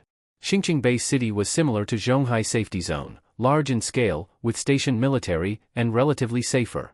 Suhan showed a bit of hesitation and said apologetically, "I've already discussed this with Mom. We've always lived in Yi County. Back when Boss Sun oppressed us, it was the neighbors helping each other that got us through. Now that he's dead, we want to stay and contribute what we can. And besides, we're familiar with everyone here. In Xingqing, we wouldn't know anyone, it wouldn't feel the same," Suhan added. In truth, both Suhan and her mother knew Jiang Lushur was powerful, even more so than Boss Sunday. But they were ordinary people. If they followed Jiang Lushur, there wouldn't be much they could help with. "Hanyi. That's enough, sure too. No need to say more. We'll take care of ourselves. You're so capable, you'll surely come back to Yi County one day, so it's fine," Suhan interrupted. Seeing how determined she was, Jiang Lushur had no choice but to give up on taking them with him. On the square, the survivors of Yi County indeed seemed renewed. Without Boss Sun, they were freed from suppression and were actively trying to survive. "The three professors are also teaching us how to grow rice, with higher yield per mu. It's completely enough to support our lives," Suhan said gratefully. Jiang Lushur knew Professor Qin was a botanist, but he didn't expect the other two professors to also specialize in agriculture. It was a bit surprising. When they reach Xingqing Base City, they should achieve something significant, Jiang Lushur said. In the apocalypse, food and resources were the most important. No wonder when Jiang Lushur mentioned the scientists, the soldiers in Zhonghai Safety Zone didn't dare act recklessly. Jiang Lushur stayed in Yi County for a few more days, then the convoy set off again toward Xingqing Base City. Xingqing was a major central city along the middle reaches of the Yangtze River and one of the largest industrial and commercial cities in south-central China. Before the apocalypse, Jiang Lushur had never visited Xingqing, though he had always been interested in some of its historic sites. Unfortunately, this time, he was visiting a city already ravaged by the apocalypse. As the convoy entered the Xingqing area, what came into their view were abandoned buildings on both sides, overturned and burned-out vehicles on the streets, and the air filled with a putrid smell. Every city we pass through looks like this. It's like hell, Li Yusen said with emotion. Well, it's global. That's why it's called the apocalypse, Jiang Lushi replied. He had watched movies before where a city was infected with zombies and the virus spread globally. Back then, he thought it was impossible, that it underestimated the power of nations. But when the virus outbreak happened simultaneously worldwide, it was like a tsunami, no power could stop it. Xingqing base city is in the northern part of Xingqing. From here, it'll take us about a day to get there. Let's press on as much as we can today and then find a place to rest, Zhu Changqing's voice came through the walkie-talkie. Moving through the city slowed things down, so spending a whole day on it was already an optimistic estimate. No problem, Jiang Lushi had no objections. But not long after, Zhu Changqing's voice came again, Captain Jiang, there's a military unit ahead. Military? Weren't they still far from Xingqing base city? How come they encountered the army so soon? Jiang Lushi went up to the combat cabin to check the situation. After long-term consumption of mutant beast meat, his vision had become far superior to that of ordinary people. He saw a blockade line from afar. Several vehicles were blocking the way, but no people were visible. They're hiding in the nearby buildings, around 30 people, Ran Shiyu immediately said. Hiding in buildings was a common tactic to avoid zombies. At that moment, a flag was extended from one of the windows and waved a few times. Captain Jiang, they're signaling us, asking who we are, Zhu Changqing said. Respond to them. Okay. Jiang Lushi saw another flag rise from the top of a military off-road vehicle, also waving. He didn't understand the flag language, but it seemed like an exchange of information. They're asking us to move forward, Zhu Changqing said. As the convoy slowly approached the blockade, Jiang Lushi started to feel something strange. Their men remained hidden, they didn't come out to help move the vehicles at all. We're in a hurry. Please move the barricade quickly. Zhu Changqing shouted. At that moment, a voice came from a window, you're from Zhonghai Safety Zone, escorting scientists, right? Since you know, then please hurry up, Zhu Changqing replied. Before relocating the scientists from Zhonghai Safety Zone to Xingqing, both sides had reached an agreement via broadcast. When they exchanged flag signals earlier, he had also reported his unit's identity. It made sense for them to know. We've been waiting for you. From here, the scientists will be under our protection. Please cooperate, the voice said. Hand over the scientists? Upon hearing this, Jiang Lushi, who had been watching the window, confirmed the strange feeling in his heart. Just then, vroom, 2 military trucks rushed out from the side alley and blocked the rear of Jiang Liushi's convoy. Front and back sealed off. This military unit definitely had a problem. Seeing this, Zhu Changqing froze for a moment, then immediately said through the walkie-talkie, all units, be on alert. Which unit of Xingqing base city are you from, and whose orders are you following? The order I received was to escort the scientists into Xinghai base city. Before that, I will not hand them over to anyone. Zhu Changqing said. We received orders for you to transfer the scientists to us, the man said coldly. These people are not from Xinghai base city, Ran Shiyu suddenly said.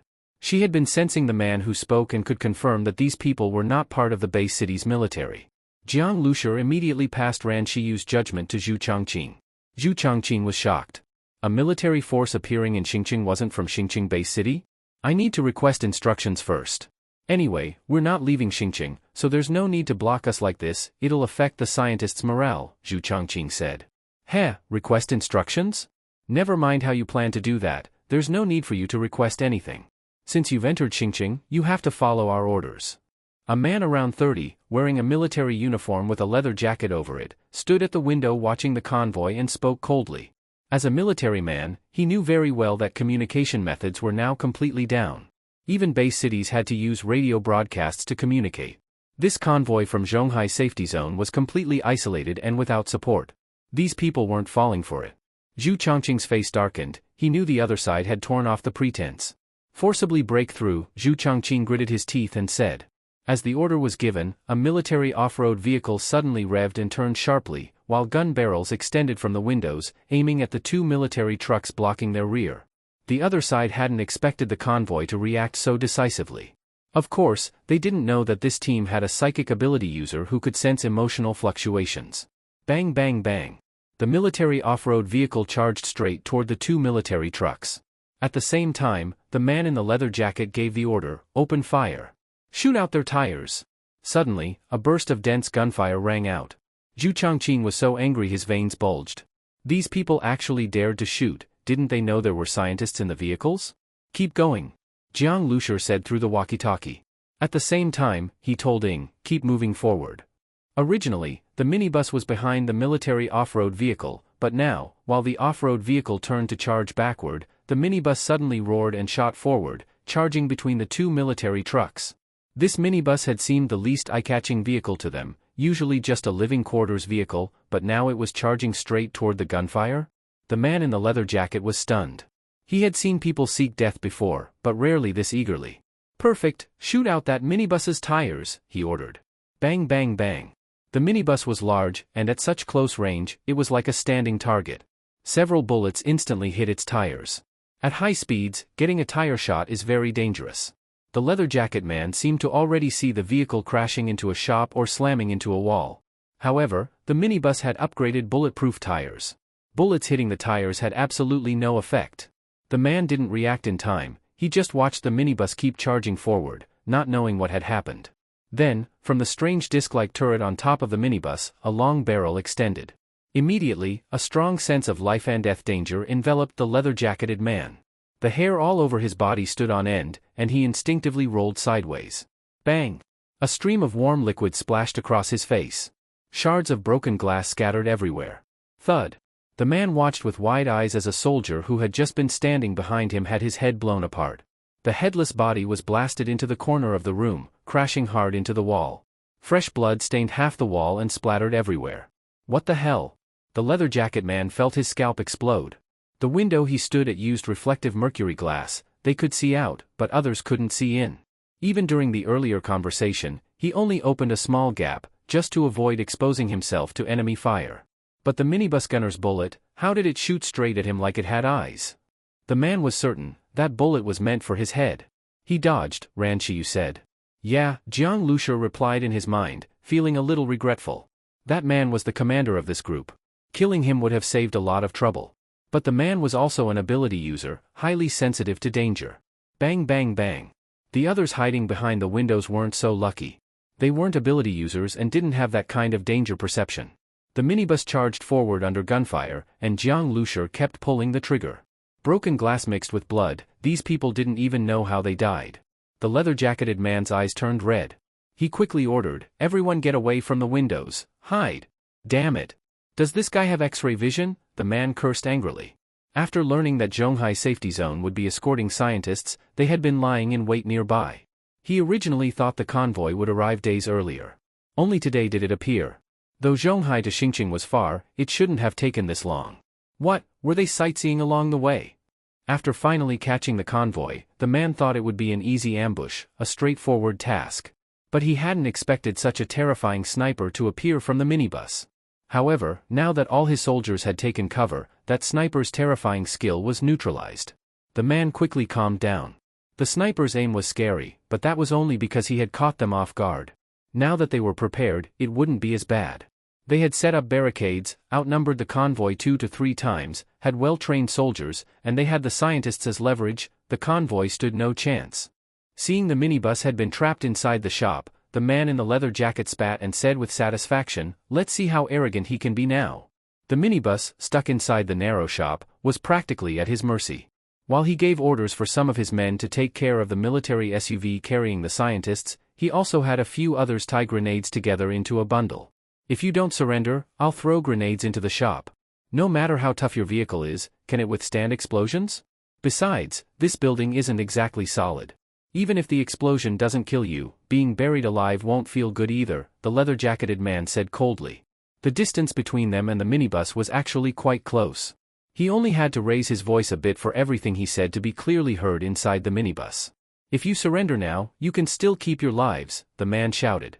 But if those inside the minibus continued resisting, he'd have no choice but to give up the vehicle and order an attack. Brother Jiang, some of them are going to surround Captain Zhu, Ran Shiyu said. How many are still on this side? Jiang Lushur asked. 6 people, Ran Shiyu answered. He wants to defeat us in parts? That idea's not bad. Ing. Jiang Lushur had already summoned the starseed interface, and the base vehicle transformed from its first form to its second form. Boom! With his field of vision suddenly rising, the base vehicle changed from a minibus into a mining truck. There's no fixed standard for shop ceiling height, but it's usually over 2.8 meters. This one was about 4 meters, which is relatively high. But the mining truck was 6.5 meters tall, 7.7 meters wide, and 12 meters long. A behemoth like that couldn't possibly fit in this shop.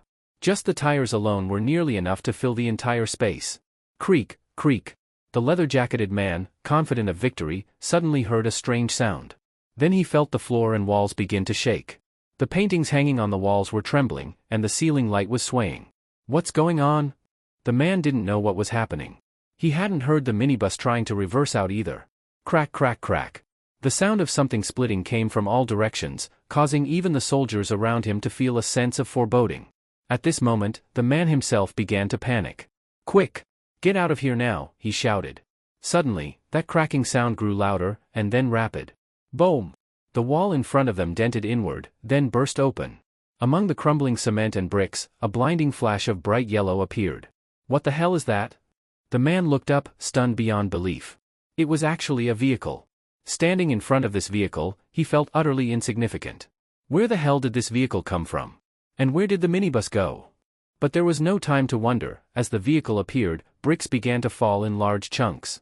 It had blown out the entire building. 2 soldiers upstairs had felt tremors below their feet, but they never expected the floor beneath them would be shoved up and broken apart the next second. A vehicle emerged from right under their feet. That was something beyond imagination. Boom, boom, boom. The deafening noise even left the people outside dumbfounded. The soldiers who were just about to surround Zhu Chongqing's group watched in shock as the building swelled like a balloon, its walls and glass bursting apart. The giant mining truck appeared in their view. V-room. The mining truck roared as its ramming function activated. Driving it, suddenly reversed.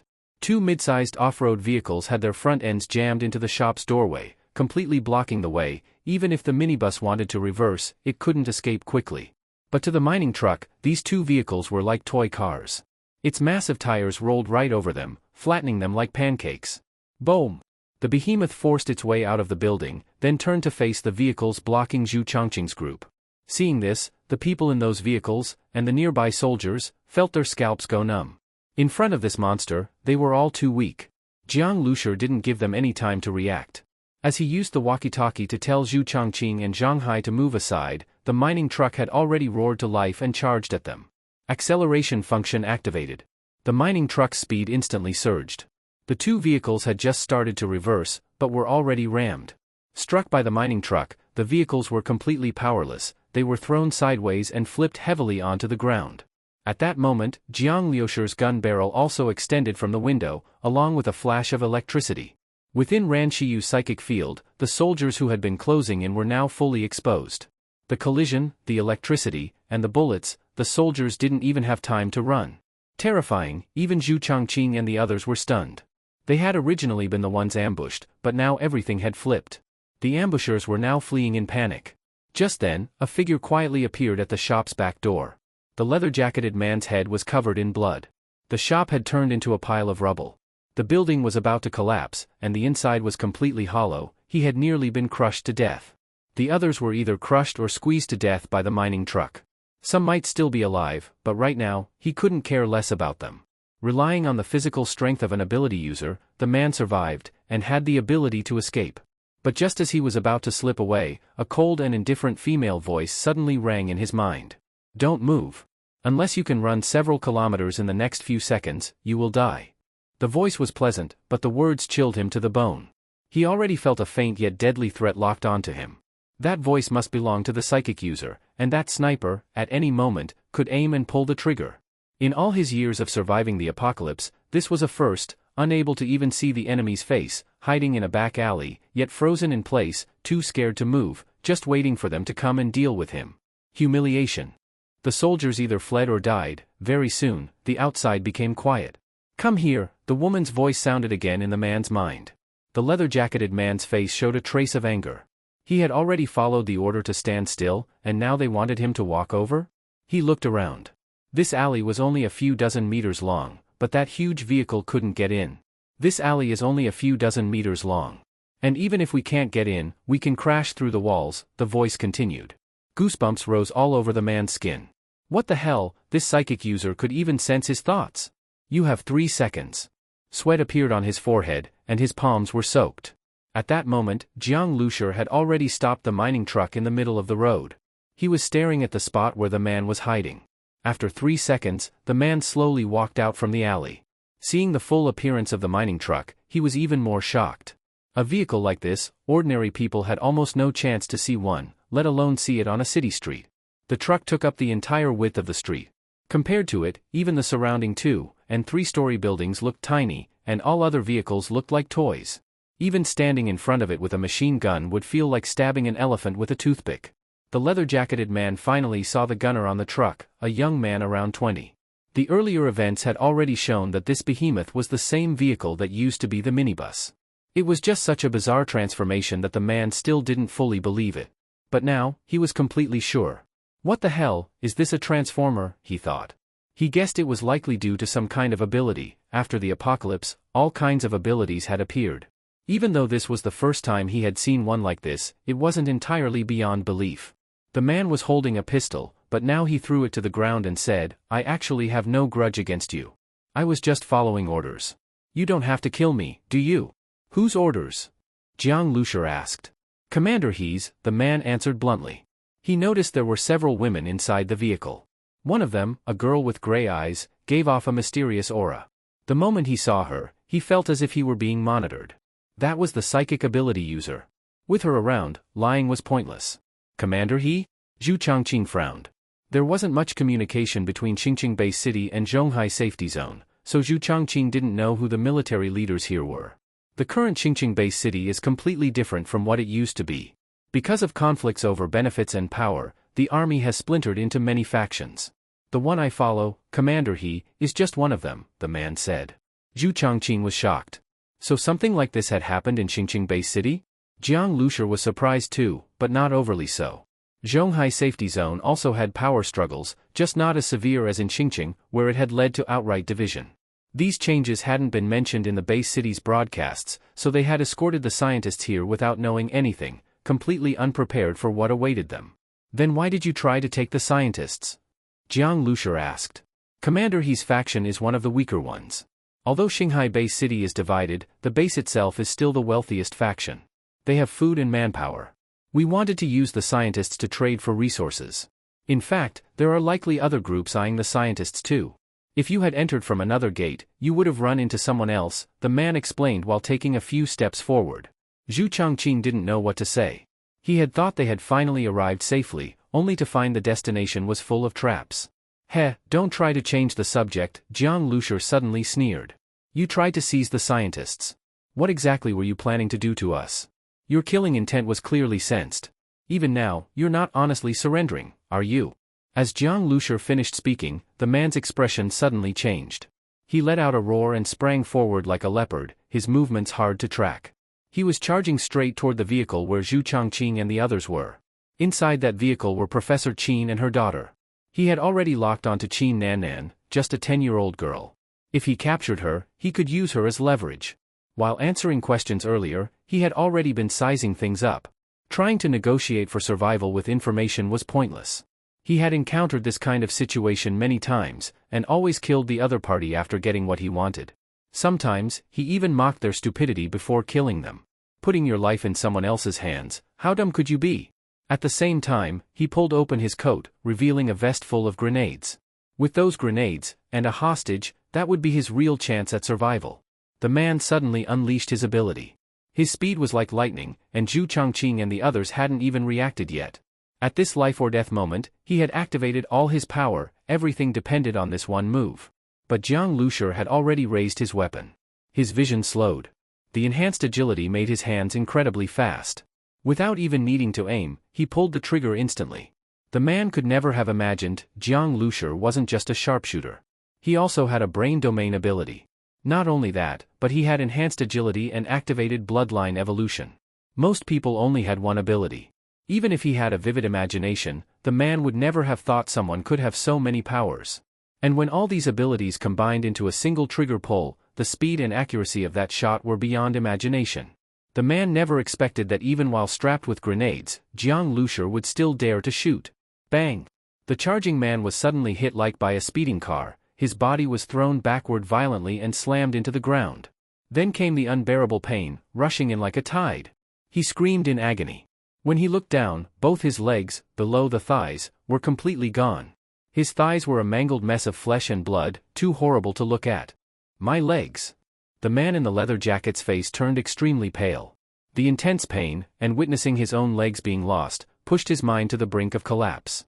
At that moment, Zhu Changqing and the others, as well as Professor Qin and her daughter, reacted and, looking at the man on the ground, revealed expressions of lingering fear. Even if he hadn't succeeded in the hostage attempt, just allowing him to get close would have forced Jiang Lushi and them to act more cautiously. And in the split second of electricity and fire, Jiang Lushi stopped this man. His marksmanship was simply transcendent. Ah, the man in the leather jacket kept screaming. If he weren't an ability user, a normal person, after having both legs broken, would have passed out from the unimaginable pain long ago. He trembled as he reached toward the grenades strapped to his body. In this agony, it would feel almost better to detonate them, and at this close proximity, perhaps he could take someone with him. Ah? The man's palm was stepped on by a foot, fully cutting off his idea of detonating the grenades. Jiang Lushi looked down at him coldly and asked, "That commander he of yours, where is he?" The man in the leather jacket wailed, while Jiang Lushi calmly said, "From now until you lose so much blood you go into shock, you have a bit of time. Think carefully." The man was convulsing from the pain, his ability to think drained. Just nearby, in a resort. How many people? Jiang Lushi asked again. Over 10,000, the man's voice trembled. Jiang Lushi lifted his foot and turned to Zhu Changqing and the others who had just exited the vehicle and said, "He's handed over to you." Zhu Changqing gave a signal to one of the soldiers. That soldier immediately drew a dagger and walked over. "Brother Jiang, what do we do now?" Zhu Changqing unconsciously changed the way he addressed Jiang Lushi. What had happened in Xingqing Base City was major. Zhu Changqing clearly was worried. But the vehicle, Jiang Lushi, and the overall strength shown by the Shurring squad made Zhu Changqing firm in his decision to hold on to the big fish. By moving with the Shurring squad, these scientists and their escort team had the greatest chance of safety. Zhu Changqing was still worried something might happen on the road. Jiang Lushi looked at him briefly, then glanced at the scientists inside the vehicle. He said nothing. These people who tried to hijack the scientists, their purpose was to demand money from Xingqing Base City. Xingqing Base City and Zhonghai Safety Zone have communicated. They still belong to regular military forces, Zhu Changqing said. Then let's head to Xingqing Base City first, Jiang Lushi nodded. Regular military forces were good, but under the current circumstances, they were probably heavily weakened and busy taking care of themselves, right? Jiang Lushi thought so, but said nothing. He had escorted the scientists here, Xingqing Base City still owed him payment. He wouldn't run for nothing. And because of this mutiny, the escort mission's difficulty increased, so payment should reasonably increase too, Jiang Lushi thought. Zhang Hai, Sun Quan, and a few soldiers went to clean up the battlefield. Except for the soldiers crushed under large slabs of cement and bricks, and those who ran away, they recovered the rest of the guns and ammunition. Even the grenades strapped to the man in the leather jacket were taken. These items could be exchanged for supplies. Zhu Changqing voluntarily said they would take none of that. This ambush had basically been resolved by Jiang Liushi's squad alone. They hadn't helped. It felt bad for them to ask for supplies. The mining truck drove to the rear, then switched back to minibus form and drove forward again. Zhu Changqing and the others saw the minibus revert back and couldn't help but glance twice in surprise. They were curious how Jiang Liushi's ability worked to do this, but since it concerned his personal ability, and he had already avoided such questions, Zhu Changqing and the rest wouldn't ask him. "Let's go," Zhu Changqing said. Because of today's incident, the scientists were quite shaken. Here they were already in the suburbs of Xingqing, the distance to Xingqing Base City wasn't too far. But for safety's sake, they needed to bypass the city center and go along the suburbs to the base city. Under Ran Shiyu's psychic field scanning, the next 4 hours of driving revealed no major emergencies, aside from the zombie numbers increasing. And the zombie hordes could be avoided thanks to Ran Shiyu's detection. Their route was suburban, but after all this was a provincial capital city. The number of zombies had still surged. If those zombies got tangled up, the danger would be considerable, even for Jiang Lushi and them. Let alone Zhu Changqing's group. Their military off-road vehicles, even after reinforcement, couldn't survive surrounded by zombies unharmed. Up ahead is Xingqing Base City. Zhu Changqing's excited voice came through. In the distance, Jiang Lushi already saw a wide great river and a large bridge spanning across the water. Xingqing Bay City, on both sides surrounded by river water, and on the other side another long bridge. But that long bridge had collapsed, only a few pillars and a half section of roadway remained. And the large bridge across the river looked very cold and desolate. That bridge before the apocalypse used to light up with colored lights at night, casting reflections on the river surface, multicolored.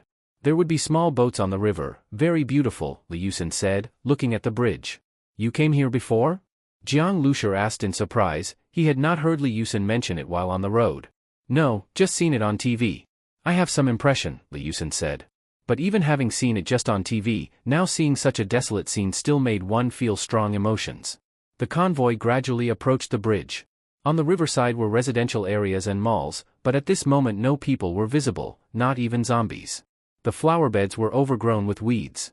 The river water was murky gray, the surface looked calm, but after having seen the big water monster in Jinling, Jiang Lushi and the others wouldn't believe the river was really peaceful. Not sure what it's like inside Qinghai Bay City. As they had just entered the bridge, a dozen vehicles drove out from the other side of the road. These vehicles were mostly modified, very fast. Their bodies were stained with a lot of fresh blood, and had dents and scratches, gave off a very iron-blooded feeling. These vehicles pulled up behind Jiang Lushi's convoy. Jiang Lushi turned back to look. These vehicles were likely survivor teams living in Xingqing Bay City. Damn, a minibus? On those vehicles, one survivor stared at the back of the minibus in surprise, shouting. These survivors had lived long-term in Xingqing Bay City. From the look of it, Jiang Lushi's convoy was entirely unfamiliar. Those two military off-road vehicles and the military truck were all in the lead, only the minibus was trailing. Although they saw military vehicles, the army of Xingqing Bay City, these people all knew them, and these clearly weren't. Some troops of exiled soldiers and regular survivors? Newcomers, right? A survivor's face showed a hint of interest. He stepped the accelerator hard. The off-road vehicle with iron grates installed over all the windows quickly approached the minibus. When it came alongside the minibus driver's seat, a bald-headed survivor in the passenger seat pounded the iron grid twice. Hey! The minibus's window glass was surprisingly coated film glass, you couldn't see inside from outside. He knocked repeatedly for several times, then pressed the horn. The window finally opened. Where are you coming from? What's been happening on the way? The bald survivor asked loudly. His words stopped short when he saw what appeared. When the window rolled down, the face that appeared was extremely beautiful, black hair, fair skin, a small elegant nose, a cold temperament. She turned her head and glanced at the off-road vehicle beside them. Damn! The bald survivor's reaction was large. He widened his eyes, then shouted, "Beautiful lady. The driver is actually a woman." Other survivors in the off-road vehicle pressed to the window, all competing to get a look. Ying's appearance was set by the starseed, originally perfectly formed, no flaws in skin or features. A beauty like that, before the apocalypse, she would have caused heads to turn. After the apocalypse, even more so. But facing those people, Ying showed no reaction at all. To her, aside from Jiang Lushi, all others were disposable lives she could clear any time. At that moment, another window opened and Jiang Zhuiying appeared. What's with the shouting? Are you waiting for iron window tears? Suddenly being shouted at, the survivors immediately looked over. Another youthful beauty. On this minibus? So many beauties? Beautiful lady, don't misunderstand, we thought you were newcomers, so we wanted to ask about the outside situation, the bald survivor said with a grin. Beautiful lady, if you've just arrived at Xingqing and there are things you don't know, you can ask us, another survivor said, playing with a dagger in his hand. We're one of the top survivor teams in Xingqing. Call me brother, we've got your back. Each one carried guns, muscles hard and thick. On two of their vehicles, they had tied mutant beast corpses still dripping blood. These two mutant beasts were huge, 6 to 7 tons each. Normally a survivor team would have trouble hunting one. Yet they brought back two. However, Jiang Zhuiying just glanced casually and a trace of disdain appeared on her face. Just this? Her reaction left the survivors dumbstruck. They looked at each other and couldn't help but laugh. Oh ho, beauty won't even look at us, the bald survivor yelled. Jiang Zhuiying didn't bother to respond. Meanwhile, the convoy had crossed the big bridge. Xingqing Bay City had high city walls by the river. Inside the walls there was a 10-meter-wide moat, filled with rebar. Beyond the moat was another higher wall. At intervals there were bunkers, darker gun and machine gun muzzles facing the bridge and river. To deal with zombies, you only needed to defend the bridge. The walls were likely to defend against river monsters. But if it were the level of the monster in Jinling Port, those walls were just decoration. Jiang Lushi thought that as the convoy reached the city gate. Unlike Zhonghai Safety Zone, Xingqing Base City had only one city gate. The gate was heavily guarded. On the gate was a steel roadblock about 1 meter high, with 10-centimeter spikes inside and out. If a vehicle tried to break through, the result would be extremely brutal. I don't know if it was added after the mutiny. Zhang Hai, sitting in the military truck driver's seat, said to Sun Kuan. At the gate, some regular survivors were undergoing quarantine. When Jiang Liusher's convoy arrived, soldiers holding guns ordered them to stop immediately. TSK, why did it stop? Won't let us in. The survivors who followed had arrived too. The bald survivor took a white look from Jiang Zhuing right in front of his own companions. He was upset and spoke in a sarcastic tone. Yo, brother Zhang, how are you? The bald man smiled and greeted a guard soldier. The soldier obviously knew these survivors and exchanged a few casual words. At that moment, an officer walked out from the city gate. The bald man's eyes lit up. He quickly took out a cigarette. Captain Li, good day. Captain Li was a junior officer guarding the gate. He dealt most with them survivors and his position was important. But Captain Li didn't glance at him. He walked straight to one of the military off-road vehicles. Then a man got out of inside. The bald man watched them say a few words. Then Captain Li saluted that man, standing very straight. Hurry, lift the roadblock. Let Captain Zhu's group in. Captain Li said. The bald man froze. These weren't exiled soldiers after all, otherwise Captain Li wouldn't know them. He felt a bit meaningless. No wonder Beauties won't look at us, turns out we're clinging to the officer's thigh. At that moment, Captain Zhu and Captain Li walked together over. The minibus's door opened at the same moment. A very young man got out of the minibus. Captain Zhu stood straight, loudly saluted, Brother Jiang. Then 2 more Beauties got out of the vehicle. These 2 were new faces. This here is the Brother Jiang I told you about. And these 2 ladies, this is Miss Ran Xiu, and this is Miss Li Yusin, Captain Zhu introduced. Captain Li looked at Jiang Liusher, somewhat surprised. Just earlier, Captain Zhu said they reached safely this time thanks entirely to Jiang Liusher and his team. He didn't expect the team to be so many women and 1 man. Also, Jiang Liusher didn't look like some ability user who exuded dangerous aura, big body, muscles bulging. He looked just like a college student. Pleasure to meet you, Captain Li quickly saluted. The bald man and others were stunned. Damn, with so many Beauties. And the 2 officers were being super polite to him. Especially Captain Zhu, utterly respectful. That's quite a status. In the apocalypse, having status and beautiful women, that's the dream life. To the bald man, this felt like the ultimate life he expected. He envied that man so much. At that moment, Jiang Zhuing also got off the vehicle. Captain Zhu said, this is Miss Jiang Zhuing. Jiang Zhuing glanced toward the bald man and his companions, rolled her eyes, then reached to link arms with Jiang Liusher. She is Brother Jiang's biological sister, Captain Zhu diligently introduced. Holy crap. The bald man suddenly felt like he'd been slapped twice in the face. They were not clinging to the officer's thigh, instead, the officer had to curry favor with her. The city gate guard Captain Li, after confirming Jiang Liusher and their identities, went off to report upwards. Very soon a white SUV drove out from within the city. After the SUV stopped, a woman in military uniform stepped out from the driver's seat. She wore leather boots, her hair casually tied at the back of her head, her features were very sculpted, and her wheat-colored skin gave a wild beauty. The woman in uniform strode over, she walked with power, her aura full. Behind her followed another officer. Why, it's Colonel Xia who's come, Captain Song said surprisedly. Hearing this, Zhu Changqing understood that Colonel Xia seemed special. She is? Captain Song lowered his voice. In our Xingqing Base City, the 3 most powerful generals, Colonel Xia is the granddaughter of one of them. Could it be General Xia Yongfeng? Zhu Changqing's expression suddenly became serious. Xia Yongfeng was, in fact, the big brother of the military region here in Xingqing. His rank and position were about the same as General Zhang. When he was younger, he had participated in the Southern Campaign and had great prestige and power here in Xingqing. Actually, Zhu Changqing, at his level, could not go into more detail. He had once heard General Zhang mention Xia Yongfeng's name. General Zhang's evaluation of him was, not to be messed with. Someone that General Zhang considered, not to be messed with, left a deep impression on Zhu Changqing. So the granddaughter of Xia Yongfeng, naturally, would not be a normal person. Greetings, I am Xia Sun. The Colonel Xia walked forward and saluted, her voice was cold. Before Zhu Changqing could say anything, Xia Sun's eyes swept through the crowd. Her gaze passed over Jiang Liusher's face, and when she saw Ran Xiu and the others, she paused slightly. These few scientists you are escorting, who are they? Xia Sun asked. Professor Qin and the others hurriedly responded, that would be us. Thank you for your efforts. Our research institute here can't compare to Zhonghai, mostly we are focused on restoration of production. I will take you inside and make sure your lives will be properly arranged, Xiaosun said. So Colonel Xia is here specifically to receive the scientists, Zhu Changqing understood. Compared with Xiaosun, they were just common foot soldiers, of course she was not here to meet them. Captain Song, Xiaosun turned to Captain Song, arrange for these people to undergo quarantine. I will go ahead. Xiaosun left in a whirlwind. Everyone, follow me, Captain Song said. Jiang Lushi frowned and said, what does this mean?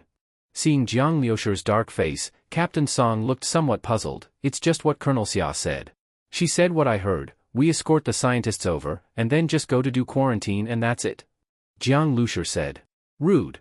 Jiang Zhuing also said in displeasure. This female officer came over, said nothing to them, then turned and prepared to leave, and in front of them made Captain Song take the scientists to do quarantine. They had traveled so far only to be met with such a cold face. With Jiang Zhuing's temper, how could she tolerate it? Zhu Changqing felt a chill in his heart and thought, this is bad. Indeed, Xiaosun's attitude was really indifferent. But Zhu Changqing, thinking of her identity, did not care too much. With Xia Yongfeng's power in Xingqing Bay City, Xiaosun would naturally not need to be cordial with foot soldiers like them. But Jiang Liushi's group was also not someone to mess with. Xiaosun's steps stopped immediately. She turned her head, her face still cold as ice. You are the survivor team that's participating in the escort? That's right. Zhang Hai spit through his teeth, acting casually. Isn't that obvious? What, are we here on sightseeing tourism? Xiaosun said expressionlessly, escort is your duty, and my duty is to receive these scientists, not to be courteous to you. Receive? Did I say I handed them to you? Jiang Lushi grew angry. When General Zhang asked him to escort, that used a please. Now it's become your duty? A survivor team has no affiliation with the military, so how can they have a duty? What do you mean? Watch your words, the officer behind Xiaosun said at once. Xiaosun raised an eyebrow. Although her rank in Xingqing Bay City was not high, there were almost no people who dared speak to her like that. And in front of the military, the survivor team dared not speak recklessly. Yet these survivors were being sarcastic in front of her, and acting tough. Oh? Not handing over? What if I insist on taking them anyway? Xiaosun said coldly. You can try. Jiang Lushi said. At the city gate, there were hundreds of soldiers, countless artillery, machine guns. If a fight broke out, they would certainly hesitate to act fully, for fear of the mice destroying the cat? Here means they would worry about broader consequences. Chu Zhongshan, as a military commissioner, Jiang Lushi had been able to infiltrate Zhonghai's safety zone and behead him, let alone this woman. Arrogant. The officer saw Jiang Lushi so high-handed, openly threatening under heavy guard, he immediately reached for his waist. But as soon as he did, his face changed. Are you looking for this? Jiang Lushi held a pistol in his hand and said wryly. The officer's face changed drastically. The gun Jiang Lushi held was his gun. And he had his gun taken from him openly, yet he didn't even feel a thing. The officer was extremely angry. Xiaosun also was somewhat surprised, but remained calm. This was just a survivor team. In front of the military they couldn't raise a storm. Do you know what the consequences of what you're doing are? The officer angrily said. Losing face so much in front of Colonel Xia, how could he not be furious? Zhu Changqing's cold sweat almost came down his forehead. If they really fought. He bit his teeth and silently signaled to the warriors. At once, Xiaosun saw these people move, forming a small surrounding circle. These soldiers actually chose to act with this survivor team? Just then, Professor Qin's daughter Qin Nannan suddenly broke free and ran to Jiang Zhuing's side. The little head peeped from behind her and resolutely said, I am not going with you. Xiaosun froze immediately. The little girl suddenly did this and completely disrupted her entire plan. If this hostage was voluntarily walking over to the survivors, what could she do if they actually fought? Xiaosun glanced at Jiang Lushi. This survivor was fearless, perhaps because of this? On the escort journey, the scientists had developed trust in the escort team, so they wouldn't cooperate with them. I apologize for my earlier words. Please let the scientists walk with me. Xiaosun said. You will, after your body check is done, have someone responsible for arranging your food and lodging. Regarding what comes next, someone will connect with you for work, Xiaosun said. However, after Xiaosun finished speaking, Jiang Lushi still stood steadily there, motionless, with no intention of handing over Qin Nannan. Xiaosun frowned. I have already apologized. Jiang Zhuing glanced at the officer. The officer immediately felt like spitting blood. He already lost a great deal of face when his gun was taken. But since Xiaosun apologized, what else could he say? The officer gritted his teeth and forced himself to speak. Just now I acted impulsively. Please don't take it to heart. Heh. Jiang Lushi gave a faint laugh. My gun. The officer said in a restrained tone. If he didn't get his service gun back, he would truly become a laughingstock. Jiang Lushi didn't intend to get into too much conflict with these people. He threw the pistol back to the officer and said calmly, "Don't get impulsive next time." The officer caught the pistol. Inside he had a torrent of emotions, yet on the surface he couldn't say a word. When had a survivor dressed like a decent person ever taught him a lesson? Sister Zhuiying, Qin Nannan still a little reluctant pulled at Jiang Zhuiying's clothes. On the journey she had watched a lot of anime with Jiang Zhuiying. In the apocalypse such entertainment was extremely precious. After all, Qin Nannan was still a child. Jiang Zhuiying stroked her hair and said, "It's okay. I'll have them give you our address. You can come over and play every day." Xiaosun's brow slightly knitted. These scientists capable of agricultural development were important to Xingqing Base City. Although they had food stockpiles, they couldn't just sit and eat them empty. Also during the unrest, many food supplies were stolen by the splintered armies. Scholarly scientists often had stubborn temperaments and might not obey orders. They needed to be treated with courtesy. If Qin Nannan truly wanted to visit these survivors, she couldn't stop her. After they walked a short distance, the officer behind was still filled with resentment and felt embarrassed. His face burned. These survivors, after finishing one escort mission, act like they've got their tails in the air. Don't know their weight, yet they make you apologize, Colonel Xia. Xiaosun said calmly, after the apocalypse, all kinds of ability users appear. A little person who gets some success. Why bother with him? She had seen many people like Jiang Lushi. Once they gained some power, they became arrogant, acted like big brothers, chased women. There were too many such people. The officer nodded in full agreement. With Xiaosun's identity and status, indeed it was unworthy to argue with such people. After Xiaosun and her group walked away, Captain Song's attitude toward Jiang Lushi and the others changed. "You people over here," Captain Song said in a purely businesslike tone. Zhu Changqing noticed the change in Captain Song's attitude and sighed inwardly. "Brother Jiang, that woman just now, we definitely offended her. But judging by her attitude she doesn't seem to hold it in heart. Yet her entourage, and some of her subordinates, might give us some trouble," Zhu Changqing quietly said to Jiang Lushi. "You still don't know that woman's background. She is the granddaughter of a general in this base city," Zhu Changqing said. "Granddaughter?" Jiang Lushi just nodded. He realized this woman probably had considerable backing, though he did not expect her to be a general's granddaughter. Zhu Changqing shook his head and bitterly smiled. He had no hesitation in killing a general's only son, a general's granddaughter. That title held no deterrent over Jiang Lushi. "Once we enter the city area later, let's first see what the situation is," Zhu Changqing said. They would no longer return to Zhonghai safety zone. This base city might become their foothold. But if they could be intercepted when still almost a step away from the base city, then the situation in this base city was by no means optimistic. The quarantine station of Xingqing Base City was right next to the city gate, inside a large shop. Steel-reinforced protective barriers were welded around it. People were checked behind the barrier, and beside it stood 5 or 6 soldiers carrying live ammo. If someone was found showing signs of infection, they would be shot on the spot. Not only survivors arriving from other places had to undergo inspection, but survivor teams just returning to the base city also had to undergo it. Here Jiang Lushi saw 2 other survivor teams. They too carried full loads of spoils, huge mutant beast corpses, flesh and blood blurred. Viewing them at close range gave a large visual shock, as if facing prehistoric monsters. These survivors also gave the impression of many battles fought. "Feels like the survivors here are far stronger compared to Zhonghai's," Zhu Changqing quietly remarked. These soldiers' eyes were not bad. Naturally they could see each of these survivors had seen many battles. Even normal people among them exuded a very dangerous aura. These survivors' bodies were very solid. On their exposed arms and calves were all muscles. Everywhere you could see old scars. These were formed by crawling through life-and-death fights. Jiang Lushi nodded, then turned his gaze to the mutant beasts. There seemed to be many mutant beasts around Xingqing Base City. Such large mutant beasts were not so common in Zhonghai safety zone. Jiang Lushi didn't know much about Xingqing, only that there was a quite famous mountain, and a national-level forest park, 300 kilometers away another larger forest park known across the country. With that, wild animals naturally would be many. If there are many mutant beasts, maybe here one can hunt a level 2 mutant beast, or the market might have level 2 mutant beast crystal cores for sale, Jiang Lushi thought.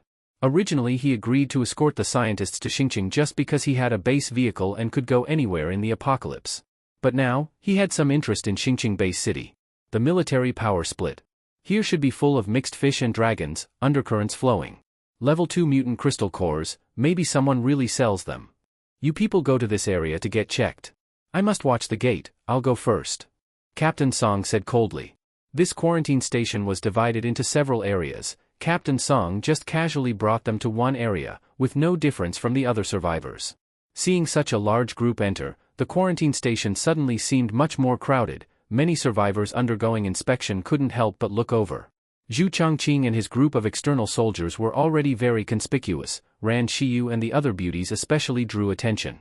Some survivors who looked troublesome themselves were watching them with interest. If it weren't for the large group of soldiers beside them, perhaps they would have joked a bit. The bald men from before were also inside the quarantine station. At first they were scared, but they didn't expect to meet Jiang Lushi and the others again so soon.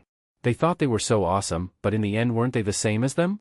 This quarantine station was prepared for ordinary people and ordinary survivors. The military would never carry out checks here. Thinking of how Jiang Zhuiying and the others had looked at them like they were idiots before, the bald man couldn't contain his anger. What made it worse was that he had thought this group had high status, so he chickened out then. Shit, acting cool in front of me, the bald man burned with rage. Kid, want to have a fight later? The bald man asked with a grim smile. The other survivors, who had only watched silently when they saw a group of soldiers earlier, now saw someone speaking up to provoke, and it seemed like these people had a grudge. They all showed faces of enjoying the spectacle. Some even recognized the bald man's crew. Aren't they from Peng Fei's team? Peng Fei was the bald man's boss. Ordinary survivors would respectfully call him Brother Peng. Hearing a lazy voice call him by name, the bald man immediately looked over. Speaking was a 16 or 17-year-old boy who had just gotten off a vehicle and was leaning against it, watching the scene with interest. If it were some other kid, the bald man, to show off in front of his boss, would have slapped him already. But seeing this youth, the bald man had no temper at all. He even felt a chill. Damn, how did I not notice he was here before? Peng Fei, I didn't expect you to be so badass that someone dares offend you. Looks like a newcomer, huh? Wow, this is challenging the authority of an old team like yours, the youth continued. Behind the bald man's crew, a middle-aged man with an ordinary face stood alone, frowned, and said, "Let our people play, it's just a small matter." Qiao Laoqi, stop speaking so sarcastically. Qiao Laoqi was a member of a newly rising team. Survivor teams competed with each other. His words were clearly mocking Peng Fei's team, saying even a newcomer to the base city couldn't be suppressed. Peng Fei couldn't help but find it grating. But since we're in the city, don't go too far. Peng Fei said this to the bald man. The bald man chuckled, don't worry boss, at worst I'll cripple him one hand and one foot. Which leg or which hand, who knows, maybe even the third one. Seeing Jiang Lushi with so many beauties, the bald man was extremely jealous. If he crippled him, could those beauties still go with him? At this, Jiang Lushi spoke, are you done with the bullshit? These people really treated him like a dish. He hadn't said anything yet, and they had already decided the fight's outcome for him. So you say you dare take the fight? Base city rules, personal grudges, one-on-one, no fatalities, the bald man said, eyes flashing with ferocity. His ability wasn't very strong, but he'd killed many people under him. Jiang Lushi looked like a pretty face, his energy fluctuations weren't strong. Who knew what power he had? Maybe some special ability. Such special abilities are most useful to the military, but in a one-on-one fight they might be useless. This kid had always been fawned over, surrounded by beauties. He probably didn't know his worth. He'd be stupid enough to agree when provoked, not wanting to lose face in front of the beauties. To trample this kind of person underfoot, the bald man felt like violently beating a rich second generation before the apocalypse, beating him until he doubted his life. A halo is useless. When your face is underfoot you'll know to beg for mercy. The no fatalities rule was just a rule set by the military, a symbolic restraint on these survivors. But for these survivors, when lives aren't valued, they had too many ways to cripple an opponent. Some ends are worse than death. The bald man was already rubbing his fists. Jiang Lushi looked at him coldly, openly showing disdain. What are you? You deserve to one-on-one with me? Jiang Lushi said this, then looked at Peng Fei, at him, I can still fight a bit more. Peng Fei's eyes widened. He had actually been stepped on. The youth was also stunned. The show just upgraded. Originally he had only teased Peng Fei, but he didn't expect this newcomer to really turn the point at Peng Fei. Peng Fei's team was an old team in the base city. Their strength wasn't top, but Peng Fei himself was an old hand. Many eyed his team, but those with intentions were still watching and hadn't acted, out of caution toward Peng Fei. Being directly stepped on like this at the nose was a first. If Peng Fei couldn't establish his authority this time, his days would be hard. Those with thoughts would immediately start to move. Peng Fei smiled sinisterly, inwardly furious. This newcomer was simply reckless. Kid, you're so arrogant, you won't live long. Peng Fei said word by word. Motherfucker, you're looking for death. The bald man, publicly humiliated by Jiang Lushi, exploded with all his anger. He threw a punch, a thick layer of scales covered his fist, and the edges of the scales were all spikes.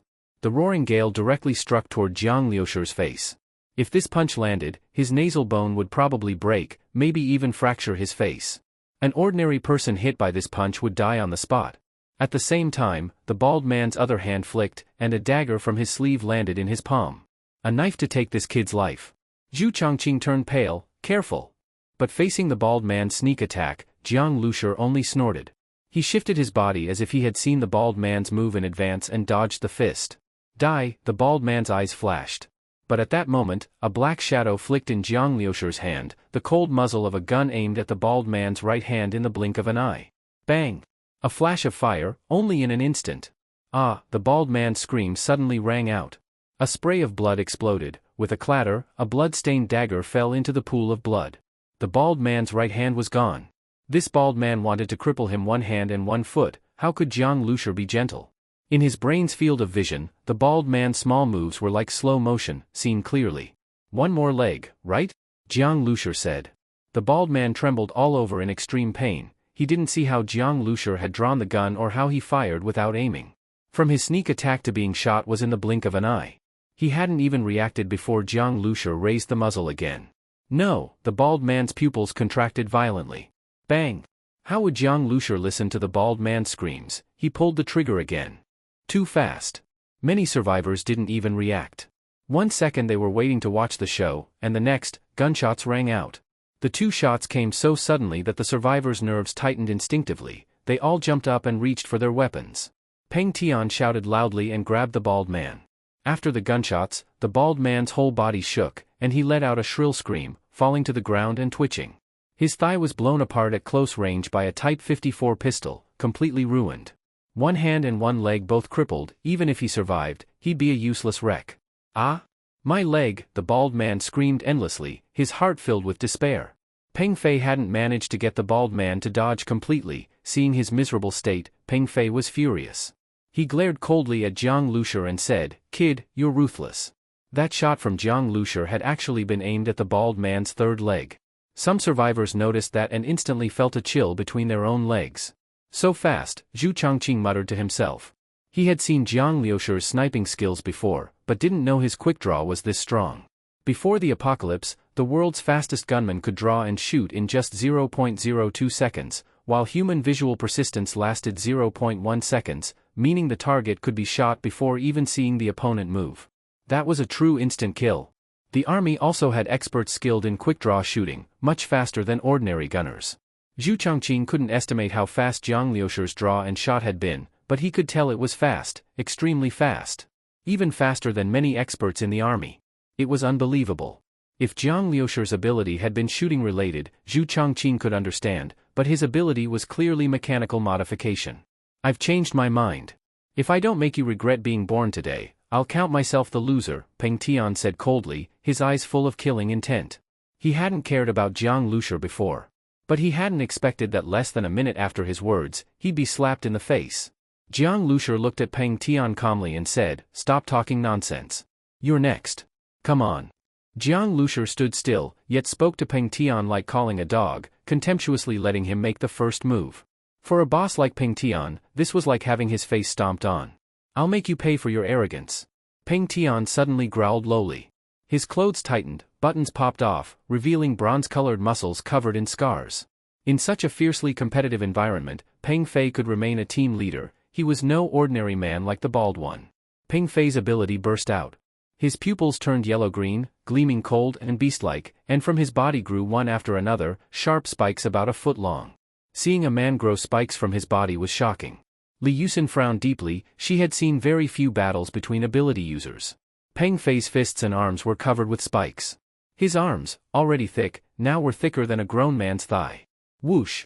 Peng Fei lunged suddenly, reaching both hands for Jiang Liusher's head. Those spikes could easily pierce Jiang Liusher's eyeballs. If an ordinary person were caught, their head would be instantly riddled with holes. The spikes on Peng Fei's body could both attack and defend.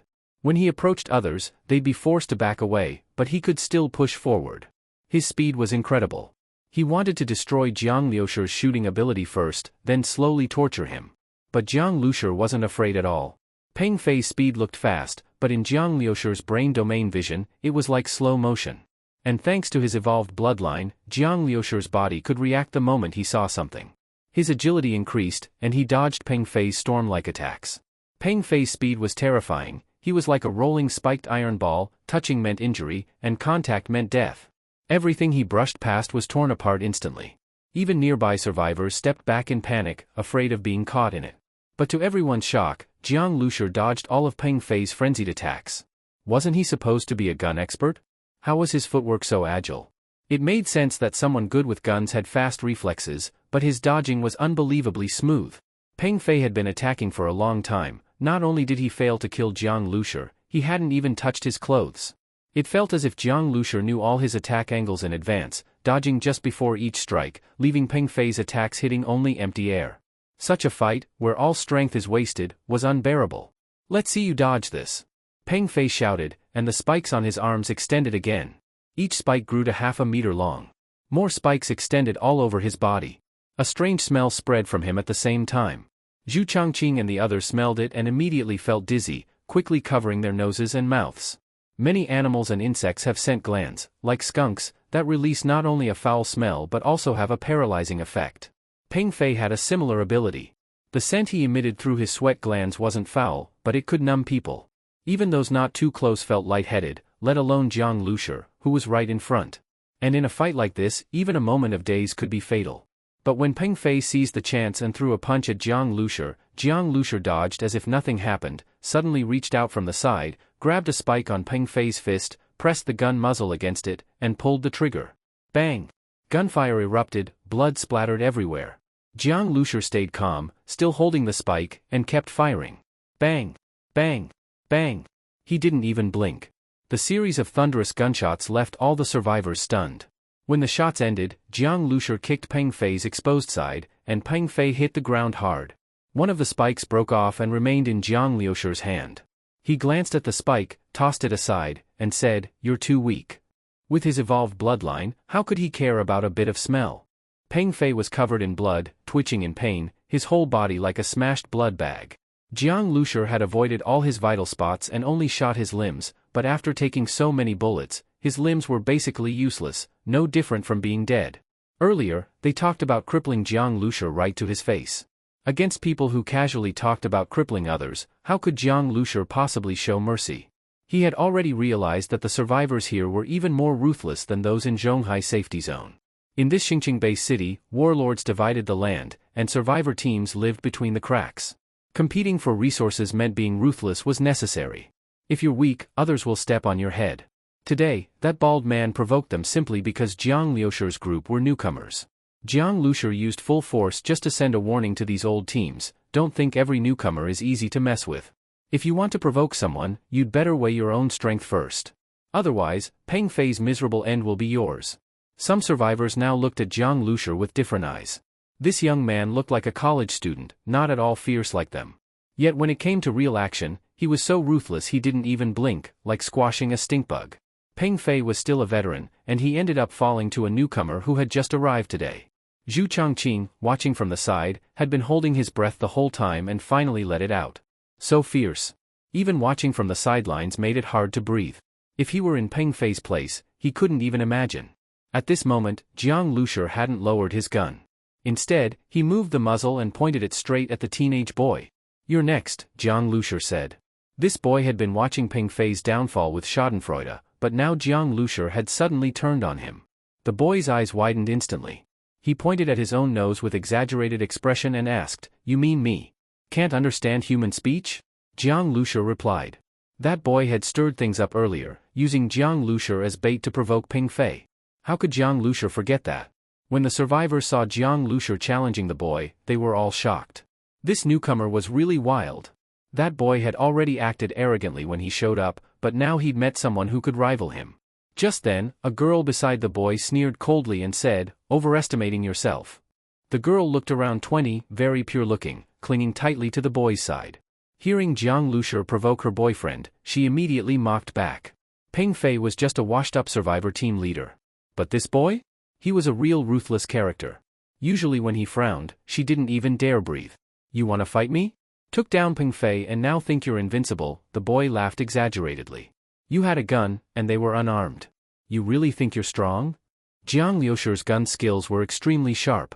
The onlookers, since they weren't involved, just watched for fun. They'd focused on his shooting, not the fact that he had a weapon. But even so what if Jiang Lushi used a weapon? If you wanted to use one, you could have too. Peng Fei and the bald man hadn't used weapons either because they didn't have time, or they knew their gun skills were no match for supernatural powers. But some who knew this boy started looking at Jiang Lushi with a bit of schadenfreude too. "All you're good at is shooting, right? And you think that's enough to play with me? You're just asking to die." The boy said this as he twisted his neck, and his face suddenly took on a metallic shine. Skin mutation? Or something else? "Shit! What are you all doing here?" A shout suddenly came from the doorway. The boy looked over, and a trace of fear flashed in his eyes. Jiang Lushi also looked. A man in his 20s strode in, wearing a military uniform under a leather jacket, with a sharp and fierce face. "Brother, the mutation energy from this guy is really strong," Jiang Zhuiying said. Not just Jiang Zhuiying, even the other ability users in the team, especially Zhang Hai and Sun Kuan, seemed wary of the soldier. The survivors inside the quarantine station all recognized the soldier, and everyone suddenly felt uneasy. Jiang Lushi raised an eyebrow. This guy had real presence. None of these survivors were pushovers. They all gave off the feeling of cold wolves, staring others down, ready to pounce if someone weak appeared. But after this soldier entered, all of them suddenly quieted down. The soldier looked at the bald man and Peng Fei lying on the ground, then at Jiang Lushi still holding the gun, and his eyes widened. "What's going on here? If you want to fight, take it outside." Jiang Lushi frowned. This guy came in yelling at him without even asking what happened. It was Peng Fei's group that provoked and struck first. "You're all just standing there watching?" The soldier then turned to scold the military personnel in charge of the quarantine station. At that moment, Captain Song hurriedly entered. "Commander Zhang, back so early today?" Seeing Captain Song, Commander Zhang's expression softened a little. "Ran into those rebels again outside. Bit of a hassle," Commander Zhang said. "Rebels? That must refer to the splintered military forces. Resources are scarce now, and the zombies and mutant beasts are getting more troublesome. They can't find supplies, so now they're trying to attack us," said Commander Zhang. Seeing that Commander Zhang no longer paid them any mind, the boy sneered coldly at Jiang Lushi, made a throat-slitting gesture, and said softly, "See you another day." Jiang Lushi remained expressionless and didn't take the boy's threat seriously. Even if he hadn't been threatened, he wouldn't let him off. At that moment, Commander Zhang suddenly looked back at Jiang Liushi's group and asked, "Did you encounter He Biqing's people?" Jiang Lushi paused, then realized he meant Commander He, the one who tried to stop them earlier and kidnap the scientists. "You, come here and explain the situation," Commander Zhang said to Zhu Changqing. Clearly, he didn't care much for Jiang Liushi's group as survivors, but Zhu Changqing was a soldier. But Zhu Changqing frowned after hearing this. He wasn't just some grunt under Commander Zhang's command, so he didn't appreciate the commanding tone. Whether he would speak or not depended on Jiang Lushi. So instead of answering, Zhu Changqing turned and looked at Jiang Lushi. Zhu Changqing's reaction made Commander Zhang Hongyue pause for a moment. This escort captain from Zhonghai Safety Zone actually listened to a survivor? Zhang Hongyue's expression immediately turned displeased. But Jiang Lushi simply glanced at him and didn't answer his question directly. Instead, he asked, "And who are you?" "I'm the commander of the armored regiment, Zhang Hongyue." "Commander of the armored regiment? Never heard of him." Actually, not to mention a regiment commander, even if it were a general from Xingqing Base City, Jiang Lushi wouldn't know them either. But a regiment commander casually questioning him? "I was entrusted by General Zhang of the Zhonghai Safety Zone Military Committee to escort the scientists. Are you the one in charge of this mission here in Xingqing?" Jiang Lushi asked. Zhang Hongyue's gaze darkened. He had heard about this matter. But of course, he wasn't the one handling it. He had only heard about it from Captain Song, so he asked casually. Still, even if he wasn't in charge, asking a few questions shouldn't be a problem. Captain Song looked at Jiang Lushi speechlessly. He didn't know what Jiang Liusher's status was in Zhonghai, but this was Xingqing Base City. Jiang Liusher had ignored Xia Sun earlier, and it was fine since she didn't take offense. But this Commander Zhang was a powder keg, one spark would set him off. Even tough survivors, like that teenage boy earlier, wouldn't dare provoke Zhang Hongyue easily. I don't care about escorting scientists. But any intel about those rebels must be reported to me. Cracking down on rebels is my responsibility, Zhang Hongyue said. In front of so many people, he couldn't tolerate being rejected by a survivor. The rebels were right under your nose and almost kidnapped the scientists who came all the way from Zhonghai. If it wasn't for us, the scientists would have been gone already. Sun Quan snapped. That's your job, isn't it? So where were you? Zhang Hai added sarcastically. This guy acted like everything was just naturally his call. Clearly used to bossing people around. But Zhang Hai and Sun Quan only listened to Jiang Liusher, they didn't care about any so-called commander. Jiang Liusher also looked calmly at Zhang Hongyue.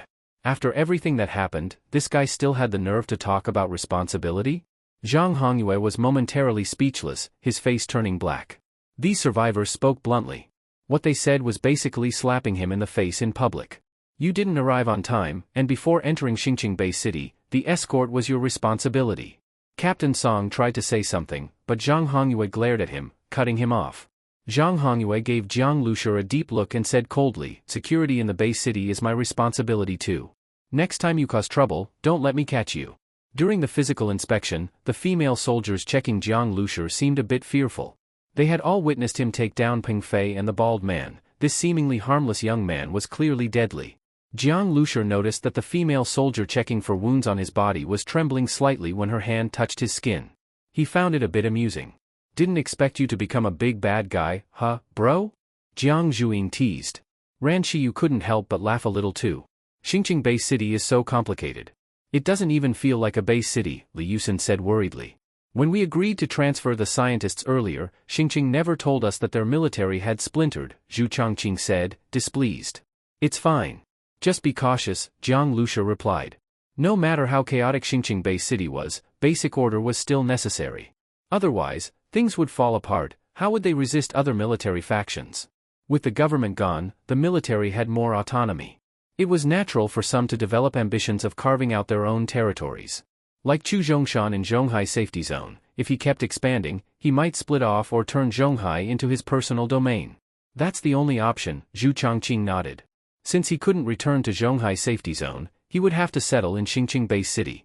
The residential space assigned to Jiang Liusher's group was quite satisfactory, a standalone building in the survivor team zone. Driving inside the city wasn't forbidden, which Jiang Liusher appreciated. It gave him an extra layer of security when going out. As soon as they arrived, Ying went in to inspect the place. The girls started tidying the rooms and unpacking. After so many days on the road, they needed a good rest.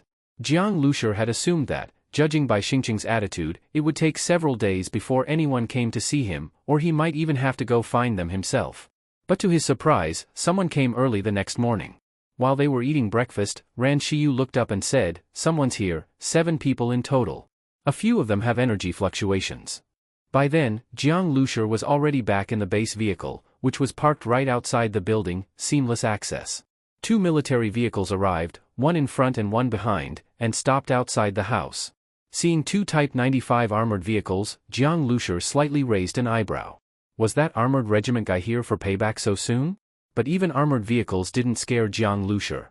At this close range, whether it was the air cannon or the sniper rifle, he could easily blow them up. He'd fought these light vehicles before. When the vehicle door opened, out jumped a woman in military uniform. This woman had a strong presence, with a wild, striking beauty. It was Xia Sun from yesterday.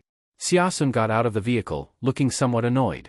She had originally thought Jiang Liusher and his group weren't worth dealing with, survivors with a nouveau riche attitude after the apocalypse. Arguing with them was beneath her. But after returning to headquarters and questioning the scientists, her grandfather, General Xia Yongfeng, was furious upon hearing they were almost kidnapped. When he learned it was these survivors who had interrogated the captives, he immediately ordered Xia Sun to lead a team and cooperate with them. Cooperate with survivors? Xia Sun had no good impression of their free and undisciplined kind. As for the scientists saying these survivors were powerful fighters, she remained skeptical. There were plenty of strong fighters among survivors, but Xia Sun was confident that her team of ability users and regular troops were powerful enough. She didn't need survivor support. We really have to cooperate with these survivors? Zhang Hongyue had also arrived. Just yesterday, he had clashed with this survivor team, and now he was being asked to negotiate cooperation with them. The more he thought about it, the more stifled he felt. But he had no choice but to follow General Xia Yongfeng's orders. Zhang Hongyue had been just an ordinary soldier before the apocalypse. Afterward, Xia Yongfeng personally promoted him. He was one of Xia's direct subordinates. Otherwise, he wouldn't have had such influence in the base city. The problem was, this newly arrived team didn't know how powerful he was and refused to give him any face. Now Xia Yongfeng had even named him and Xia Sun to go speak with the team and gather information. In Zhang Hongyue's opinion, what was there to negotiate with these troublemakers? Just drag them to headquarters, intimidate them a bit, and they'd spill everything. Xia Sun frowned slightly and said, "These survivors really are undisciplined, completely ignorant of order, and don't follow commands. Putting them in a unit would be a big headache. Better to just ask them for the information. We don't necessarily have to team up. If we explain the risks and they back out voluntarily, that's ideal," she added. If she rejected them outright, Xia Yongfeng might get angry that his granddaughter disobeyed him. That's easy, Zhang Hongyue sneered. Making these survivors refuse to participate was simple. Just mention fighting regular troops, and they'd lose their nerve. There were plenty of arrogant survivor teams in the base city, but Zhang Hongyue didn't take any of them seriously. No matter how tough they were, in front of tanks and cannons, they'd all back down. Zombies swarmed like a tidal wave, terrifying even before reaching you, but in front of modern weapons, they still hadn't wiped out Xingqiang. Everything was still standing, wasn't it? As Zhang Hongyue and Xia Sun talked quietly while walking, the window of the nearby minibus suddenly rolled down, and Jiang Liushi's face appeared behind the glass. The two of them immediately froze. From outside, they couldn't see into the vehicle. They hadn't expected the survivors to be sitting in the car so early instead of inside the house. Worse yet, with all their alertness, they hadn't even noticed anyone was in the car. Zhang Hongyue's expression darkened. "What are you hiding in there for?" Obviously, the people inside had overheard their conversation. Who's hiding? If you weren't bad-mouthing others behind their backs, why would you be afraid of people listening? You call that discipline, gossiping behind others' backs. Jiang Zhuiying snapped sarcastically, unable to hold back.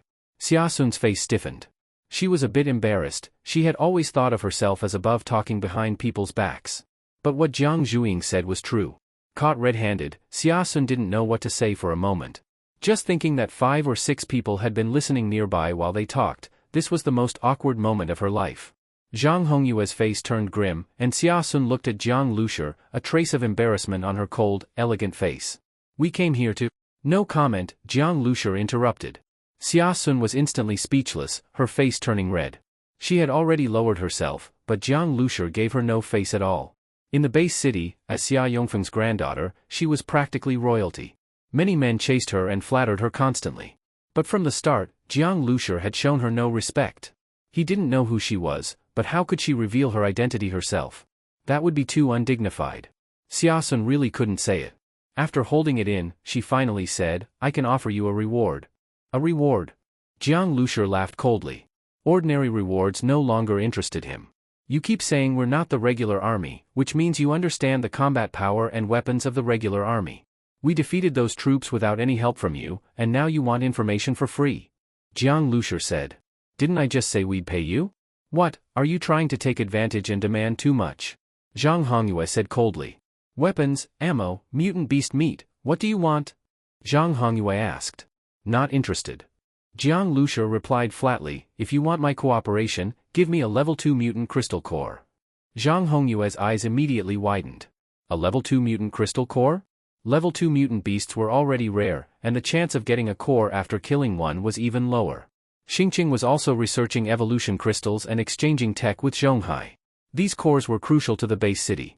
Other splintered military forces had their eyes on Xingqiang's defenses, weapons, food supplies, and these evolution crystals. As ability users kept evolving, mutant beast meat couldn't keep up with demand. Evolution crystals would soon become priceless. And now Jiang Liushi wanted one just like that? "You still owe us some reward."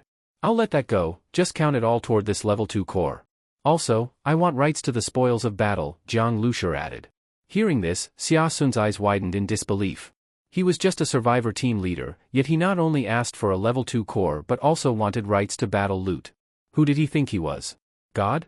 You're just a survivor team. What makes you think you're so great? Asking for spoils like that, you're dreaming. Zhang Hongyue sneered. Xiaosun was furious too. Oh? Then let it be a dream. If you don't want to cooperate, fine. Goodbye, Jiang Lushi said bluntly. With the region divided among warlords, Xingqing had far less control than Zhonghai. Jiang Lushi didn't even fear Zhonghai's military, let alone Xingqing's. Xiaosun was stunned, this guy was too arrogant. If it's come to this, even Grandpa won't blame me. Captain Zhang, let's go, Xiaosun said on purpose. Though she felt Jiang Lushi wasn't worth working with, she still wanted to fulfill her grandfather's order. So, she casually mentioned her identity in her words. Just saying, Grandpa won't blame me, should be enough for anyone with half a brain to guess. Jiang Lushi, having crushed a military force, should be smart enough to figure it out. As the granddaughter of a high-ranking officer, she had come personally to invite him. If not flattered, he should at least take the hint. She hoped Jiang Lushi would loosen up a bit. If he did, she could compromise too. A better attitude from both sides might lead to cooperation. But to her shock, as she looked at Jiang Lushi with a bit of hope, the car window slowly rose, covering his face completely. Clack! The window shut tight. From the outside, you couldn't see in, but from inside, he could still see out. Staring at the window, all Xiaosun could see was her own reflection, and the reflection of her own twisted, angry mouth. At this point, what could she even say? Never seen someone so clueless. Xiaosun said furiously. I told you, these survivors are all worthless. What else can they do besides cause trouble? Why would the old commander rely on them?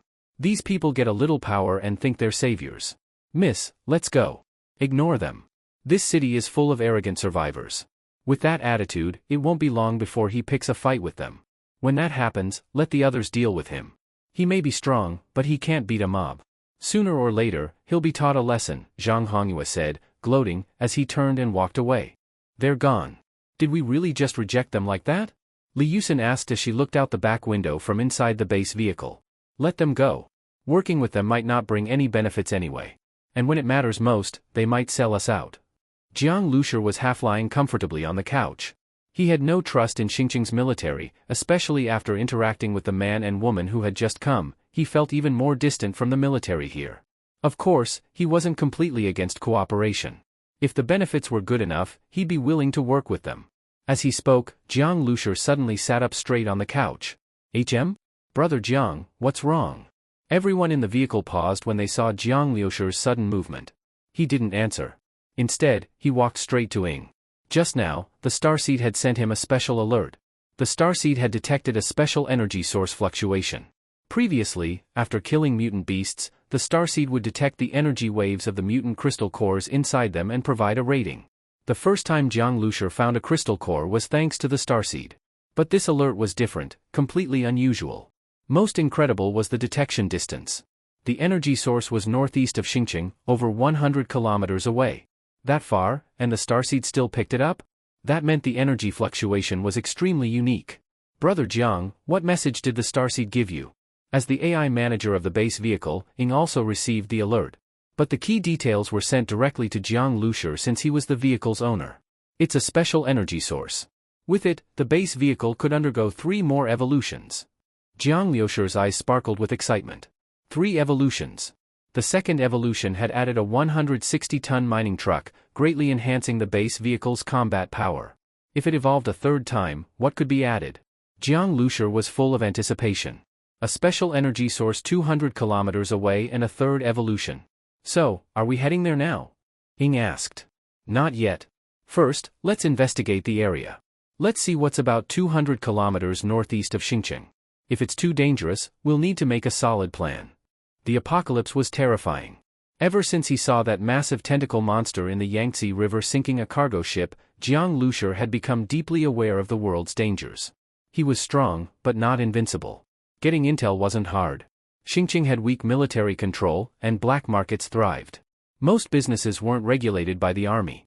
This lack of control, and the frequent trouble from survivors, was why soldiers like Zhang Hongyue hated survivors so much. Soon, Jiang Lushi drove the base vehicle into a chaotic marketplace and found a trader specializing in information. For just 1 pound of food, he got detailed intel on the area he wanted, including a basic map. After reading it, Jiang Lushi was surprised. The place the starseed had detected wasn't a wild area full of mutant beasts, as he had imagined. It was a city called Fallen City, Dualuoqing. In Xingqing, the power struggle was intense. Survivors had grown so strong that even dark factions had built a city rivaling Xingqing itself. The name Fallen City was chosen by those dark forces. The name alone showed what kind of place it was. In Xingqing, even if the government's control was weak, there were still basic laws. The army might not care about survivors killing each other, but if civilians were slaughtered en masse, they would step in. But in Fallen City, even that weak legal restraint didn't exist. It was a lawless city. If there was any rule, it was that strength ruled all. The strong could control life and death at will. Human trafficking, torture, it was a paradise of sin. No wonder the military is so desperate to eliminate these splintered factions, Li Yusin said in shock. If dark forces are building entire cities, the army could be replaced by them over time.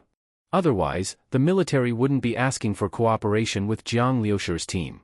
It really is scary. Honestly, I don't think Xingqing's army can handle the situation anymore.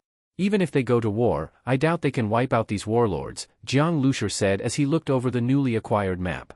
After the apocalypse, morals collapsed, and humanity's dark side ran wild. Jiang Liusher had seen evil before, but never on this scale, never gathered like this in one place. It was insane. This fallen city isn't simple. According to the intel, the most influential people there aren't even warlords. It's a powerful survivor pair, a man called Dark Star and a woman called Blood Cloud. These two are extremely mysterious. They helped build Fallen City and are so feared that even the military doesn't want to mention them. After the city was built, many survivors from Xingqing moved there. It truly became a haven for evil, where people can freely act on their darkest urges, even more openly than in Xingqing. Are we really going to Fallen City? Yes. I'm very curious why the Starseed detected such a strange energy source there. Could there be some kind of powerful mutant beast hiding in the city? Fallen City was a legitimate, open place. In fact, the road between Xingqing and Fallen City had already been cleared. Well-equipped survivor teams could make the 100+ km trip. Some teams even traveled back and forth between the two cities. At that moment, in a villa within Xingqing's military zone, Xia Sun was fuming like an angry kitten, ranting about how unreasonable Jiang Liusher was and how he asked for too much. Xia Yongfeng listened silently, and seeing his granddaughter so upset, he actually smiled. "Grandpa, what are you smiling about?" He asked for a level 2 mutant crystal core and rights to the battle loot. "Isn't that outrageous?" Xia Sun said angrily.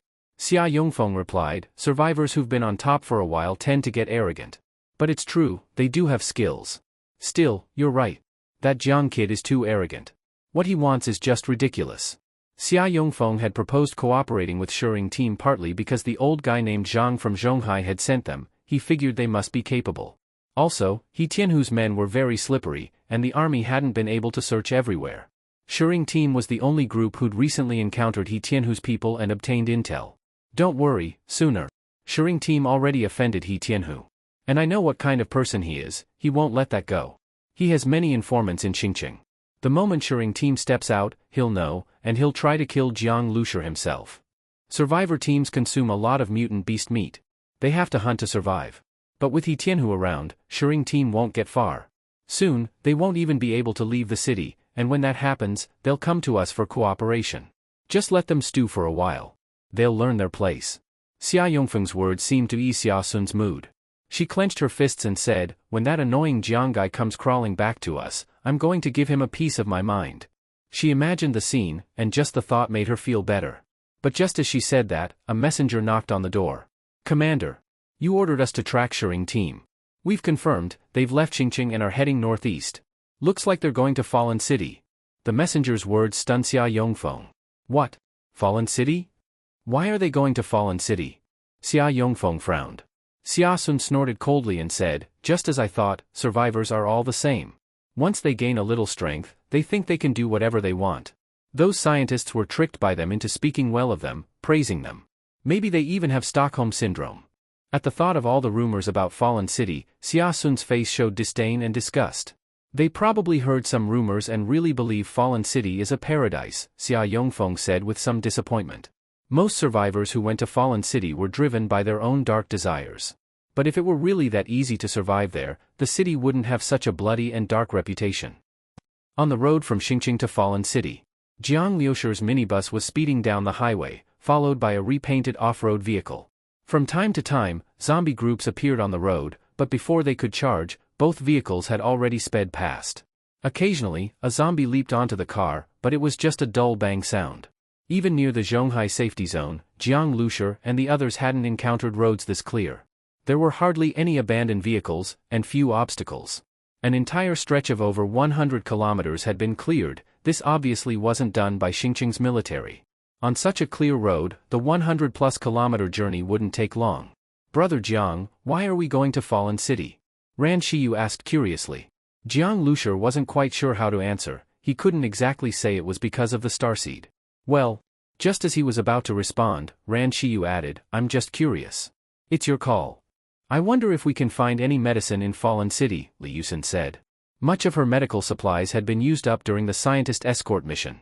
They hadn't stayed long in Xingqing, and Li Yusin had found out that most medical resources were controlled by the military, and with their current relationship with the military, better not count on it. In Fallen City, where there were no laws and the rules were chaotic, it might actually be easier to find medicine than in Xingqing. Jiang Lushur nodded.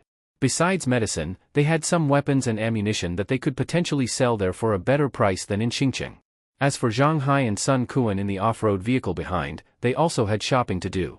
After all the bumps and scrapes of getting to Xingqing, only Jiang Liushur's minibus had improved. It even gained new features, while the other vehicles were battered from constant collisions and rough roads.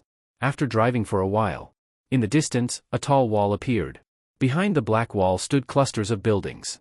Fallen City had once been a small, unknown town. Now, it was surrounded on all sides by walls. Inside the walls was Fallen City. As they got closer, they saw that the walls weren't painted black, they were stained black from layers of dried blood. 2 corpses were hanging from chains on the wall.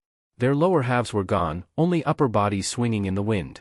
Seeing the zombies jumping up below, trying to reach those bodies, gave everyone chills. Those jumps reached just high enough to grab the corpses' lower halves. The fate of those missing limbs was self-evident. This must be Fallen City's way of punishment. Even the usually tough Jiang Zhuing frowned. It was brutal. Those victims probably didn't die right away. There were machine guns and cannons mounted on the gates, pointed downwards. As Jiang Liushur's vehicles approached, the heavy gates began to creak open. Huh? They're opening just like that? Places like Xingqing Base City would always question and inspect you before opening the gate, but here, it opened directly.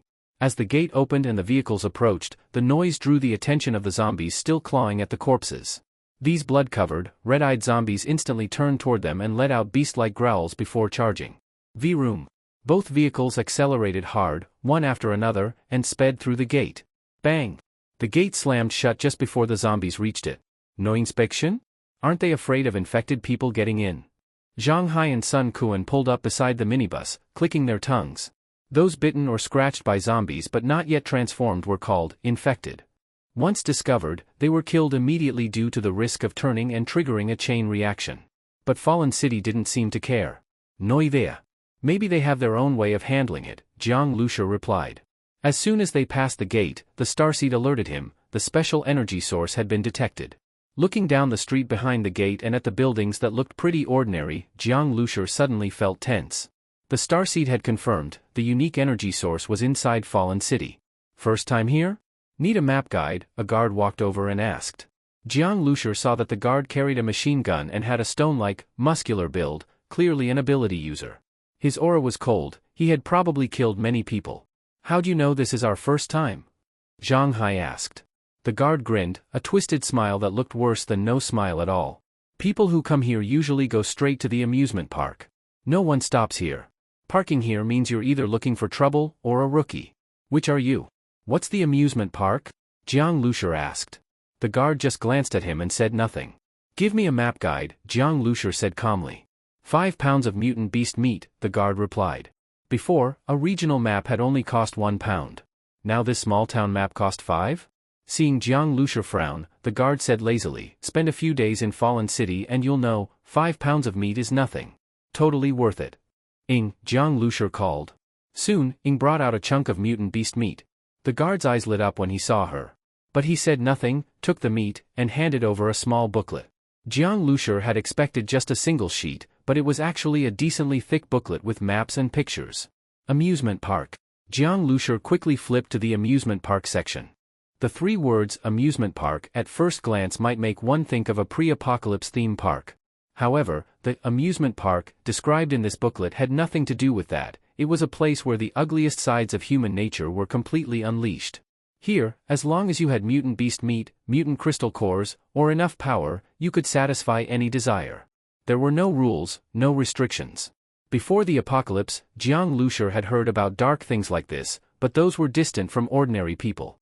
In this amusement park, however, such things were all out in the open. To enter, one had to pay 50 gene of mutant beast meat as an entrance fee. Even most survivor teams would hesitate at such a number, let alone ordinary people. Just from the daily ticket income alone, it was already a huge profit. Jiang Lushur felt that Fallen City might actually be richer than a base city. He didn't know where exactly in Fallen City the special energy originated, but since the amusement park was the most prosperous area, he decided to start looking there. Once you've paid the ticket, you can go anywhere inside, though some places charge extra. Of course, judging by you, I don't think you'll need that kind of service, said the guard collecting tickets, glancing meaningfully at the girls behind Jiang Lushur. Jiang Lushur didn't bother talking to him.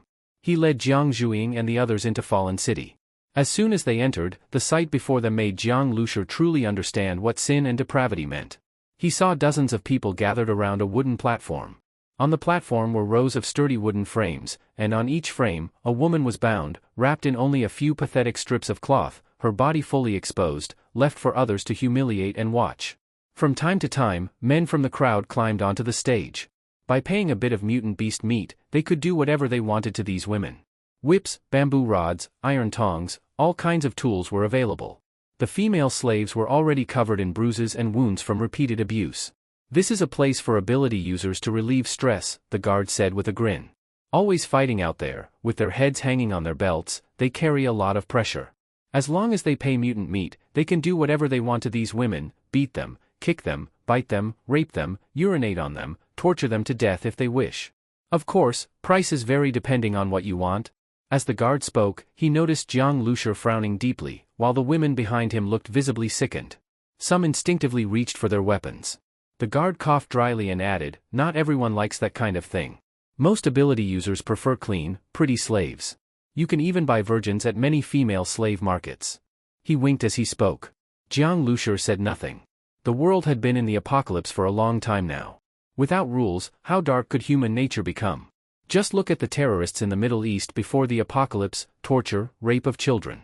And even before the end, in so-called peaceful nations, there were dark web markets where people could easily buy videos of rape, child abuse, and murder.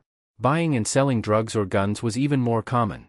The dark web had always existed, but back then, it was at least suppressed by Interpol. Now that there was no Interpol, such horrors had only grown unchecked. As they continued toward the amusement park, Jiang Lushur saw even more gruesome scenes. He saw corpse-collecting slaves cleaning bodies from the streets. He saw a huge iron cage holding live zombies. The bars were dark brown with dried blood. It made one wonder if living people had been thrown in for the zombies to eat. He saw a burly man holding a leash. But the leash was not tied to a pet, it was tied to a living, naked woman. Her skin was pale, a collar was locked around her neck, and she crawled on all fours like a dog. The sight was deeply unsettling. Perhaps Fallen City hadn't started with so many perverts and monsters, but humans were social creatures, easily shaped by their environment. Even a good person, dropped into a place like this, would slowly have their dark side magnified. Watching all these horrors, realizing they could indulge freely, they would eventually think, just once. I'll try it once. My conscience can handle that. But once leads to twice, then to a third time. In the end, they become addicted, take pleasure in it, and grow cruel, twisted, and perverse. It was like with drugs in peaceful times. Everyone knew they were deadly, yet some people still tried them and destroyed their lives. Among those people were often elites, celebrities, and other, successful figures. All of this was what had led to Fallen City's creation. "This city is disgusting," Jiang Zhuiying said angrily. "I once read a memoir by a World War II soldier," Li Yusen said softly. "He said killing becomes addictive during war." She sighed. Kind-hearted by nature, she couldn't bear to see such things. At that moment, Jiang Lushur suddenly stopped.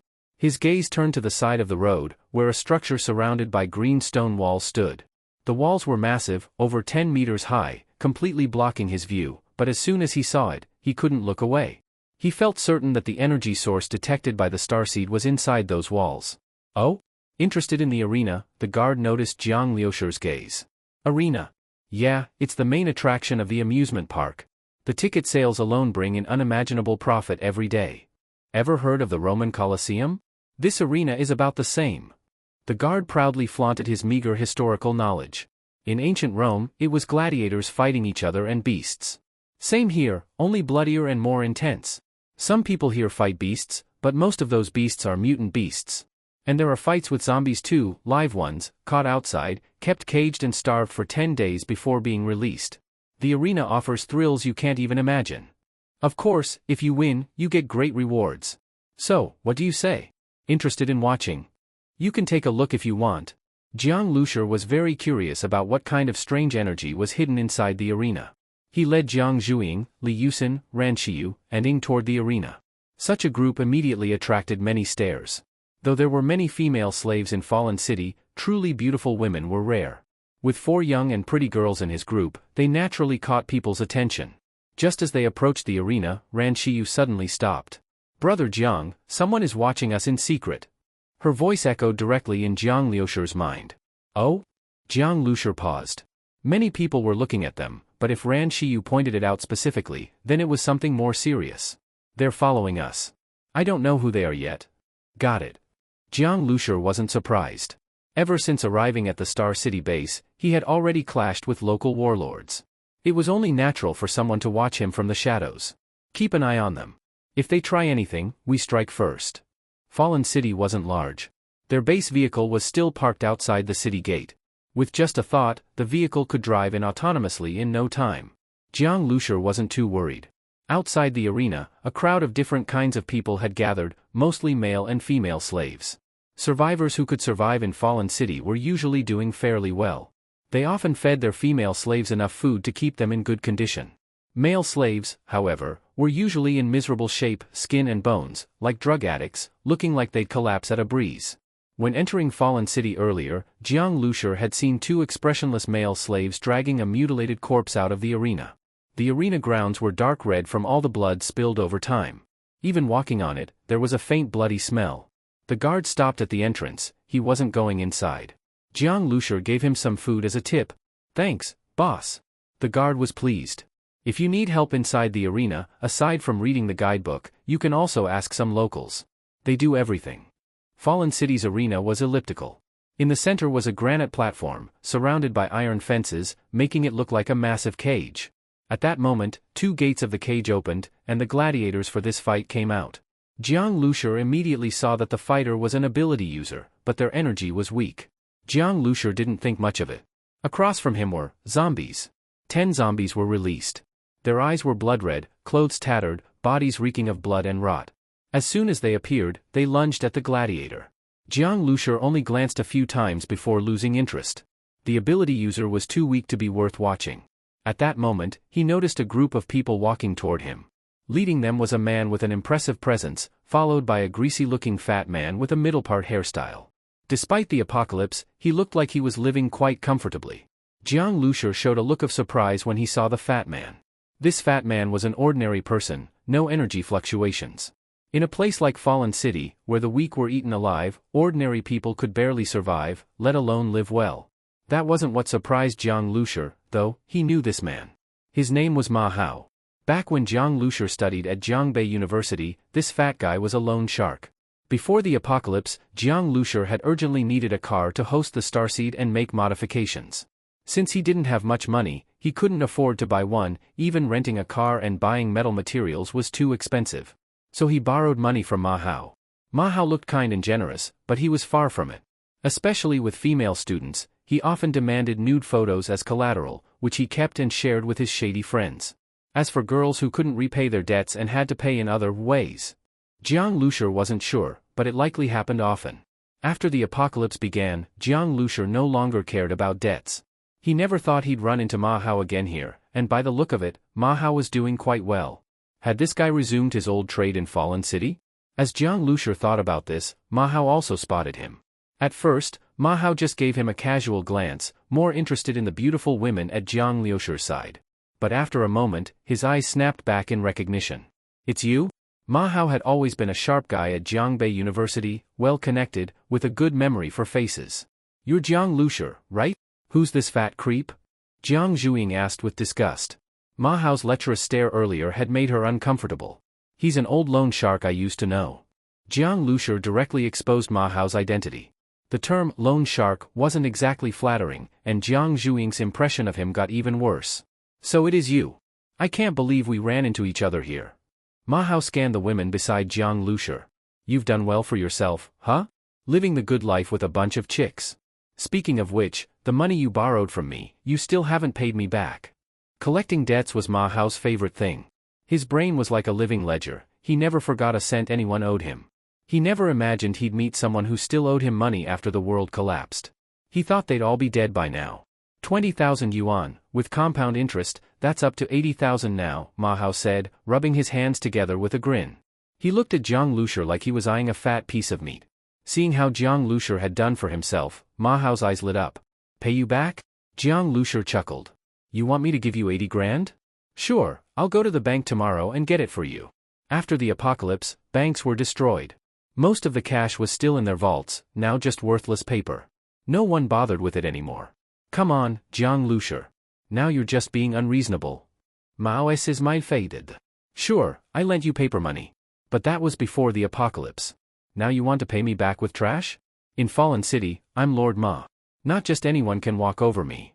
Ma Hao had mixed in with the underworld for a while. His nickname was Lord Ma, and he often said, "Let me show you how many eyes Lord Ma has." Ma Hao, what's going on? While Ma Hao was talking to Jiang Lusher, a middle-aged man with an imposing presence walked over. He wore a black leather coat, military pants and boots, and had a curved military saber at his waist. He exuded a sharp and intimidating aura. Commander Yuan, nothing, just a small matter. I ran into someone I knew from before, he owes me money. Seeing this middle-aged man approach, Ma Hao immediately put on a fawning smile, full of flattery. Owes you money? Commander Yuan glanced at Jiang Lusher and then lost interest. As a powerful warlord on the outskirts of Star City, Commander Yuan stood high above. Controlling the lives of over 1,000 people, he didn't care about small figures like Jiang Lusher. After flattering and sending off Commander Yuan, Ma Hao turned back to Jiang Lusher and said in a sinister tone, "Kid, I, Lord Ma, have many eyes in Fallen City. Don't try to play tricks with me. By this time tomorrow, prepare 500 kilograms of mutant beast meat. That'll clear your debt." As he said this, he swept his lecherous eyes over the girls next to Jiang Lusher. In his mind, they were probably bought slaves. He figured Jiang Lusher had some wealth, but with such a large demand for mutant meat, he doubted Jiang could, or would, pay. Heh, Jiang Lusher, you've awakened some ability, haven't you? But the waters in Fallen City are deep. Your little powers might not be enough. Being obedient and handing over the meat is the smart thing to do. With that, Ma Hao eagerly followed Commander Yuan and sat beside him. Their seats weren't far from Jiang Lusher, so he could hear every word they said clearly. From Ma Hao's conversation, Jiang Lusher quickly understood what kind of person Ma Hao had become. He was one of those so-called local snakes the earlier guard had mentioned, people in Fallen City who worked for the powerful, running errands, gathering intel, buying and selling slaves, etc. In Fallen City, there were many brothels, casinos, and slave markets, and such places needed guys like Ma Hao to serve as pimps or hosts. These people typically had weak strength. Even if they were ability users, they were at the lowest level. Some, like Ma Hao, were just ordinary people. Snakes had their paths, and rats had their tunnels.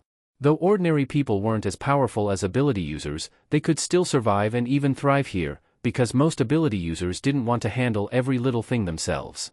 Ma Hao, with his slick manners and shameless flattery, managed to work his way under a warlord.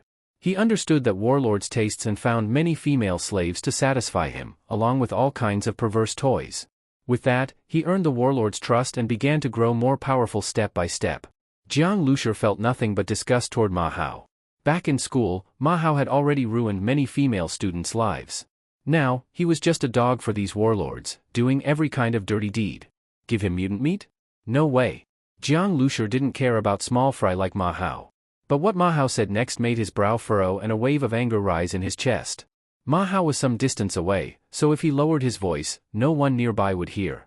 But Jiang Lusher had enhanced blood circulation and brain function. His hearing was far better than a normal person's. Add to that Ran Shiyu's long-range perception, and nothing they said could be hidden. Commander Yuan, what do you think of those 4 girls just now? Mao grindeludli. He was clearly referring to the 4 women with Jiang Lusher. That brat owes me and is terrified of me. He's hiding to avoid my collections. I doubt he can repay me. When the time comes, I'll take those girls as payment and offer them to you. How's that? Oh? Commander Yuan's brow twitched slightly. He didn't show any obvious emotion, but Ma Hao knew he was tempted, just trying to keep a dignified appearance. In the apocalypse, female slaves were everywhere. But beautiful, clean, and mentally alert girls like these were rare. If he got them and distributed them among the warlords, Ma Hao was certain he'd earn countless benefits. You think he'll listen to you? Commander Yuan asked. Heh, of course he will. Don't worry, Commander. I can handle a guy like that, Ma Hao replied confidently. He assumed Jiang Lushur might have a minor ability, but so what? In Fallen City, there were plenty of terrifying powerhouses. Even among his contacts, several were ability users. This bastard is disgusting. Ran Shiyu was furious after hearing Ma Hao's words. She had once been imprisoned as a slave herself. If not for Jiang Lushur, she would have been long dead.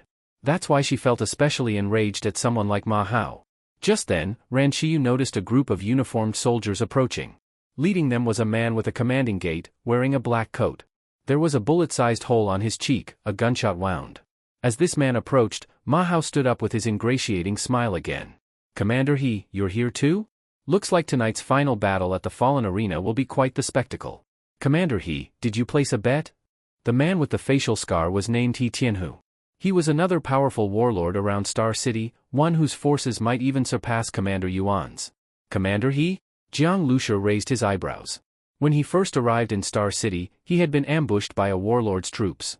After capturing one, Jiang forced him to reveal his superior's name, Commander He. He wasn't a common surname, and there weren't many warlords around Star City.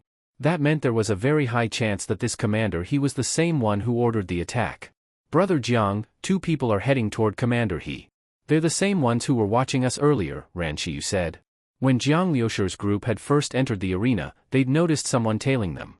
If Commander He had spies in Star City, it was no surprise that they knew Jiang's appearance, location, and movements. Now that Jiang had entered Fallen City, it was only natural that Commander He's men would continue monitoring him. And now they were approaching to report. They didn't know about Ran Shiyu's abilities, so they had no idea their surveillance had already been exposed. This Star City military is probably rotten to the core already, Jiang Lushur thought bitterly. This event further confirmed his disappointment with Star City's military. The rise of warlords was already a result of military incompetence, and now even the military's own inner structure had been infiltrated. Tempted by food, mutant meat, women, and with all rules and laws broken, it was only natural that some in the military would turn traitor. That's likely one of the reasons warlords still lived so freely. Any military action was leaked immediately. Even the scientists Jiang had delivered were probably no secret. So what authority did Star City have left? Did you enjoy the story, guys? I hope you did. Support this video with a like and a comment. I'd really appreciate it. Thanks for watching and see you next time.